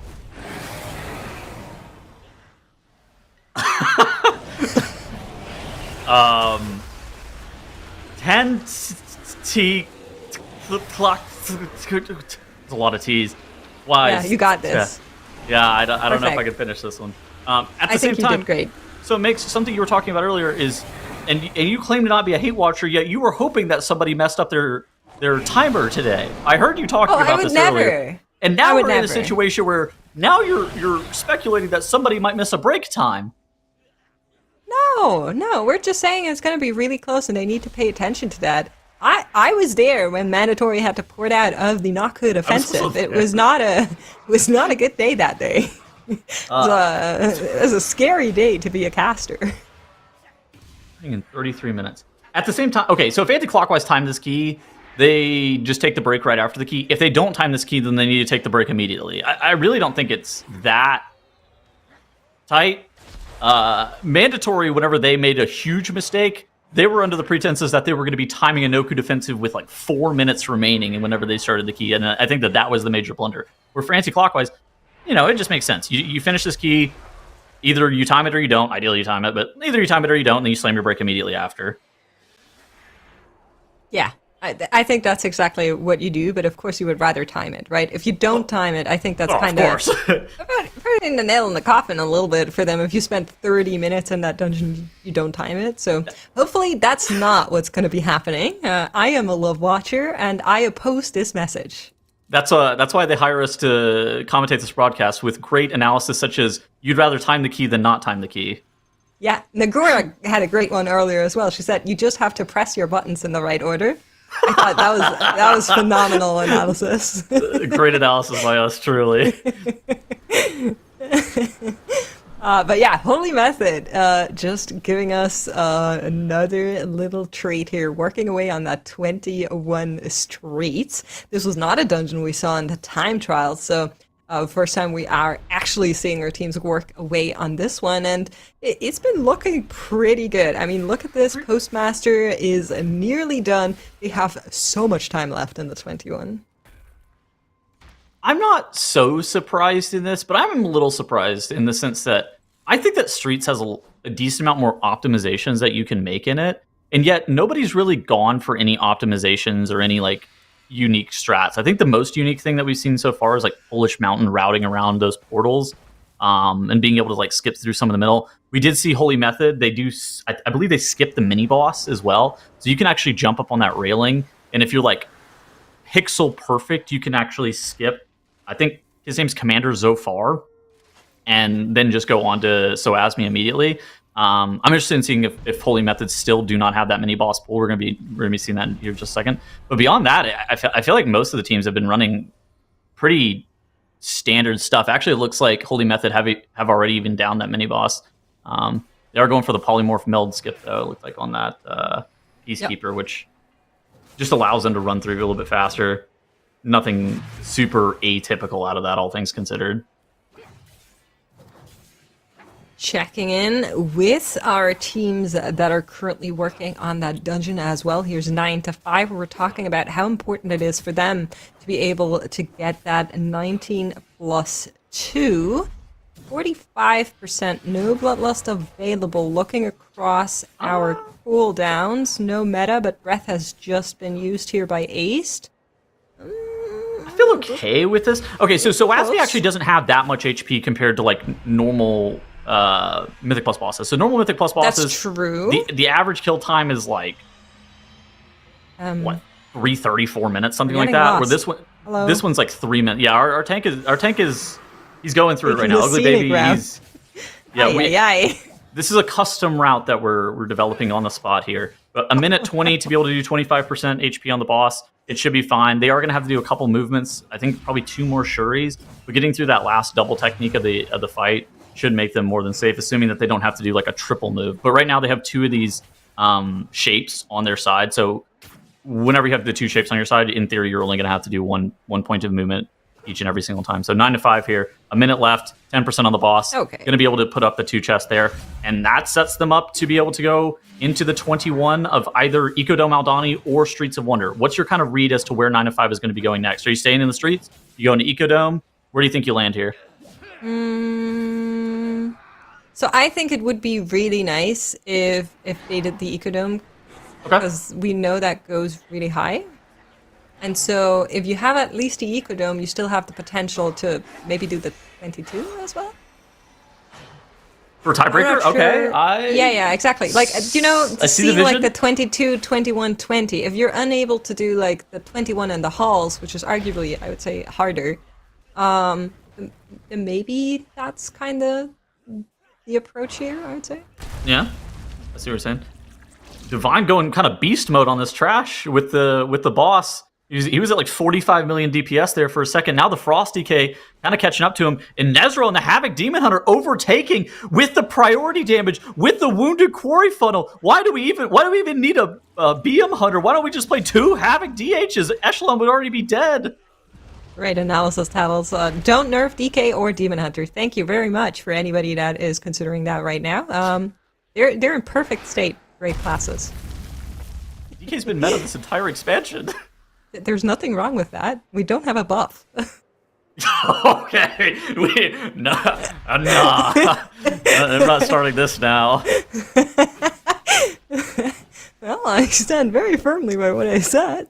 All right, I'm standing firmly by the fact that Holy Method is timing this key. There's no way they can possibly wipe from here. They are. With one more move against the Shuri, 5 minutes and 51 seconds to do 23% on Soasmi. They could even wipe it here and still be able to time this dungeon on a 21, setting themselves up quite nicely to be able to go back into that Ecodome Aldani, run that dungeon on a 22, and then they can assess where they're at for the remainder of their Friday. They have really put the pedal to the metal, and they've been the team that has had a perfect day one. Whenever we looked at them, they were the number 1 seed. You know, we didn't know necessarily how they were going to do. Wunderbar looked fantastic last season. Now, got a new sponsor, Holy Method. How are they going to look this season? And it feels like we're just continuing to see more of the exact same that we saw from the last global finals from Holy Method, as they were able to down this 21 Streets of Wonder, going all the way up to 60 points. And they're going to be moving into a 22 Ecodome Aldani very likely, unless they want to go run either Halls of Atonement or the Streets of Wonder on that 22. So, Holy Method, they're taking after their name. Holy, looking very good. Holy, indeed. Holy. I do think they have to go into the Ecodome just because it's 2 free points, right? I think that's where you would want to be if you're a Holy Method. Just Free is an interesting interpretation of those points, yeah. They're really good in the time trials, so I think if for any team a 22 Ecodome is free, it's probably Holy Method. Yeah, that's accurate, yeah. I think there's a lot of room for a decent amount of mistakes. But on the big screen here, we see anti-clockwise. They are on to Echelon here. They're going to be killing that boss off at 15 minutes and 48 seconds. Their timer is so free. I think we were watching I Do It earlier. They killed Echelon off at 30. You really want to have like a sub 20-minute Echelon to be like, all right, we're just going to be right at the timer. And I Do It, they barely depleted with that 30. And for anti-clockwise being 5 minutes under that is crazy. They were going to be so fast. I don't think they're going to be two-chesting this key, but they might be close. They might be. We'll need to keep an eye on them as they are working away on it. I'm wondering how much more time we have on I Do It's break timer. So they've been away for quite some time now, and we'll need them to kind of come back and do their runs. Yeah. If they want to get the triple 21, which is what we've been talking about. Yeah, great analysis, I know. Don't laugh. I didn't even say anything. I was just like, oh. Yeah, they are going to have to come back. Oh, I remember like that. They do have to come back for a break at some point. They have to Be come serious back. for You have once, to push. Pebbles.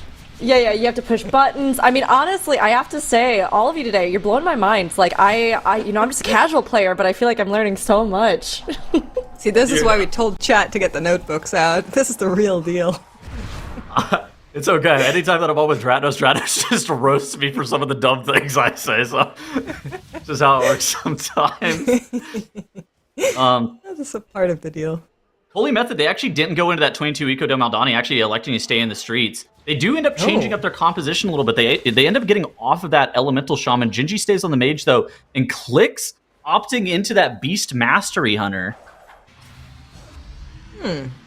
So we did see teams kind of just switch over to MM to try and get that one banned out, right? That's true. But we do expect Beastmaster to be the better spec between the Hunter specs.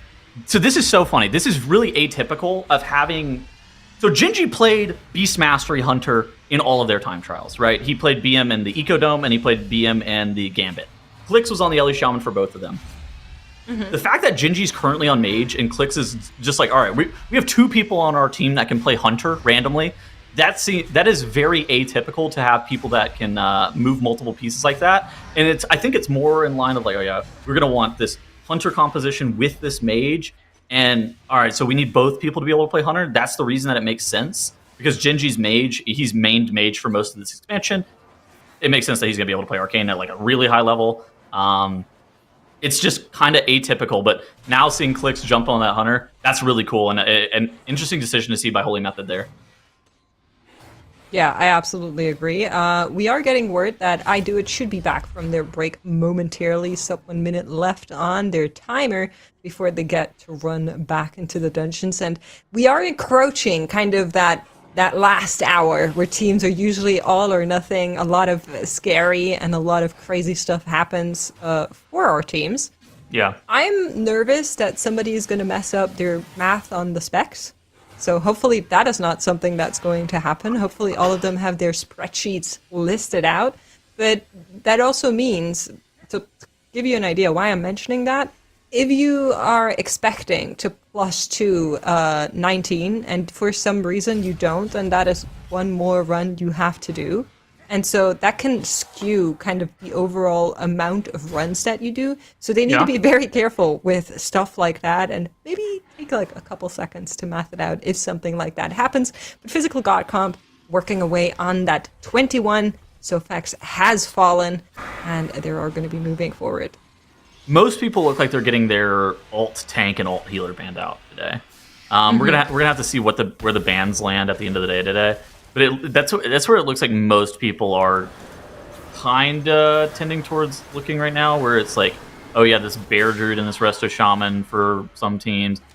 Actually, we saw basically every single healer. I was about to say, oh yeah. But like the alt tank and the alt healer seems like it's the most common day 1 bans for the field.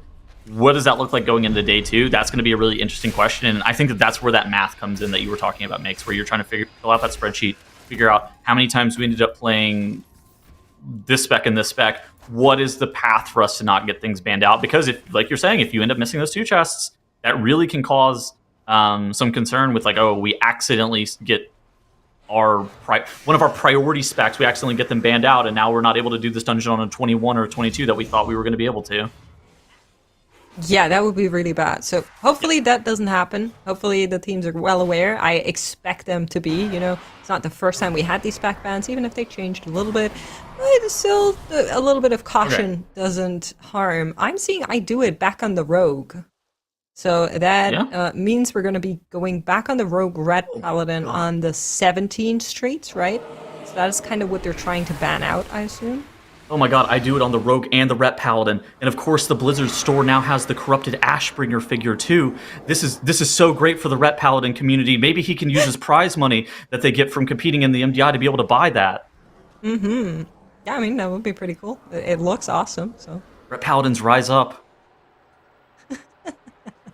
Well, they're definitely going to rise up these first couple of stairs in this streets. Once you're done with the security pack here, Quasi is in the pack, and they're going to be able to move on from here. For them, it's really important to A, get the +2 in the 17, B, get the +2 in the 19, and then C, be able to do the 21. That is how their end of day is going to be looking like if you're Team Frog. I think they're actually looking great. I know that they put in a lot of work. I watched them practice, and they spent a ton of time practicing the lower level dungeons on alt compositions. I was interested in seeing if they actually practiced too much in the lower level dungeons on all compositions. I was wondering if that was going to end up being a problem for them moving into this weekend. But as it turns out, they've actually looked fairly solid. Now they're going to need to be able to capitalize on the 221s that they've made. They have finished off their break timer, but I see a path to them to being able to make it to that Saturday and actually be in a good position with if you have triple 21s going into Saturday, you are in an okay position to be able to make it to Sunday and potentially even make it into the global finals. You're just going to have to be able to continue to play as clean and as consistent as you did during day one, and also have a really high cap on your dungeons, which is also something that we're going to be, the narrative is going to be kind of shifting from making sure that you're not getting eliminated to like, okay, what is your dungeon cap? And those are kind of the narratives that we're going to be seeing evolve over the weekend. Yeah, absolutely. I love seeing the Frog team rise up, and that's exactly what they're doing. You know, I'm just a huge fan of their team logo. Can you sue me? But I kind of don't want anyone to be eliminated. Unfortunately, that's not how the reality of this tournament works. Like, somebody will need to, figuratively speaking, go home at the end of today, and their teams are all fighting, some more than others, to not be in that position to be on the receiving end of that elimination. Checking in with Polish Mountain. We are checking with Polish Mountain, but Mix, I have to check in quickly because both figuratively and literally, someone will have to go home at the end of today. That will definitely happen, unfortunately. Though, of course, us love watchers don't want it to happen. But, you know, it's part of the competition and the pressure. And, you know, I've heard that it's that time again. So we're going to switch some things around here on desk. So Tettles has to head out to continue championing Rhett Pally off stream. Mix needs to go love watch from chat. I know you two are going to be really busy, so I hope you have a good rest of the night, yeah? Thank you. Have fun. Bye. And we're going to be bringing Dratnos and Nagura in. Welcome in. I mean, we are coming up here on the very end of the day one of Season 3. And we've seen some interesting picks. We've been talking about, of course, the Spec banning, as well as I Do It. So that Rogue coming out. So Shindig, for anybody who doesn't know, actually is a Rogue main. And Dratnos, with some of the plays we've seen, so it could be Shindig, it could be any of the other teams. I mean, Rogue coming in here, do you think this is something that's a good pick for them, or do you think this is something they're looking to get banned over the course of the competition? I think it's both of those things, day one or the combination of day one and day two, and get it banned out on Sunday. But they do want to play it because they think, okay, we have a Rogue main, you know, let's make use of that, right? We have to play some off-meta specs anyways. We may as well play the one that we have an expert on, and we've seen it a little bit earlier today as well, but yeah, it makes a lot of sense out of Shindig in particular to play that Rogue, and that is, again, one of my favorite parts of the spec variety rule is how it does incentivize. You know, if you have somebody who has a special familiarity with a certain spec, there's a very good chance that you can manipulate it such that it's a good idea to have them play it as either their main spec or their alt spec that they get banned over the weekend. Yeah, it's so cool to see that there's so many different classes that we've seen already here on that very first day. Very, very cool. Love the change of the spec variety rule as well. So the teams actually have to play around it a little bit more as well with the addition to the 2 and 2 ban rather than the 3 ban that we had before.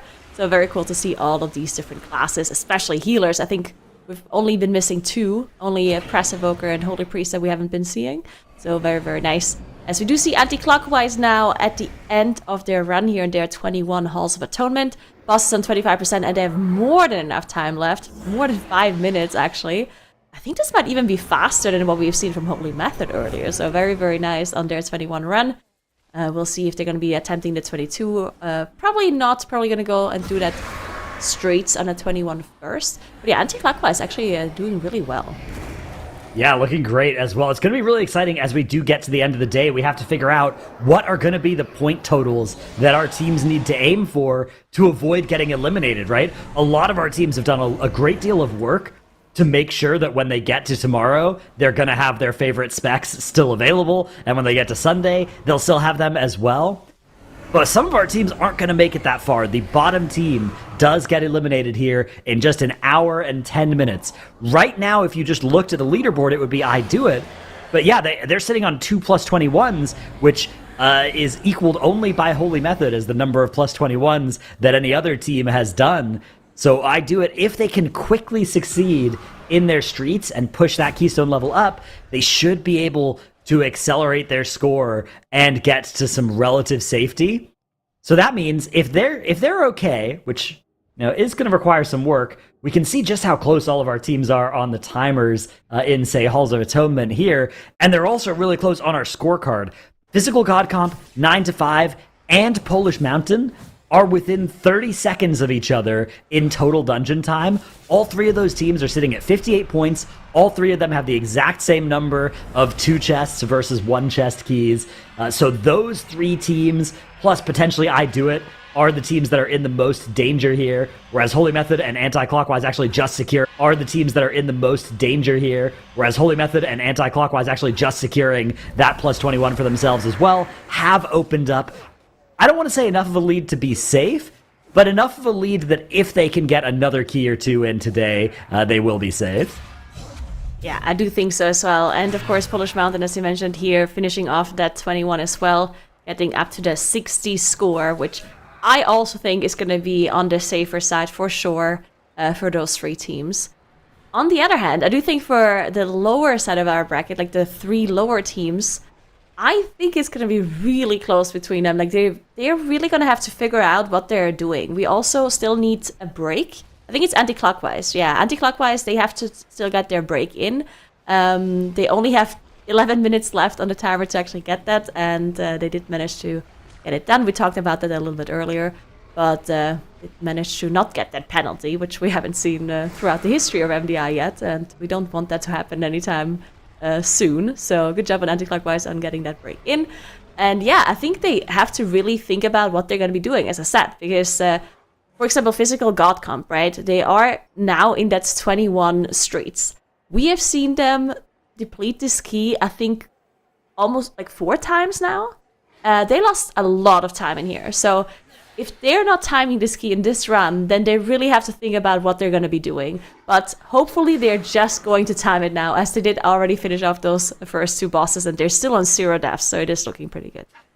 Yeah, it's actually really important for how much pressure it places on the other teams as well, because if you know that somebody else is having a bad day, if, for instance, Physical God Comp deplete this keystone again, then everybody else can breathe a little bit of a sigh of relief, right? And they can be like, okay, we don't have to, we can keep playing our off-meta specs for a bit, right? We can try and get one more run done with our off-meta specs. We can keep working towards our optimal ban situation for Saturday and Sunday.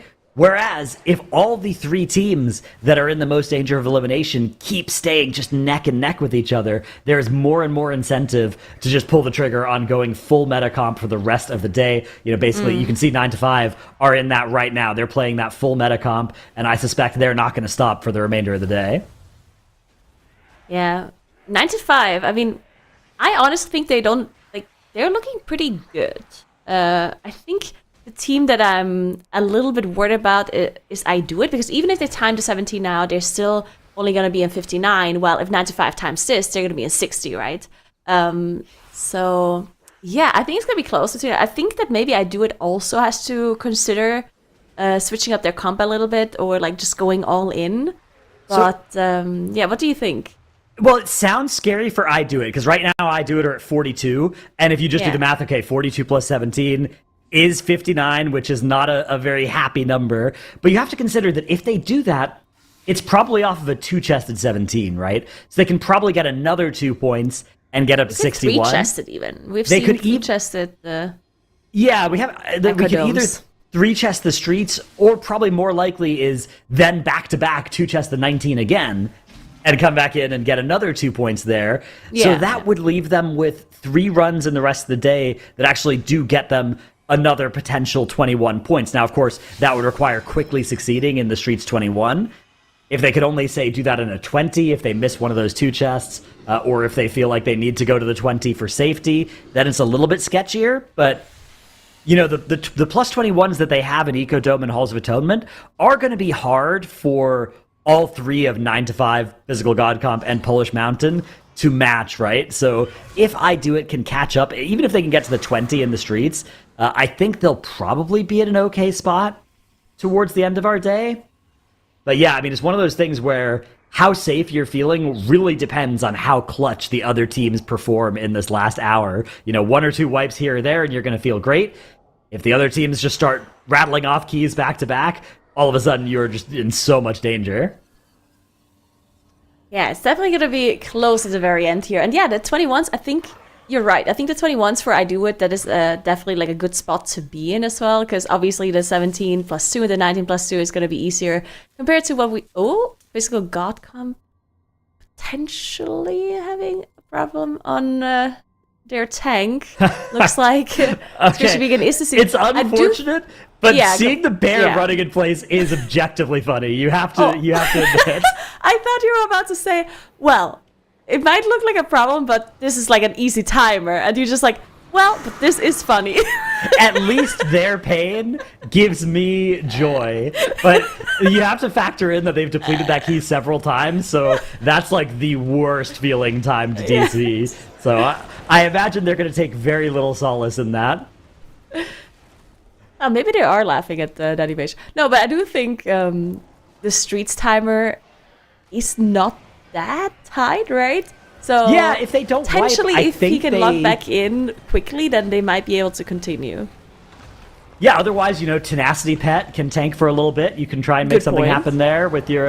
you die by the... Actually, you don't die by the sword. You're playing Fury, not Arms. But, you could try and make something happen. But yeah, I mean, realistically, for as long as your tank is dead, there is very little progress that can be made in these dungeons. So I really hope that they're able to solve that quickly. That is a tremendously painful way. Again, especially if you finally have a run going well and then you end up losing it to a disconnect. That can be, the nail in the coffin for a tough day of the MDI. So I do hope that they are able to recover that one and keep it going. Looks like they are still out of combat here. The DC has come in full force for Physical God Comp. Absolute tragedy for them, but the timer may be still playable if he gets back in a minute or two. I mean, they've got 3 more bosses to do. That's going to be a lot of work, but we'll see what they decide to do if and when their tank reconnects. In the meantime, we do have 9 to 5 working on this plus 21 Ecodome. Oh, they're also having bad things happen to them as that overloaded Sentinel deals that nasty damage, taking out their Demon Hunter. Blur going to be committed on the res here to try and stabilize things. That Sentinel does just have to die once you pop through that shield, that 50% mark. They are going to get through it, and now the pack should be a lot safer. That Sentinel just does so much damage on those high keys, but thankfully did manage to recover here, and they're going to be able to finish this off. Holy Method, though, in the meantime, of course, they are looking very good with their 62 points here, as they are attempting this 22 streets. And it's actually looking very good for them, as they still have those 3 bosses left, very similar to Physical God Comp, but they do have a tank that's actually there, which is definitely a positive thing for them. As they are approaching the Grand Menagerie here, and they don't have too much trash left either. Their timer is looking very good. Yeah, they should be fine as well. This is looking great. I mean, a plus 22 Streets of Wonder is going to be a powerful finish to their day. And the thing is, the day isn't even over yet. There's still an hour and 4 minutes left for them to go and collect 22 Ecodome, something that we already know they can do from time trials. And then maybe even go into that Halls of Atonement 22 as well, which could be a very impressive capstone to the day. Even if they accomplish just one of those, that will be a great spot for them to end the day. They are looking in prime position to be one of our 2 teams out of this group, which again puts so much pressure on everybody else. Yeah, definitely. We do see Polish Mountain here as well, trying to get their 21 halls done. They really, really want those 2 points. I do still think that Polish Mountain is looking pretty good with the 60 score, but that could change pretty quickly if all the other teams all of a sudden start timing their keys, and Polish Mountain gets stuck here in this 21 halls for a while, which we've seen other teams struggle quite a bit in the halls. So we'll see if Polish Mountain does manage to execute it now. I do it in the meantime in that 17. Don't think they are going to have any major problems here. They do want to 2-chest the 17, which I also don't think any of the other teams was super close to the timer either, so should be no problem, as they also still have 0 deaths. Anti-clockwise still on their break, but they're going to be back very soon. Yeah, that break timer, of course. Oh, man, we are going to take a look at Physical really God sad. Comp, though, as the tank is now outside of the group, and I I suspect they're going to have to try this one again. It's unfortunate. DCs are not something that's just a really, really tough thing for a team to play through when you're playing, just WoW in general, but especially such high-level competition like this. Tragedy for the Physical God Comp fan favorites, and I think they're now really, really against the wall when it comes to making it through to tomorrow. They have to come back in here probably and do it again, because, that timer, I just don't see how it can happen with 3 whole bosses left for them to take care of. Okay, so what do you think Physical God Comp, should they try and come back into this key and then try and do a 22? No, I think they have to do the halls after, right? Yeah, you need to get the 2 points out of this and halls. I mean, it would be okay to go halls instead first, but you realistically probably need both of those, right? Right now they're at 58 points, which is currently good enough for 4th place, but I think there's a very good chance that 62 is maybe 61 is the number they're going to need to get to avoid elimination at the end of the day, and that is going to mean that both streets and halls are required work for them. Yeah, that is just very unfortunate. I do hope they manage to get their tank back very, very soon. They want to talk about I Do It a little bit, as of course they are running this very interesting comp here with the Red Paladin and the Rogue and the Disc Freeze as well. So who gets PI in this comp here? It's got to be the MM Hunter. It's an MM Hunter. Oh, of course. Yeah. Because the Rogue tends to scale. It's actually, in Midnight, Rogue is going to scale a lot better with haste. But as it stands right now, Subtlety Rogue really doesn't care about getting haste. But that is one of the many exciting things to look forward to in Midnight. Their Subtlety is getting a lot of cool talents that scale the duration of their Shadow Dance with their haste and that kind of stuff in Midnight. So a little bit of a rebalance to how that stat works. And same for Rep Pally. Rep Pally also just doesn't benefit all that much from haste. I mean, they like haste, but their cooldown's a little bit less bursty than the MM Hunter. So yeah, we are going to see that PI land on the MM Hunter as foretold here on the start of the boss fight. Look at that burst on pull here. Yeah, there is some crazy burst coming through on Carvisi as the PI is also being used on the MM Hunter, as you mentioned. Absolutely insane. As they did also pull all of the trash here on top of the Postmaster. They also got a really lucky target as well on Carmisi, just being able to use that turtle to immune the soak. So the rest of the team can just chill and be safe. And now all of the trash is dead and they only have to fight the boss here. They need some more enemy forces. They're just going to get those workers in on the side. And it looks like they are approaching that side. And Quasi did now engage those as well. Yeah, looking really good. Also looking pretty good. Did manage to finish off all of the shards and are now fighting the first boss. Holy Method also on Postmaster in their run, and they are doing at 22. So a little bit of a higher key level compared to I Do It, which means that all of those abilities are going to be doing slightly more damage in comparison. And they're also running a completely different comp. Yeah. There's actually not a single spec that is the same between those two teams.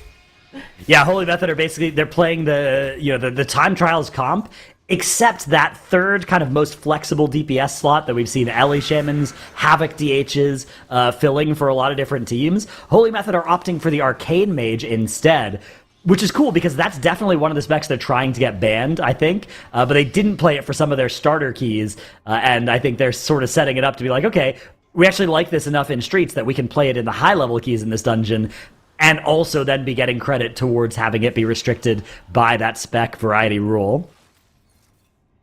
Yeah, definitely very cool to see how everyone is playing around that spec variety rule.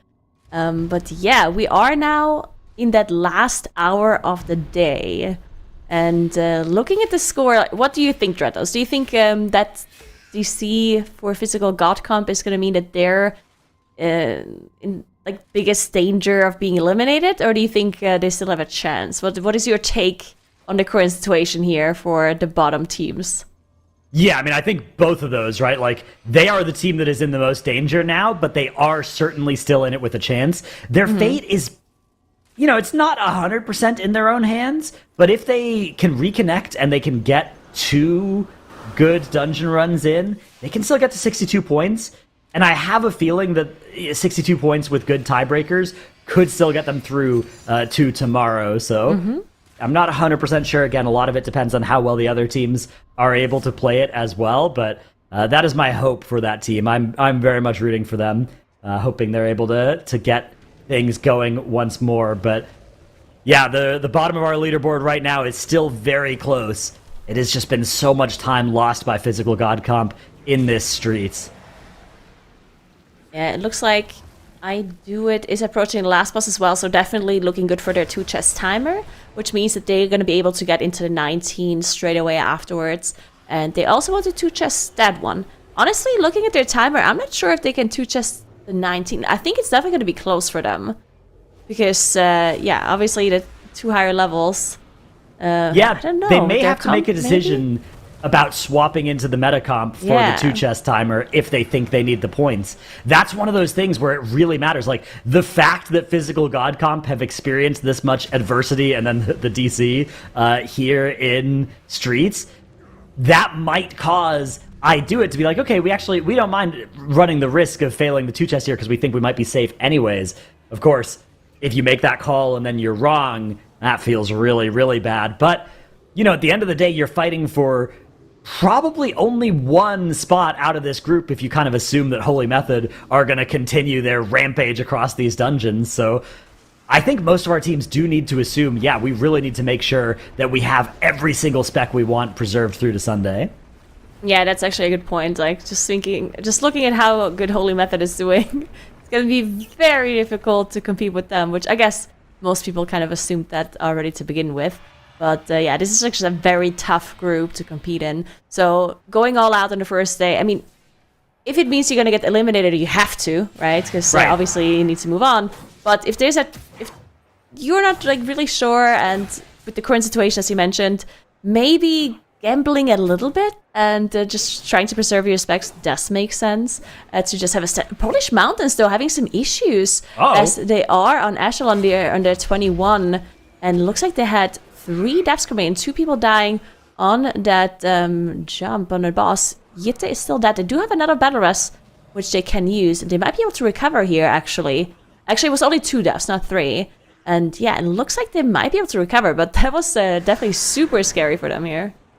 Yeah, strong recovery from Polish Mountain. They are one of those 3 teams that's at that sort of scary, actually one of the 4 teams in danger of elimination at the end of the day. So even just losing those 15 minutes would be costly. But we tune in now to the highest key so far completed, if this is completed, of the day, which is Holy Method working on the plus 22 Streets of Wonder. Look at the damage that goes out on the group every time Zoasmi does that raid damage, that nasty dot on everybody, but Whippy doing a great job of getting everybody inside that efflorescence, healed up nicely as the next big expanding circle Shuri comes out.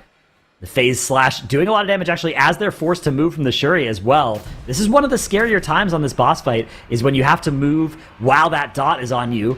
But once again, they are able to keep things going. One of the strengths of Resto Druid is being able to sort of pre-hot people, and then they can take that healing with them, even as they dodge through these teleporters.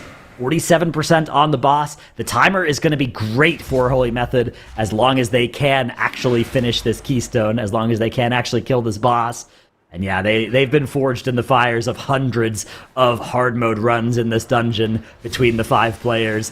I'm sure that they can get this done, because it's pretty cool, actually, that if you've ever done this dungeon on hard mode, it basically just does the last phase, right? Does the 30% to 0 phase for the entire fight, plus you have to land an extra kick. So doing it in M+ can feel a little bit like easy mode once you've done it a couple times on hard mode.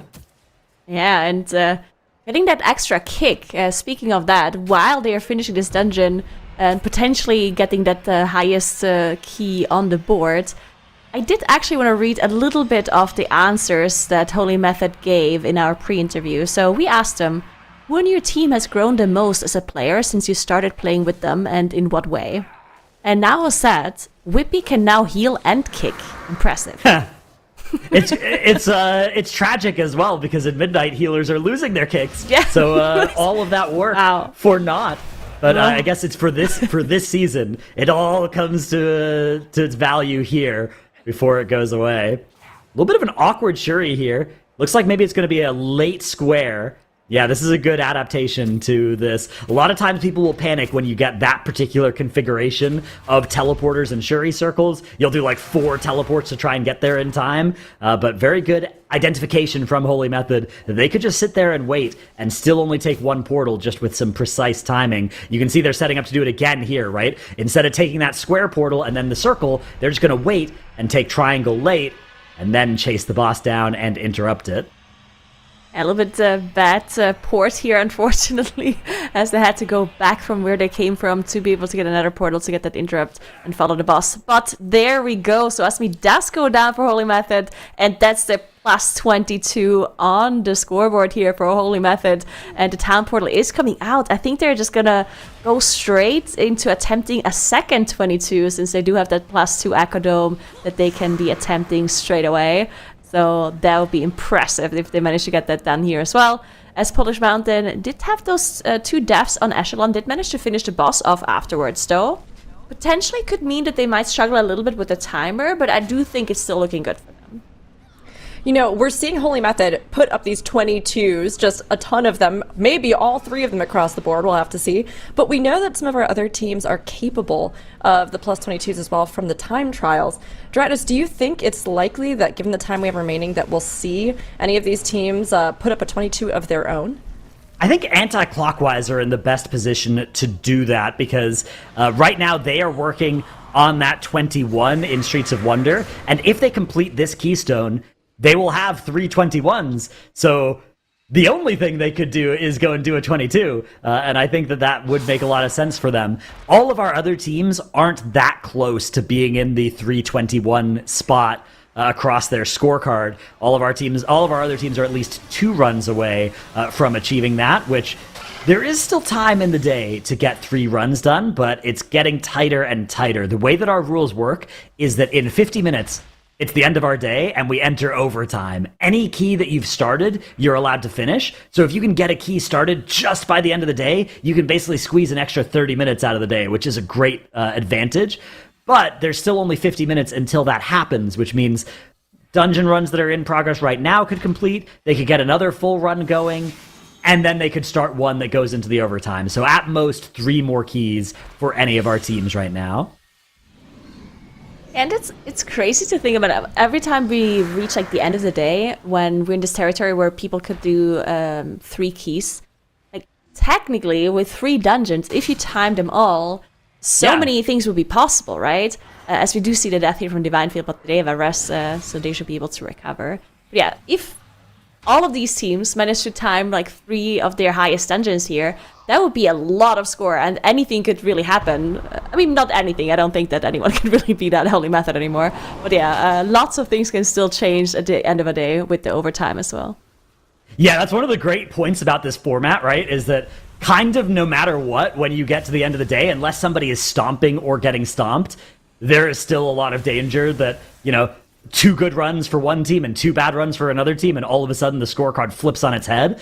This time around, we have the combination of that, plus our teams are just naturally really close as well, which means we are going to be set for a very exciting finish where whichever team can clutch it out is going to get a huge advantage, and they could potentially get 4 points over one of the other teams just in this last hour. Yeah, 9-5 here at the last boss in their 21 Echo Dome. Now, they only have 2 minutes 30 left, which is more than enough for this boss here, but they definitely can't make any major mistakes anymore, as they did have those 4 deaths already in the board. So I want to make sure they get this done. And also, potentially, maybe, if it's going to be super tight, then the time tiebreaker might also come into play, which doesn't necessarily happen usually on the first day for elimination. Usually it is just like a key level difference or more. But yeah, that is maybe something that they have to watch out for in the future if they're going to be having those keys on the board with multiple deaths. Yeah, I think it is very rare for a day 1 to come down to a time tiebreaker, but that's usually because there's usually a team that, is having something bad happen to them, ending up a little bit behind the other ones.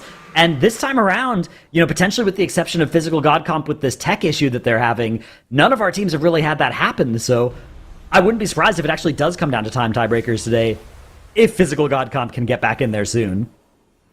Yeah, so if Physical God Comp can get back soon, they still, of course, have the time to time both of their 21s, right? They would have to go back and time the 21 streets, and then right afterwards they would have to go into the 21 halls. And they actually have a decent amount of time to still be able to do that because of overtime, right? So as long as they manage to start their second key, maybe if they do the streets first, well, actually the halls would be better to do first, depending on when they come back, right? Because obviously the streets is a longer timer than the halls. So yeah, we'll see when they come back. But they are still able to get those 221s on the board. 9 to 5, let's take a look. Okay, they also have the 21 they can still do after this one. So they do get those 2 points now, moving them up to 60. And then they have the 21 streets as well. But we saw how difficult the 21 streets can actually be. So it doesn't mean that 9 to 5 can time it. A safe thing that they could do is try and attempt the 20 if they're scared that physical god comp would be able to like overtake them. What do you think their approach should be here? Do you think they should try the 21 or do the 20? I think you should go for the 21 because I think at this point, like, you know, if you go for the 20, physical god comp can still get to 62 points, and you'd be playing for 61. So you still wouldn't be playing around the best possible end of day for physical god comp by doing that. And I think also all of our teams, they're all so close together. I think, you know, nobody should just concede that, say, anti-clockwise is going to get the other spot out of this group, which, you know, if the day ended, if today was the only day of the MDI, Holy Method and anti-clockwise would probably be our two teams that get out of here. But I think all of our other teams probably feel like anti-clockwise, at least, if not Holy Method, are in striking distance for them. And so that means you don't want to do anything that's like, let's just pick up the 1 point today to get safe for today. Because what you're doing is you're wasting 30 minutes of your weekend's time. Even if it's a good use on the day to save yourself through to Saturday, if you have to come back and then just do that dungeon again on 21 on Saturday or Sunday, you know, that's a huge time loss towards the entire weekend. And if you're trying to get one of the 2 tickets out of this group, you need every single second of the whole weekend. Yeah, that's a very good point. I do think that they have to think further than just for today. As Polish Mountain, they are now the last boss in their 21 halls. And I just quickly want to take a look at what their timer looks like, but I think they're more than fine. Okay, they haven't even passed the 2 chest timer yet, so their timer is actually looking very good. I was worried if they maybe have lost a lot of time on the second boss with those deaths, but doesn't look like it at all. They did manage to do the dungeon otherwise very, very quickly, so they're going to be able to get that 21 on the board unless they have any major problems on the last boss here. So anti-clockwise though, on their 21 streets. Yeah, the 2 deaths, not too big of a deal. They don't have battle rests available though, so that's going to be a little bit of a problem in case they do have any other deaths somewhere. But yeah, Polish Mountain, as I said, more than enough time for Lord Chamberlain here in the 21. Yeah, that timer is looking great. The boss fight as well. I think Lord Chamberlain is one of the easier ones in this dungeon, you know, compared to, say, Echelon. I think Echelon's probably the scariest for me personally. I'm not sure how you feel, but yeah, Lord Chamberlain, you know, there's a couple of little things that can get you, but for the most part, I think it's one of the ones that our teams probably are feeling. They breathe a little bit of a sigh of relief once they get to this point of the dungeon. So, yeah, we'll be checking back in with them before that is all done. Meanwhile, we can see that Holy Method have gotten that first boss taken care of in this 22 Ecodome.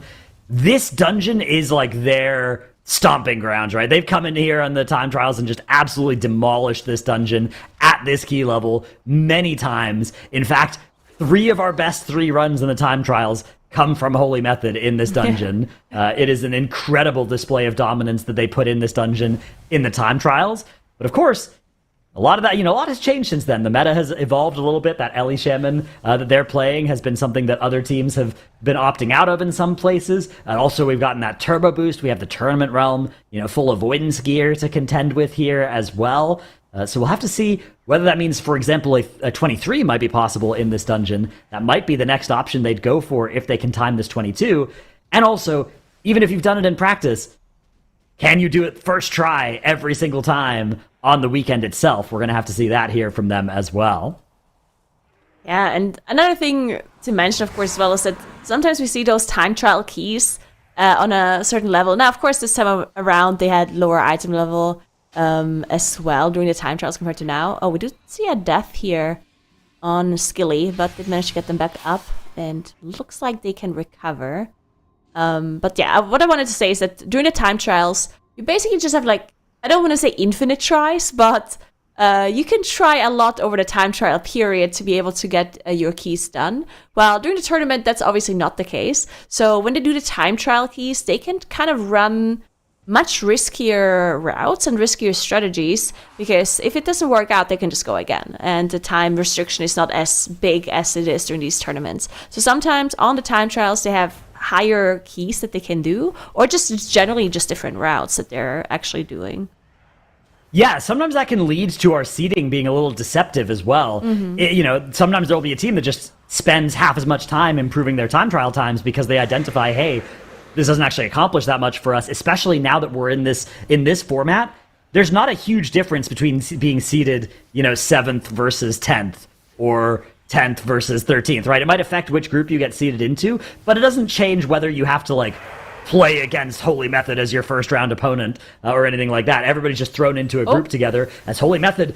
Speaking of the difficulties from a time trial run, are going to have a tank death here. That's immediately followed by a DPS death and another one here. And it looks like the wipe is going to be called here because things have gone a little bit too wrong for them. Are they going again, or are they town portaling? I think they're going to town portal. Yeah, they're going to town portal it.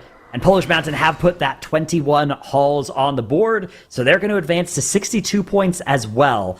I think 63 is turbo safe at this point if they can get there. Even 62 with good tiebreakers is probably fine as well.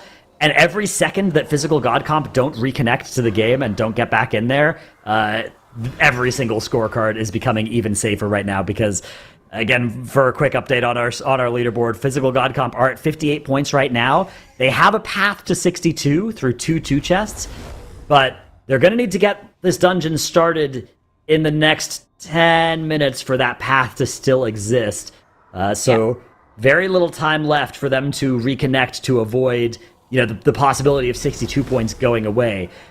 Even if they lose that, if they can get back and still get to 60, that would still put pressure on both I Do It and 9 to 5 to succeed in their runs, but that would make Anti-Clockwise and Polish Mountain instantly safe through to tomorrow as well.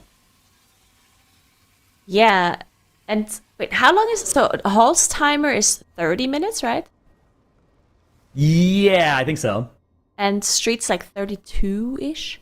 So yeah, okay. So if they come back within the next 10 minutes, as you said, then they might be able to do it both. Of course, they would have to one-shot those 21s, which would be rough but doable. I mean, they've tried the Street so many times now, I'm sure they're going to one-shot it. And the Halls didn't seem as difficult as the Street so far for the teams. So yeah, it is definitely still possible. Holy Method is going straight back into that plus 22 to be able to get that done as well. So they actually have a pretty good strat for skipping past some of the big mobs here. Those 2 Ravenous Devourers before Azhikar. We actually, a little bit of behind the scenes, we were setting up to show a replay of this from their previous run, and then they helpfully wiped so that we're going to get to see them do it again live here in this plus 22. But let's see exactly how they are going to set this one up. As you look at the racials that everybody has here. There are 4 dwarfs on the team, only 1 night elf, so a lot of typical meld strategies wouldn't work for getting through this. The tank not playing night elf, so they aren't going to be able to get through it with the typical tank pulling to the side and melding strat that we've seen do a lot of these kinds of skips in the past. Now he's going to run forward, tag those destroyers. He's going to keep going forward to the side here. The rest of the group is still not in combat with these 2 destroyers. Now it's a dwarf, though. Yeah, how's he going to get out of this one? Because he is not a night elf. Huh. Heads over to the side. What? And they've lost interest in him. Okay. Yeah, all right. Okay. Well, huh? I understand how that happened, and I'm sure you also understand how that works. Of course. So if you'd like to explain that to me and to the viewers, I think that would be great. Yeah, he just feigned death. I see. The warrior feigned death, right? Yeah. Yes, that makes a lot of sense. Yeah. he cast threat drop shout. Wait, potion? Melt potion? Ah, yes, okay, that makes sense. That's a thing. True. Good comms. So for anybody like me who was wondering how that worked, there is, of course, a new potion that came in the middle of this expansion, right? That lets you effectively get the benefits of Shadow Meld without having to play a Night Elf. Usually our players will just play the Night Elf if they're on a class that can. But even though now could play Night Elf on this Dwarf, he wants to play Dwarf to get access to that bleed / magic effect Dispel that is a nice thing that you can use in some other spots in this dungeon. So is instead going to just commit that potion cooldown instead. Cool, very cool. I think that's the first time I've seen that getting used in the MDI. Yeah, me too. It's also like the Mel potion. Like when I heard that they're adding it, I thought it was very cool, but then I felt like it hasn't actually been used that much, right? Like it's not a really common thing to be used, at least not in like packs or whatever. Of course, in hierarchies, that's something that people could be using. But yeah, so also like Invis potions, I guess generally have been used initially quite a lot, and then people are just like, let's just make a different route so you don't actually have to skip anything. I want my DPS pot. Yeah, the DPS pot, it's a pretty big deal if you have to have your whole group use an Invis pot to get through. But if it's just your tank's cooldown being committed to a Meld potion, that's a lot less painful to do, right? Because, tank DPS cooldown doesn't really add that much, or DPS potion cooldown doesn't add that much. So yeah, very cool strategy coming out from Holy Method to get through there. Although, they are going to have to skip those same mobs on the way back out. Maybe that will be Whippy's Shadow Meld being used, or... because I don't think this boss will be long enough for that potion to come back off CD. Yeah, it's going to be interesting. We're going to see what they're doing. As in the meantime, anti-clockwise, now finishing off the Postmaster here. Timer looking good. Yeah, timer looking good. We were talking about this a little bit earlier as they had those 2 depths coming in, but they're going to be fine if they don't have any other mistakes coming through here. Yeah, making their way now towards that last boss. Still plenty of time on the clock here. 6 minutes or a bit more even to get this boss taken care of for anti-clockwise. So they are in great shape to put those points on the board. That will get them to 63 points. Actually would be a tie with Holy Method on the points, although Holy Method do have superior tiebreakers. And they're looking to put 2 points on the board with their next run that they're already midway through. So still a bit of a lead over anti-clockwise. But yeah, anti-clockwise will be able to open up a little bit of an advantage relative to Polish Mountain. Now, if you want to compare Polish Mountain and anti-clockwise further, which I think would make a lot of sense because those are our 2 teams that are, on paper, the most likely to be fighting for the second slot out of this group. Mm-hmm. The one dungeon that they've both timed at plus 21 is Halls of Atonement. And they have the exact same timer down to the second in that dungeon of 27:38. So those 2 teams are setting up to be pushing each other so hard for the second spot out of this group, potentially. As we do get to see how Holy Method skip out, it's going to be the turtle into Feign Death out of Gingy rather than the meld from Whippy. It looks like Whippy's maybe melding the overcharged Sentinel. Okay, so they're using, Meld Potion, Feign Death, and regular Shadow Meld to complete 3 different skips kind of in the same geographic area in this dungeon.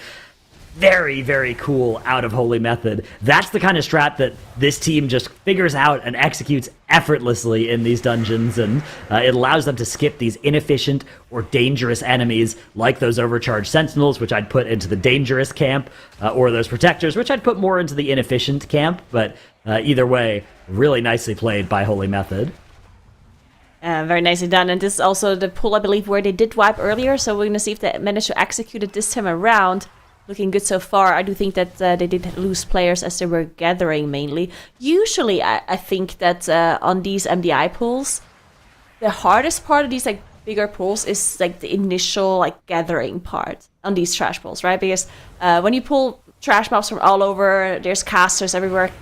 If you don't interrupt something properly, if something doesn't line properly, if they don't gather up immediately the way you want it, then you're not going to be able to control these mobs, and that's usually where the biggest pain points are. Once they are gathered like this, then as long as they don't have any major problems with their rotations that they have figured out beforehand, then it should be okay to execute here. But I did quickly want to talk about anti-clockwise here for a second. So if they finish this key, they actually have a little bit over 30 minutes left. What do you think they should be attempting afterwards? I think they probably won't have enough time to get 2 keystones done ever because all of their keys will already be 21, so that would require timing a 22 in, say, 30 minutes flat, and then going and doing another dungeon, which sounds a little bit far-fetched for me. So I think they want to choose a dungeon where they can sort of treat it as 30 minutes of like bonus overtime and just reset it a bunch of times before they actually get to the overtime if they need to.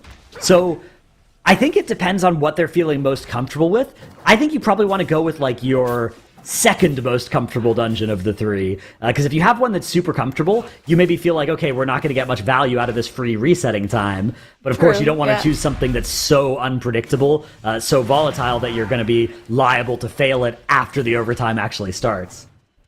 Yeah, because I guess in theory Ecodome would be doable if they one-shot it and then do one more key. There's Ecodome timer you can go quite a bit under. But it would be tough, and they would also have to one-shot it, and they would have to be super fast. So yeah, I think I agree with you that they should just attempt their second most comfortable key rather than because if they're super comfortable with the 22, they can just do it tomorrow, right? They can just come in, do it tomorrow, and that will be safe for them. But yeah, there we go. Anti-clockwise finishing off their key. I do it on the other hand. They're 19, and they want to 2-chest this, right? Which I think the 2-chest timer is looking a little bit rough for I Do It, as they are fighting Postmaster right now. Do they have... enemy forces are going to be done during this boss, yeah, they've also already done Mises Oasis, so this is their second to last boss rather than their third to last boss. Some of our teams do this in a different order, so there's still possibilities here for I Do It, but yeah, notably they decided to continue playing their off-meta specs rather than swapping into a meta comp to try and secure that 2-chest. Maybe seeing what was going on for Physical God comp and realizing that they probably don't need those points as badly as they initially thought from potentially the 21 in here, and they'd rather keep earning credit towards playing their main specs all of Sunday. Well, the last 30 minutes of our day means that we have one final caster swap here on the desk. So, thank you so much, Nagura. As I jump in here and interject, we will say goodbye to you, but we'll see you again tomorrow. See you tomorrow. See ya. And we're going to be bringing on Xyronic and Tettles for the big finale of day 1 here in Group A. Now, of course, it doesn't end here. And as we've kind of touched on, our teams are going to be playing all 3 days of groups this MDI with a daily elimination. So as we kind of look at this, Zyro, what are the stakes for each of our teams? What's their position right now as they're looking at their final runs of the day, and what's ahead this weekend? Yeah, so just a quick little recap for the last 30 minutes here. I think the only teams that are super safe and really kind of vying to get extra score at the end of the day here to set themselves up to be a top 2 team are Anti-Clockwise and Holy Method. Both of them have had fantastic days with very little, if not zero, mistakes. Our other 4 teams have had varying level of mistakes, ranging from 15-minute losses to full dungeon time, just missed out by, for example, I Do It in the 21 Halls of Atonement, to just full-on tank DCs being unable to play the game for 15-20 minutes in the form of Physical God comp. So there's been varying levels of unfortunate circumstance and misplays throughout the day. For those bottom 4 teams, these last 30 minutes, you need to just close out the day strong. Make sure you gain all the score you can, because while the end of the weekend we're trying to find out who our top 2 teams are going to be, just for today, you just want to make sure you don't get eliminated. Yeah, so something you talked about was that score was cumulative, but also what specs you play are cumulative for the spec variety rule. So it's not even necessarily about what score you're coming out of day 1 with, but it's how are you set up as well to play potentially off meta or meta specializations whenever we get 2 dungeons tomorrow, and what does that end up looking like? What is your spreadsheet situation looking like whenever you're trying to factor in how many specs you've played, what levels did you end up playing those on, and trying to figure out that, because that's also something that you have to factor in for days 2 and 3 as well. And it's not just where are we getting our additional +1 score from? Yeah, absolutely. I do think that there is a kind of breath of fresh air, a sigh of relief that can be felt by all of our teams here.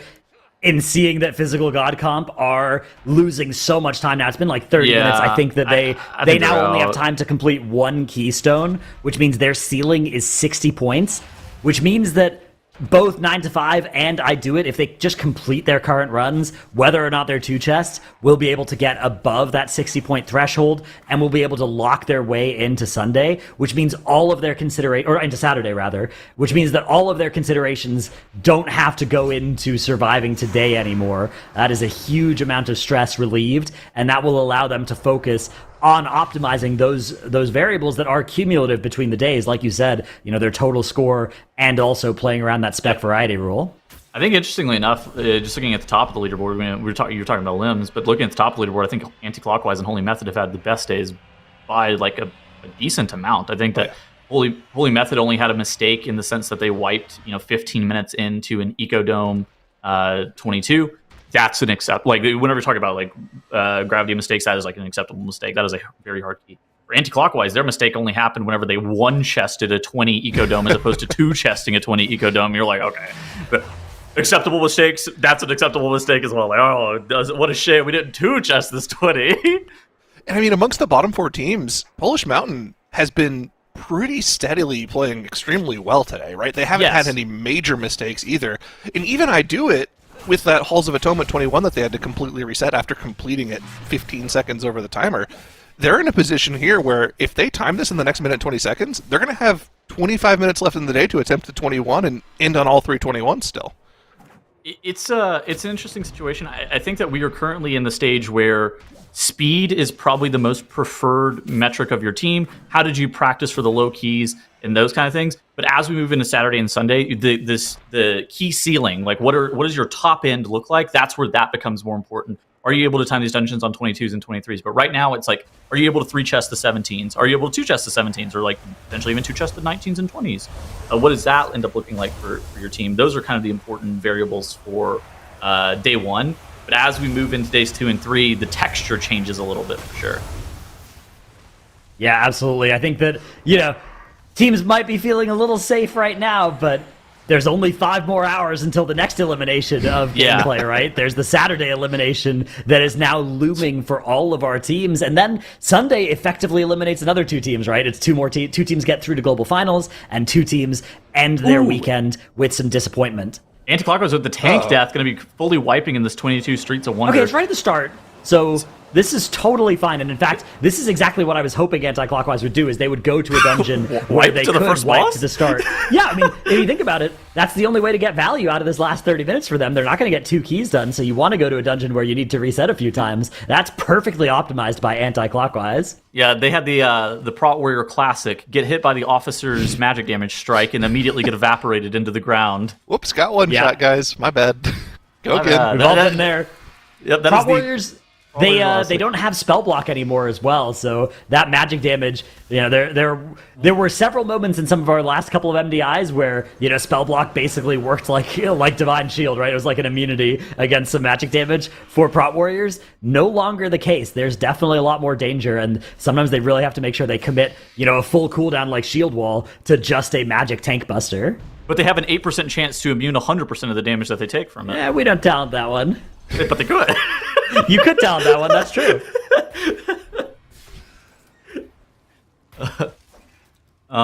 Okay, so looking around the horn here, we see 9 to 5 here. They are okay. I would describe this as okay on their timer in this Streets of Wonder. They're going to be down in the mailroom somewhere in the 23-minute range, then leaving them a little bit over 10 minutes, or about 11 minutes to be able to finish off Mises Oasis and Soasmi. A little bit of trash in between. They should be on the right side of the timer, assuming that they don't have any major mistakes, accumulating like 4 or 5 deaths, something like that. Looking at Anti-Clockwise in the top right, we talked about them just a second ago. They reset their Streets of Wonder on the 22. I think that getting through the first 7 or 8 minutes of this dungeon is by far the hardest part of this key. This first room, the first boss, all very difficult. Holy Method in the bottom right in their 22 Ecodome Aldani, they are actually able to down the second boss. Now, the second boss is kind of that linchpin crux moment of this key too, where the tank damage just from the bleeds that go on your tank, that's really high. Tanking that boss with a bunch of trash on it, that's really hard as well. all of the sentinels and remaining trash that's in that second boss area is really tough. We also see Polish Mountain now here on the big screen. They've made it through the second boss on Ecodome. They have made it into the third area, and they are going to be gearing up to pull Soul Scribe probably within the next 4 or 5 minutes, maybe. And they're looking pretty good. They could even afford like a few deaths to be and still time this dungeon on 21. They're going to be able to put up 63 points and still have time to be able to run a dungeon in overtime. They're going to be able to put up 63 points and still have time to be able to run a dungeon in overtime, being able to put up a potential 22, setting themselves up in a similar point position to Anti-Clockwise, if Anti-Clockwise also timed this dungeon on a 22. So I think for Polish Mountain, there is a chance that them and Anti-Clockwise end up having the same score. And then you see I Do It here on the far right. They're at 61 points. And they're trying to realize the 2-chest 19 Streets of Wonder and turn that into a 21. And I think that for them, it's just going to be about making sure that they get the 21 done within the next 20 minutes. They have 20 minutes to be able to reset this dungeon. But as long as they time this key and finish the day with 63 points, they should be more than fine. Tails, talk to me about like the overall dungeon difficulty tier list you think for the dungeon pool that we have. I think it's pretty clear that like Ecodome, Gambit are the two easiest, but like what's the dungeon level cap difference between those at the top end and like the Floodgate and the Priory at the bottom end? Yeah, so Ecodome's difficulty, it isn't in the timer. It's actually in the ability to be able to like live the second boss area, the Sentinels and the tank hits on the second boss as well. The javelin damage also insanely stupid once you end up getting that dungeon up to like a 23 to a 24. That's kind of the difficulty curve of that. I actually think that it's like you said, it's Gambit and Ecodome. Those are mostly free due to the exact same reason. The timer is very lenient. I actually think that Streets is maybe a little bit less easy than those two, but still fairly free timer wise. And then the hardest dungeons, Priory's up there. I think Arakara is actually pretty hard. Blizzard did do some nerfs to Arakara in terms of like poisons and whatnot over the last couple of months, but I actually think that Arakara can be a bit difficult as well. But I think it's like you said, been the Floodgate, the Priory of the Sacred Flame. But Floodgate is interesting because and we were talking about this before the season started, and Dratnus brought this up, that Floodgate always has more routing options. You can always pull bigger in Floodgate to be able to alleviate some of the timer constraints if you're really concerned. But the hard part of Floodgate is just being able to live a bunch of the really difficult pulls. And Big Mama is also brutal. All the bosses in there have stupidly hard heal checks too. I think that's kind of where Floodgate ends up becoming pretty hard. But Resto Druid does have an easier time of healing that dungeon than, so let's say, a Disc Priest. Okay, but in terms of like actual levels of dungeons you might expect to see, what do you think from that point? I think that everything's doable on a 23. Okay. Probably. I think that like in theory, maybe Priory and Floodgate would only be doable on a 22. I would expect everything to be doable on like a 23, at least in terms of gear wise. This is assuming that you have like infinite time though, which obviously you don't have. So we're talking about like the global finals, where they have a little bit more time to push typically, kind of situations. But I think that there's a world where some dungeons are even doable on a 24, where you see that Ecodome, like we saw it get done on a 23 during time trials, and that was pre-turbo boost. They're 4 minutes under like. Timer wise, they should maybe even be able to do a 25, which I don't think. I think even a 24. Let's be happy if we get to see a 23 in that dungeon. That's never been done before. Yeah, I think would be extremely cool. But the 23 being 4 minutes under, is that not ridiculous? The 22, being that far under, Or 22 being that far under, is that not ridiculous? Like the timer is looking great. That is very true. I think we were thinking the same thing, right? That's 4 minutes under. They should have been able to do it on 23, but there was something that was preventing them from doing it, right? And so, I mean, some of the damage. It looks like we're in a season where, like, the thing that's preventing you from timing the key isn't how much damage you can do. It's how much damage is being dealt to you, which is not something we've had for a while, I feel like. I feel like that's typical of like this kind of format, right? The MDI TGP format. They normally end up running into. I mean, this is the thing with infinitely scaling dungeons. You end up running into one-shot territory. Right. You either reach a point where the damage becomes unhealable, right, unlivable, or you reach a point where you just can't do enough DPS. And I think that right now the balance is pretty good. Where in most of the dungeons, both sort of become really, really hard at the high key level. But yeah, Ecodome maybe a little bit more in the direction of, okay, the timer's probably fine if you can figure out how to survive and avoid pulling, way too cautiously. I wonder if there's ever a situation where like you just start putting Lumithar trinkets under DPS. Yeah, you could do, but that, the timer's usually not that safe, right? When we talk about a safe timer, it's like, oh yeah, I'm going to have 30 minutes or 30 seconds to spare in this plus 23, right? Which is like, okay, that's less tight than some dungeons have been. That's not, free enough that you can just drop your trinkets. Trinkets are really broken this season too. I mean, you got the Nether Prism. That thing is just unbelievably broken. Being able to stack up, it's like the Spy Master's web of melee DPS, and that's one of the reasons I actually think that the physical damage dealers, I said melee DPS, but like we're talking about like Fizz dealers, with that Hunter and everybody being able to wear that Nether Prism trinket, that thing is just so broken. How do we think this timer's looking for 9 to 5 here? I mean, they have one boss left, but they still have to get 13% count. So last boss is short, right? I mean, Soaz means like 3-minute fight. You can snap trash up too. I haven't seen it done in a while. Yeah, you definitely can snap trash up. We haven't seen that in a while. We saw that back in Shadowlands in this dungeon, but yeah, I'll have to see if anybody decides to go for it here. This is going to be a tight finish at the end of our day as well. We did also just have a Gingy death for Holy Method, as they are working their way now on the last boss of their plus 22. A lot of time left on the clock for them, though, and 2 full battle reses. Meanwhile, Polish Mountain in the exact same spot in the dungeon here at the plus 21 Keystone level. They're sitting very nice here. 2 B reses still in the tank. Everything is looking good. That damage starting to get very scary, but this boss is typically not the scariest one. It's usually the second boss, although it looks like we've had a failed soul collection, but we can't stay there for too long as we have had a lava breath death. Or I Do It. I think that's a first for me seeing one of those this season as well. Interesting thing to go wrong for them. We had one earlier today. We had that one, was also on a Hunter. So. Yeah. Wow. Hunters just can't dodge the lava breath, I guess. Nice snap being set up here by I Do It. Sort of a snap, right? Ooh, the Direhorn's not in there. Little safe spot, but yeah, the Direhorn is still going to get that Wild Thrash going. Luckily, their only melee DPS is a Rogue, who was able to just not be standing in there, and now the snap does come through. Interesting little thing, because, we don't see a lot of snaps in dungeons these days. Most of them have been removed from working to the player's advantage, but this little cart here has survived in the Streets of Wonder. Nice little trinket, little memento of what the MDI used to look like. I keep waiting for the patch note where they fix this, and I'm glad it hasn't come yet. Polish Mountain's almost 2-chesting this 21. They were like, I think they're going to be 10 seconds over the 2-chest timer. Wow, yeah, very impressive run. Especially because I believe that's just the walk-in and one-shot, right?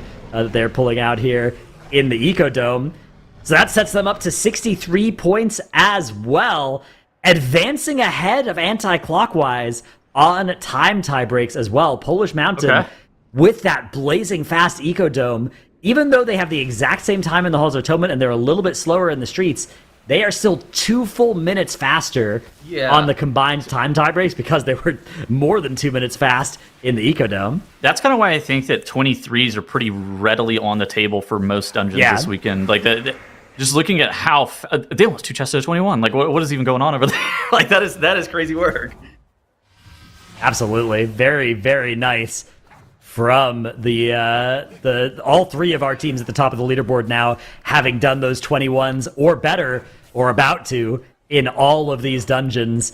Really strong showing at the start of the day. Meanwhile, Physical God Comp have gotten, of course, back into they're now zoning into a key, it looks like, although we still just have their team card showing here, but I can see a little dot that indicates they might be walking back into that street, so we'll have to see if they are able to get one run going. It sounds like they maybe still don't have their entire team there, so I may have given some false hope for them. The other 2 teams, though, I Do It and 9 to 5, that were otherwise at the bottom of our leaderboard, are playing to catch up still to Anti-Clockwise and Polish Mountain. 63 points is still on the board here for both of these teams, both I Do It and 9 to 5, if they can succeed on their current runs, and then, in the case of 9 to 5, get another run done in the last overtime section of our day. Holy Method could put up 66 points today.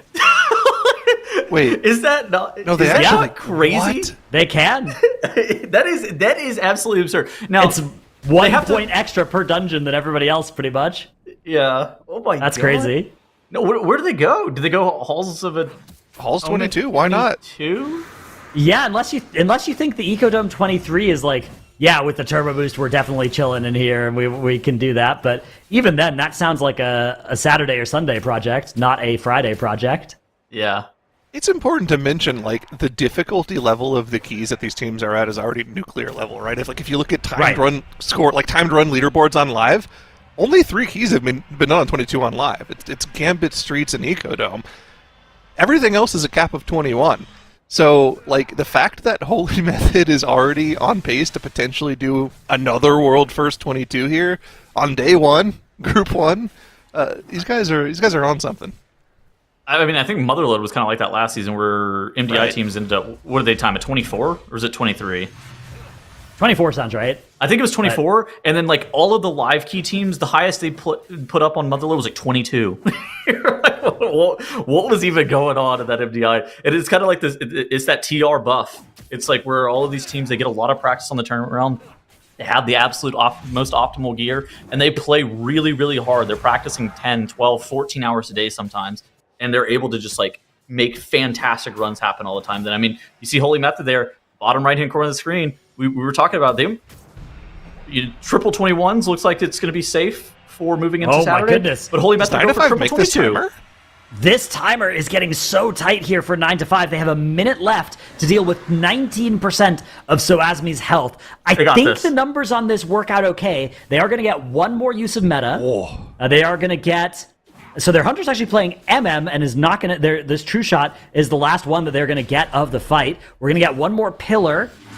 This Hunter's popping off in this True Shot. I saw lots of block arrows popping off there. They did a ton of damage there in Execute.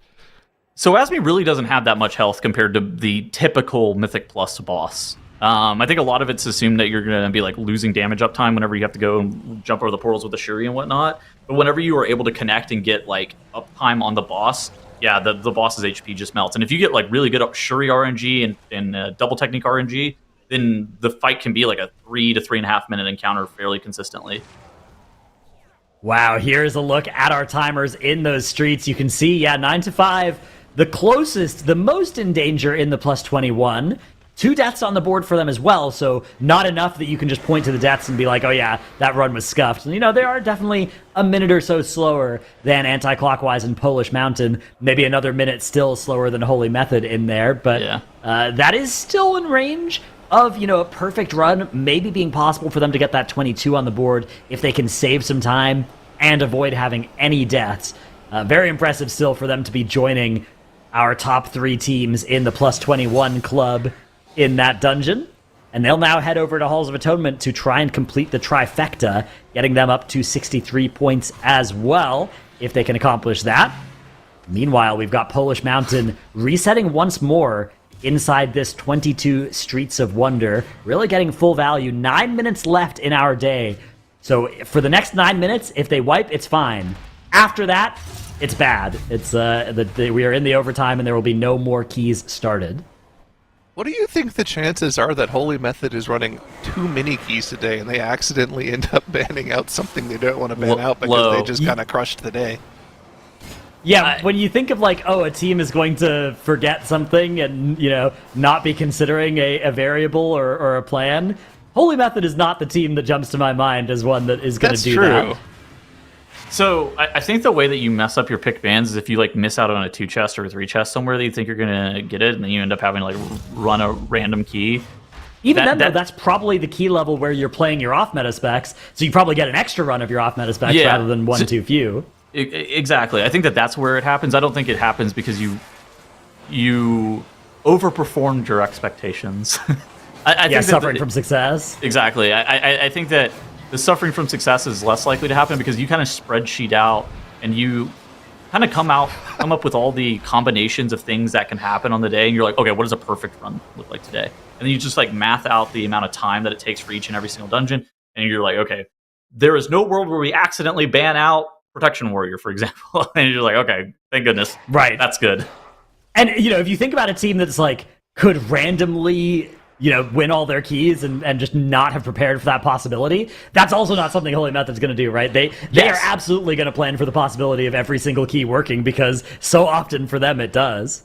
Oh, well, okay. I was going to say, they've been playing the LA Shaman for the past couple of keys. They also played it in 2 keys to start the day, and I was worried if they played it one more time, it might be their highest DPS spec, but they're not playing it here in the Halls of Atonement, so yeah, I think that's out of the question for them here. I think it's Bear Resto Shaman that gets banned out today, although they have played Beast Mastery Hunter a lot. Clicks even logging into the Beast Mastery Hunter whenever Genji needed to play the Mage. But I do think it's that tank healer combo that's going to have priority on the ban today. But it's not today's bans that I think are the most interesting. I actually think it's the cumulative ban for tomorrow and trying to figure out how are we supposed to weave that in, because tiebreaker criteria for bans prioritizes healer and tank, which you're easily able to force like the tank and healer ban like that. But then it's like, okay, now we have to have 2 DPS get banned on a Saturday. Yeah, I mean, as long as you've been putting that good work in to get some specs that you can play them in the builder keys tomorrow, because tomorrow is going to come with 2 new dungeons that will have some builder key levels to do, right? So you can definitely still manipulate that.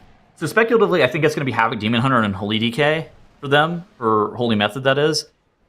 But they're going to have to be careful about the Hunter, so I think that they're going to have to play Mage a lot more tomorrow. But then, so it's going to be like a decent amount of Mage, Havoc Demon Hunter on Holy DK, but you see, okay, and I think that composition makes sense. I mean, look at the people that are on what specs here. You see Clicks is on the Havoc Demon Hunter, Push can log in on Holy DK, and then Jinji can log back into the Mage. And so I think that'll set them up fine to be able to get stuff banned. Just a slight bit of insight into what these teams are having to deal with when it comes to this rule that's been iterated on since last season. They're having to play around with, swapping up specs pretty much every single dungeon run, but looks like most of our teams are doing it pretty well without committing any errors. I like the comp from I Do It, by the way, in their streets here. Mm-hmm. The Rogue Mage Hunter comp. This is another play, and I don't even think this is like necessarily that much worse than the theoretical best comp that you see in most situations on live, which is usually Hunter DKX, sometimes a Shaman, sometimes a Mage for single target damage as well. I think it's actually pretty powerful. Marks is actually really good in specific dungeons too. What were you going to say, Dratnos? I was just going to say, like, sometimes something that happens on live is that you're playing, with somebody and they're just going to play their character in all 8 dungeons of the season, right? Because that's their character and that's what they play. Even if it's actually not the best in some of the dungeons, right? Like, there can be seasons where it's like, oh yeah, Arcane Mage is actually just better in this dungeon, but we're not going to play with an Arcane Mage in all the other dungeons if we don't want to, right? Or somebody's just not maining it. So in TGV, sometimes, especially with the spec variety rule incentivizing you to find these cases, you're going to see these specs actually really pop off in the dungeons that they're most suited to. It's interesting. I actually think that Arcane Mage is one of the better DPS specializations. The issue with Arcane Mage is it just doesn't slot in that nicely with the other things that are meta. Whenever you're looking at the meta, you're trying to build it around like Protection Warrior and Resto Druid, and then you're like, okay, what fits in with that? And it's not really Mage. It's the people that can benefit from the Battle Shout and the Mark of the Wild, and you just really want to index into people who can benefit from the Battle Shout. Nether Prism, again, I said it earlier, but Nether Prism, incredibly broken trinket, so you look for people who can wear that Nether Prism fairly frequently. I mean, you see Holy Method on screen here, triple Nether Prism wearers. Yeah, I mean, that trinket is unbelievably broken. If you route around it, you can make it happen, and it's like, I do it. The Mage is good. The Rogue, I actually think, is underplayed relative to how strong Subtlety can be, and then obviously Marks versus Beast Mastery, there's situations where Marksmanship Hunter can be better than BM. And I remember Yargi, he's a member of Mist Count, we'll see him in a few weeks. He was playing a lot of Marks prior to Beast Mastery getting sizable buffs. That's all to say, the meta is a lot more open than it may seem right now, right? There's a lot of very good picks that are extremely niche strong in some dungeons. I mean, I think Warlock also suffers from the same problem, right? Where it's clearly the best AoE damage in the game, but a single target might be a little bit lacking, but more so, it just doesn't like slot in that well to that many comps. Yeah, and I think that whenever you start factoring in 3 and 5% raid buffs to try to get that multiplicative value, that's actually the sign of a pretty healthy meta game. Whenever you're trying to like pick compositions based around these very small raid buffs, because historically we've seen some seasons where Shadow Priest is doing 30% more damage than other specializations, but throughout the War Within, I actually feel like we've had a relatively good specialization and class balance where whenever you start thinking about raid buffs as the backbone of your composition, that just means that there's not a specialization that's doing 30% more damage than something else. Yeah, I love this, because I felt like there's been a few seasons like this in the past, and then teams are just like, we can just play this meta comp everywhere, right? And it's like, it's good to just get the familiarity on everything. We just play this everywhere, and it's either the best or it's within a few percentage points in every dungeon. But with the Spec Variety rule, you already have to play something other than the meta comp, either on the Friday or the Saturday or the Sunday, right? Like, it's either you do it early or you have to do it, you're forced to do it later, which means that there's just a huge incentive to come up with these opportunities to use these specs that are maybe just a little bit off meta for where they shine the most. So I'm very happy with what we've seen in these dungeons so far in day one. And I mean, if stuff is close, and I think the important point is, like, if stuff is close, you're going to pick comfort over something that you think might be the second best composition. And we saw that a lot last season, where teams were playing like Frost Death Knight instead of Unholy DK because they wanted the same utility of the Unholy DK being a brick wall and having grips and AMS and stuff like that. And they just ran like Fire Mage instead of Arcane because it just made more sense to play comfort as opposed to trying to completely re-swap out of a bunch of different pieces. And I think that also just kind of proves how close things have been balanced. It was actually also really close last season too, but people got so stuck up on the meta comp, the theoretical, like the Boomkin Mage DK that was really, really powerful. I actually think melee comp was better last season. Like, I remember tryharding with that comp in so many keys, and then I would go over to Tom Elvis's stream. He's playing double rogue no comms over in EU, and they're just timing 22 priories. It's like, what is going on? How is this strong? But nobody wanted to take the time to learn it because the meta comp was really easy to play. All right, we are nearing the overtime threshold here. All of our teams very soon are going to need to stop what they're doing or continue what they're doing and not be able to start a new key. Very cool little strat there from Now, actually, leaping out and grabbing trash. Normally on Halkias, you get feared if you do that, but Warriors can Berserker Rage, so they can just leap out there, Berserker Rage, grab a little bit of these Groundskeepers, get them under the boss, get that funnel for clicks off of that Wounded Quarry, Aldrachi Hero Talent node. Very, very cool. But yeah, we are at the top of the hour now, so very shortly we will get word from the admins that these runs are final, which will mean that, it will be Physical God Comp eliminated at the end of our day. The other 4 or 5 teams, though, a lot of different ways that this could still end on the scoreboard at the end of the day. One thing is for sure, Holy Method are going to be in first. Question is, by how much? I think that for Anti-Clockwise and Polish Mountain, they're already through. Both of them they're through the hard parts of the Streets of Wonder. For I Do It on the far right as well, also through the hard part of Streets of Wonder. Ideally, all of them kind of clutch up and close this out. For Holy Method, they have like a couple of pulls. The next 2 or 3 pulls, I think, are going to be make or break for them and their ability to be able to time this dungeon on a 22. Echelon and a high adjudicated release can cause problems, but they're generally seeing it as a little bit easier. This next trash pack that you're going to be seeing out of Holy Method with the Bloodlust, that's going to be a pretty big deal. They are going to be using a bunch of their Nether Prisms, 2 minimum, potentially even 3 Nether Prisms, and this trash pack might get obliterated with the Bloodlust, but there's always a potential for a tank death with triple Reaver, and with this many Ankle Biters as well, applying bleeds to the group, we're going to see Genji and Kush pressing that dwarf fairly quickly. There's a lot of group damage coming out there, though. Those Ankle Biters instantly.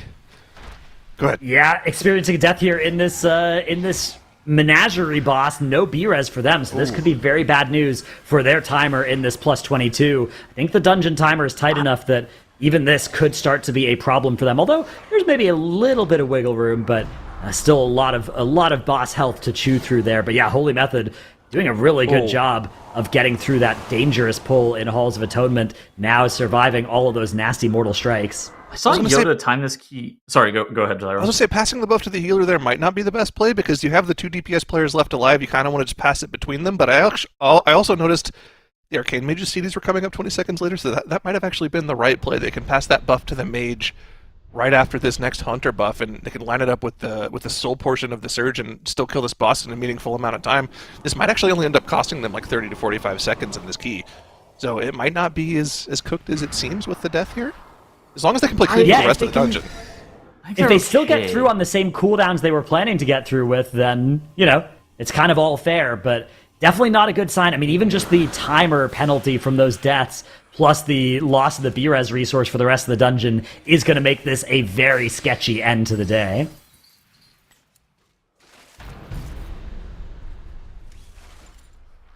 actually want to compare the timer in that key to what we saw from Holy Method as well, just to get an idea of how much time Polish Mountain lost on that split there. Also assuming the trash is the same, 15:23 on the Grand Menagerie. Yeah, I mean, it's bad. It's bad. I saw Yoda end up timing this key yesterday with like 6 deaths on a 22 they were practicing on TR. So I think for Polish Mountain it's doable, even though they had a player dead. The DK being dead for a really long time with the boss is a huge time loss. If they have like no more mistakes, I think they're going to be okay. But it's not. It's going to be very close, and they can't. They basically could have no minor mistakes from here on out. They're going to have to play like Holy Method for the remaining, 15 minutes of this dungeon. All right, well, it is very clearly after 5 p.m. now, our time, so these are the last runs that they're in for sure. So there's really no gain for Polish Mountain to just quit the run out, so they'll give it their all for the remaining half of the dungeon they have left or so and still try to time it. Of course, Holy Method playing just to be ahead, like Tratno said earlier, by either 2 points or 3 points, potentially, depending on how this dungeon goes and depending on how our other runs go. I do it, still playing to get all 321s done. Their timer is not looking that great in this Streets on their end, though. Let's take a look at this run for them here. We do actually...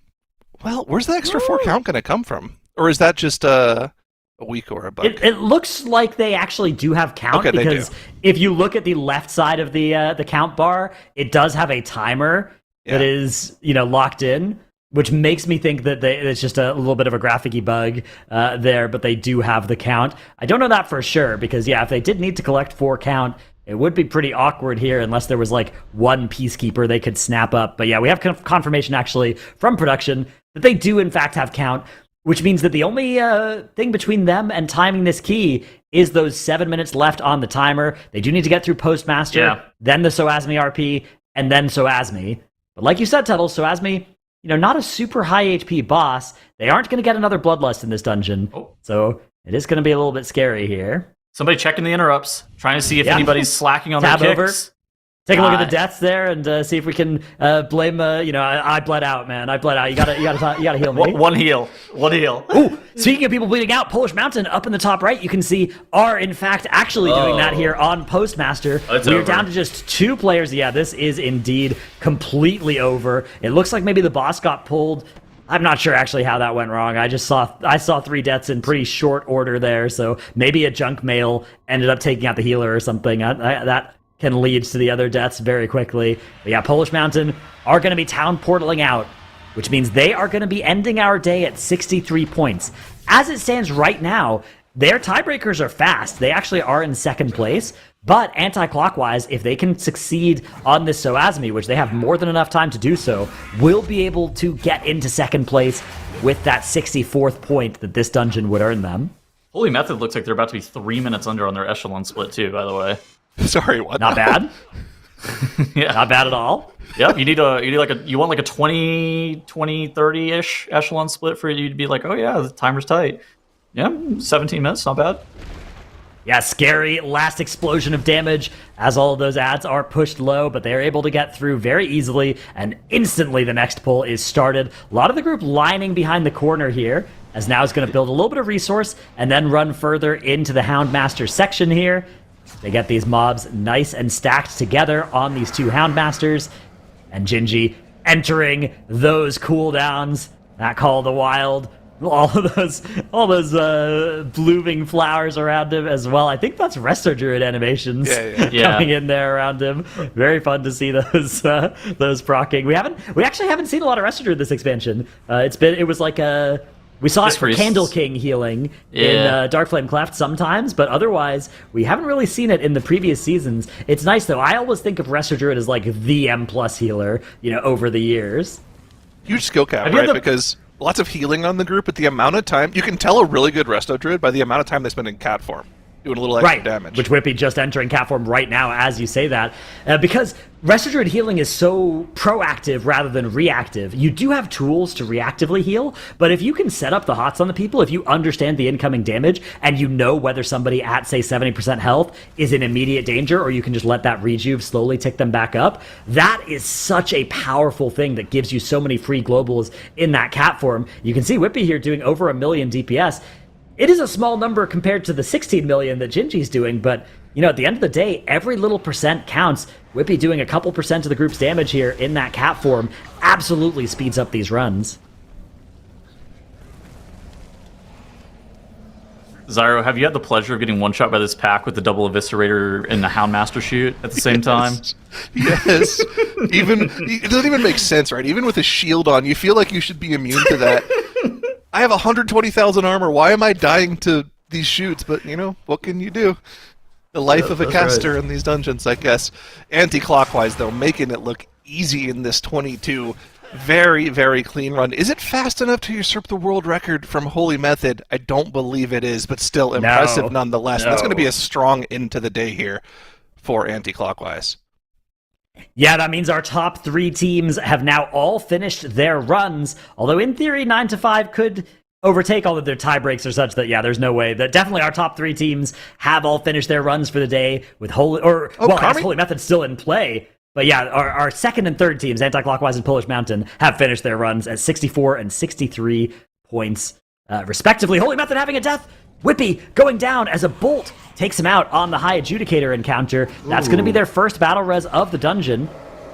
Looks like their timer is still totally fine if they can avoid any further deaths, any wipe situation here. Scary moment. But the second this trash dies, the pack becomes... this pull becomes incredibly easy once you AoE this trash down. So they're doing their best to just cleave it down as quickly as possible. You could be a little bit perfect by trying to leave these Dark Blades up just so the Havoc can get a little more funnel, but I think they have enough time to where they can just kill this off and play it easy for the rest of the dungeon. They just want to make sure that they don't lose any extra time to these deaths, but another impressive run from Holy Method, who have pretty much just been lights out today. The only thing that was scary is that the Parishioner then immediately targeted Whippy, and he got rezzed in a melee, had to run to one of those canisters to get the Parishioner dragged into it. If you end up elongating that out too long, then the Parishioner starts pulsing on you for the entire duration, which becomes unhealable. But I think that they're going to be fine with how fast he ended up getting that mob into the canister. And you saw on the screen there, I do it, finishing up their Streets of Wonder, going all the way up to 63 points. Plus 6.5 minutes on their time tiebreaker compared to Polish Mountain. Not great, but at the same time, there's still a lot of weekend ahead of them. If they're able to have a similar key cap to these other teams, it's not really going to matter that they're 6.5 minute underdogs right now. Yeah, exactly, right? Those timers, and they may even upgrade these keystones, so those timers may not end up being the final ones here, but I will say it's a good sign for Polish Mountain that their runs are as fast as they are, even for every given key level. Holy Method is now a key level higher in some of these dungeons, but when they were at the same key level, Polish Mountain were on a similar pace to them, so very good sign for their ability to compete at the timer level. And when you are that far under the timer, it's also a good sign for, showing, okay, tomorrow we actually can get the 22 in these dungeons, whereas some of our teams maybe are going to struggle a little bit more with just whether that timer is even feasible for them. I mean, I do its timer in Halls of Atonement was incredibly suspicious, right? They depleted the 21 one time with a few deaths. Kush going down. Now there are 2 B-reses. That second or that third one actually of the dungeon has just become available for them, so they've now are down to just 1 for the rest of the dungeon here. Another death that actually is not going to cost them very much at all. Nicely handled by Holy Method. No further penalty aside from that B-res and that slight timer loss. I mean, you would think it wouldn't matter, but with 9 minutes left in the key, you still have to deal with 13% of this boss's HP. You have a pretty nasty mini-boss coming up that I believe they're probably going to end up using the Bloodlust on to maybe try to skip 1 or 2 ad spawns, which would be heals on the boss. Yeah. And then the last boss on 22, it's going to take a while, probably 5 minutes if I had to guess. So, every second counts here. You really can't afford these deaths. What's an MS plus Bloodlust pet, Dratnus? Dino, yeah, Dino. I knew that. Okay. Yeah, maybe you get the Hydra out, that one. Yeah, the Hydra. Yeah, that one too, probably. Okay. Yeah. All I know is that Spirit Beast, when I played Hunter, Spirit Beast was the one that you wanted because it had the little heal in addition to the good traits. They made that heal terrible now these days. Yeah. They've that made was it back in BFA. They've made it so you can make any pet any of the 3 types. So it's Tenacity, pretty easy to set it up the way you want it to get the right pet with the right ability, and then just also make it a lust pet.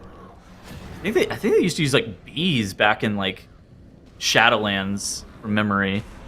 Yeah, there was the Ravager meta as well for a while, right? You remember the little Ravager pets from like Hellfire Peninsula? Oh yes, those are I pretty do good. know what you're talking about. Yeah. Oh my gosh. Yeah. So you really want to MS for Inquisitor Cigar, whether it be Mortal Dance from the Havoc Demon Hunter, that would apply 50% MS, or one of the MS pets from the Hunter. Both are completely fine, just as long as you have a Mortal Strike on Inquisitor Cigar whenever he goes and does his heal. Those are fantastic ways to save a bunch of time. Zyra, you were talking about the timer earlier. I think that Lord Chamberlain's 4 minutes, 4.5 minutes, maybe something on like this level.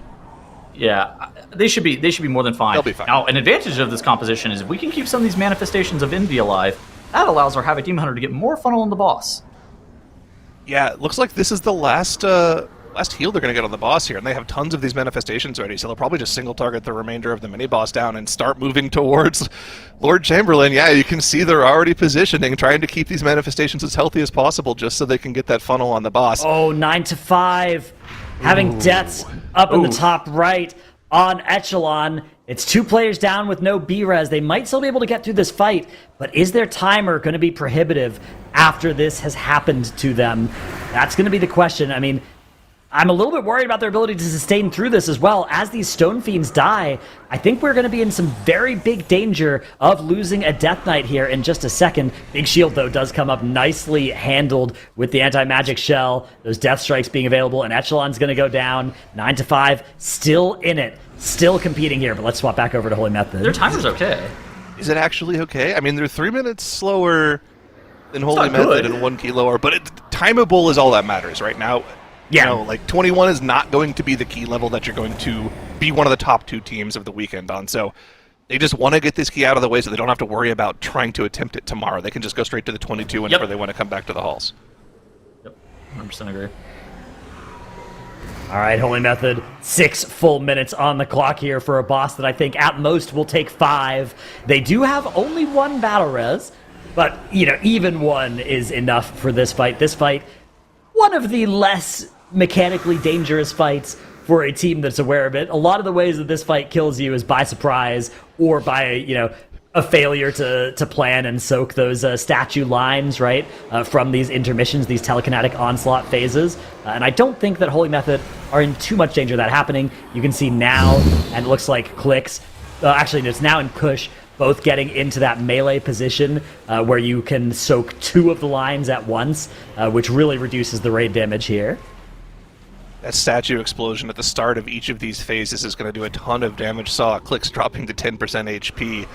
They all had shields on them, and not really sure. What are the sources of shields that this group has? I know Lumithars is something that healers are running. Is there anything else that provides blanket shields to the rest of the group? Does Resto Druid actually have anything available in the kit that they have right now?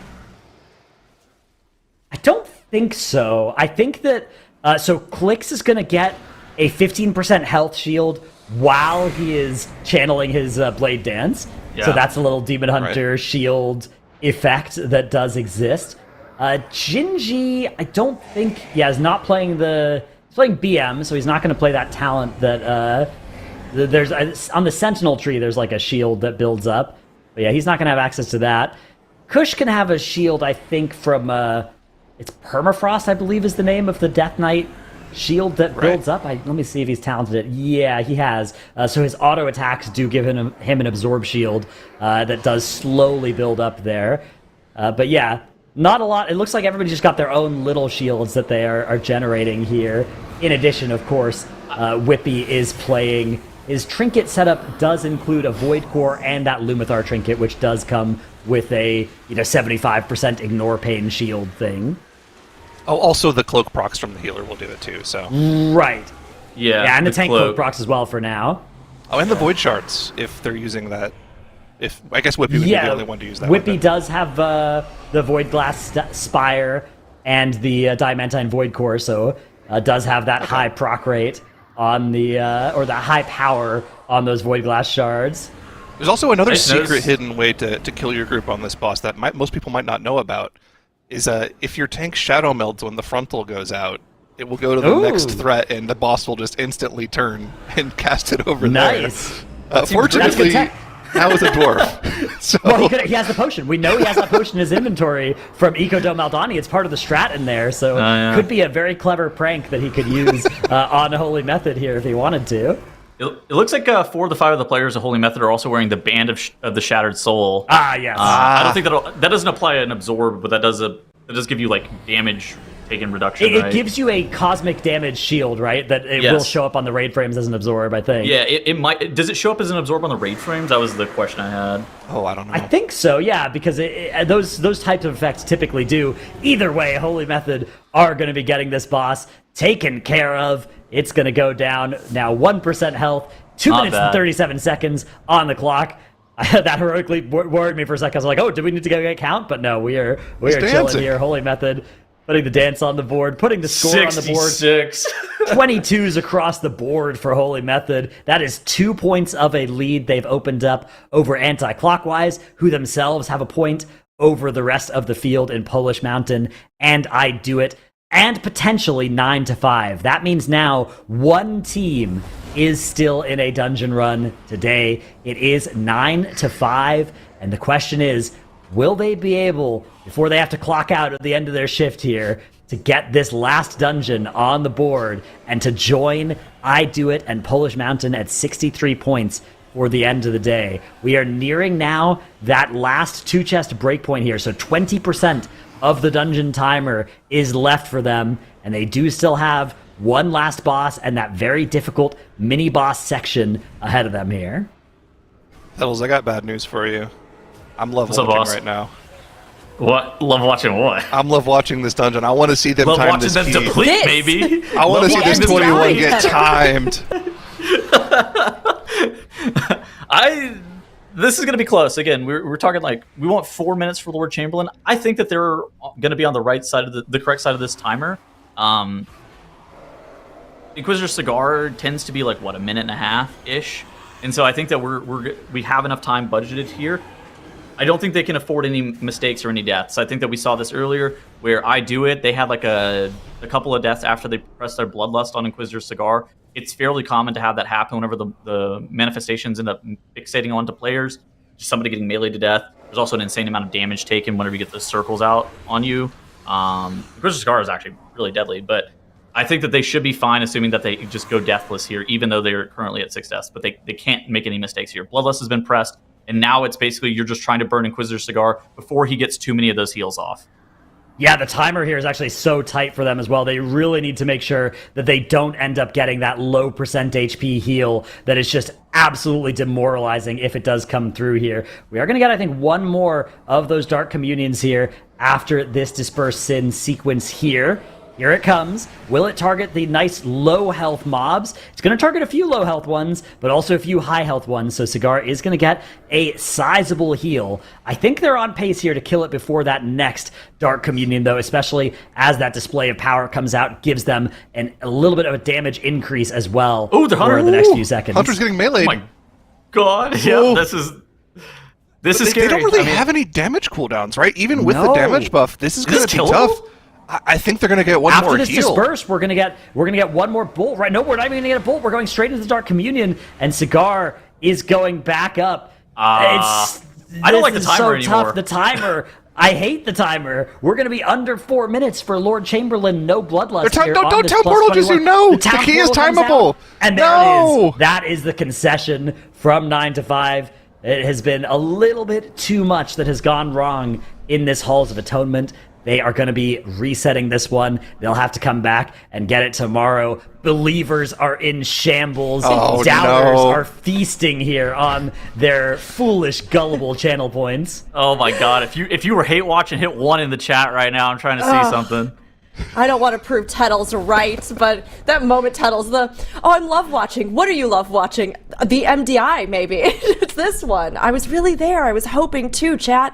But for those of you who are hate watchers on Tettle's side, you have one on the board, all right. But you know what? Holy Method have put a lot of huge keys up on our board here with the leaderboard today. Day 1 of Group A, and they're kicking things off. You know, low-key, demure, with plus 22 world records across the board.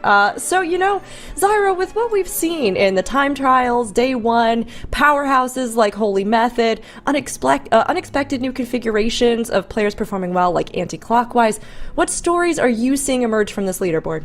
I think we kind of hit the nail on the head when we were talking about these teams this morning, right? Like, the top 3 seed teams, Holy Method being one of them, next couple of weeks as well. I'm expecting the same for Mandatory and Miscount. These teams are absolute beasts, and they showed it today. Triple world record across the board. Super impressive runs from them. Honestly, somehow they played better than I expected them to play. They always managed to do it. But the rest of the teams, as impressive as Anti-Clockwise and Polish Mountain were, I do it in 9-5 for right there. You know, a couple missteps from our second and third place teams right now, and those other 2 teams are right back in it. So it's going to be very close across the board tomorrow when we're going to be eliminating yet another team. I know, and we did see, of course, today Physical God Comp being eliminated, but like you were saying, Sarah, things were really close all around. It just goes to show that when competition is this neck and neck, that even a couple of the small mistakes can be the difference that separates you from the top or even working your way further up. But we are going to have even more to show tomorrow, 2 more dungeons added to the pool, and a lot of other considerations, including our ongoing spec ban. So, Tettles, how do you think the teams are going to approach the next day, and what is there left to accomplish as they look ahead to these tasks? Yeah, so I think that day 2 is you're going to have to be focusing on hitting your key cap. I think that that's going to be something that's more emphasized on day 2 compared to day 1. We only have 2 dungeons that are showing up tomorrow, so you're going to have a little bit more time to be able to push up those dungeons, and on top of that, maybe revisiting dungeons and push those up to 22 and potentially even 23.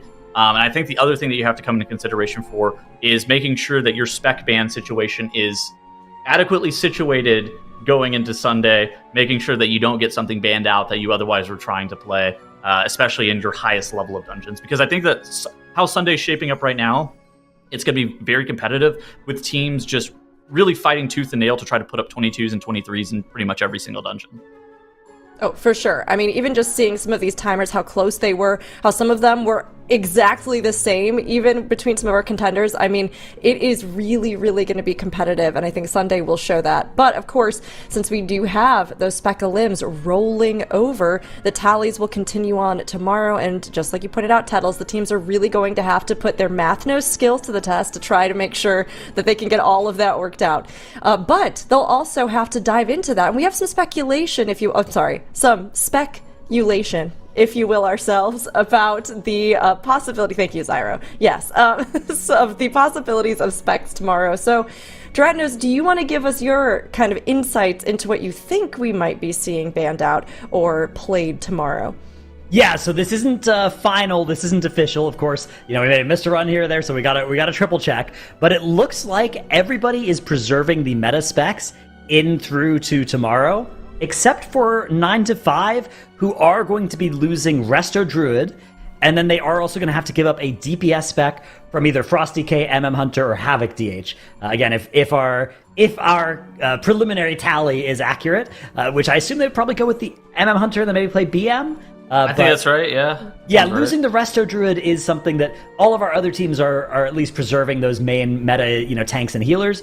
Although we are seeing, a tank and a healer banned for several of our teams. In fact, both for a lot of our teams, including like those Guardian Druids, those Prot Paladins that we saw early in the day. Basically, every team except for 9-5 is losing that off-meta tank that they started the day with, which means they are going to have to be careful with how they juggle things around tomorrow to avoid putting too many runs on Prot Warrior and having it get to the next ban going into Sunday. Whether that means just making sure that they play enough of the other off-meta stuff that they started with today, or maybe that means if you played some Guardian to start today, maybe you play some Prot Paladin to start tomorrow, right? And then you kind of get to keep the aggro off of the Prot Warrior that way. Yeah, I mean, it's definitely something we need to take into consideration. It's been a great showcase as well for all of us getting to see a variety of specs. And, it's like the rules doing exactly what we hoped so that we can all see how these teams decide to strategize and give us some different plays based around a variety of specs that they have at their disposal. But tomorrow we will get to see what they pick, what they keep, and what is going to make it through both for our teams and spec-wise on day 3. So, Season 3, Mythic Dungeon International. it might be the last one of the War Within, but it is just getting started and our teams are only now warming up. Tomorrow they'll be back with 2 new dungeons and another elimination. Be back tomorrow yourselves at 10 a.m. PT, 7 p.m. CET, and come early to catch our pre-show beforehand. We'll see you soon.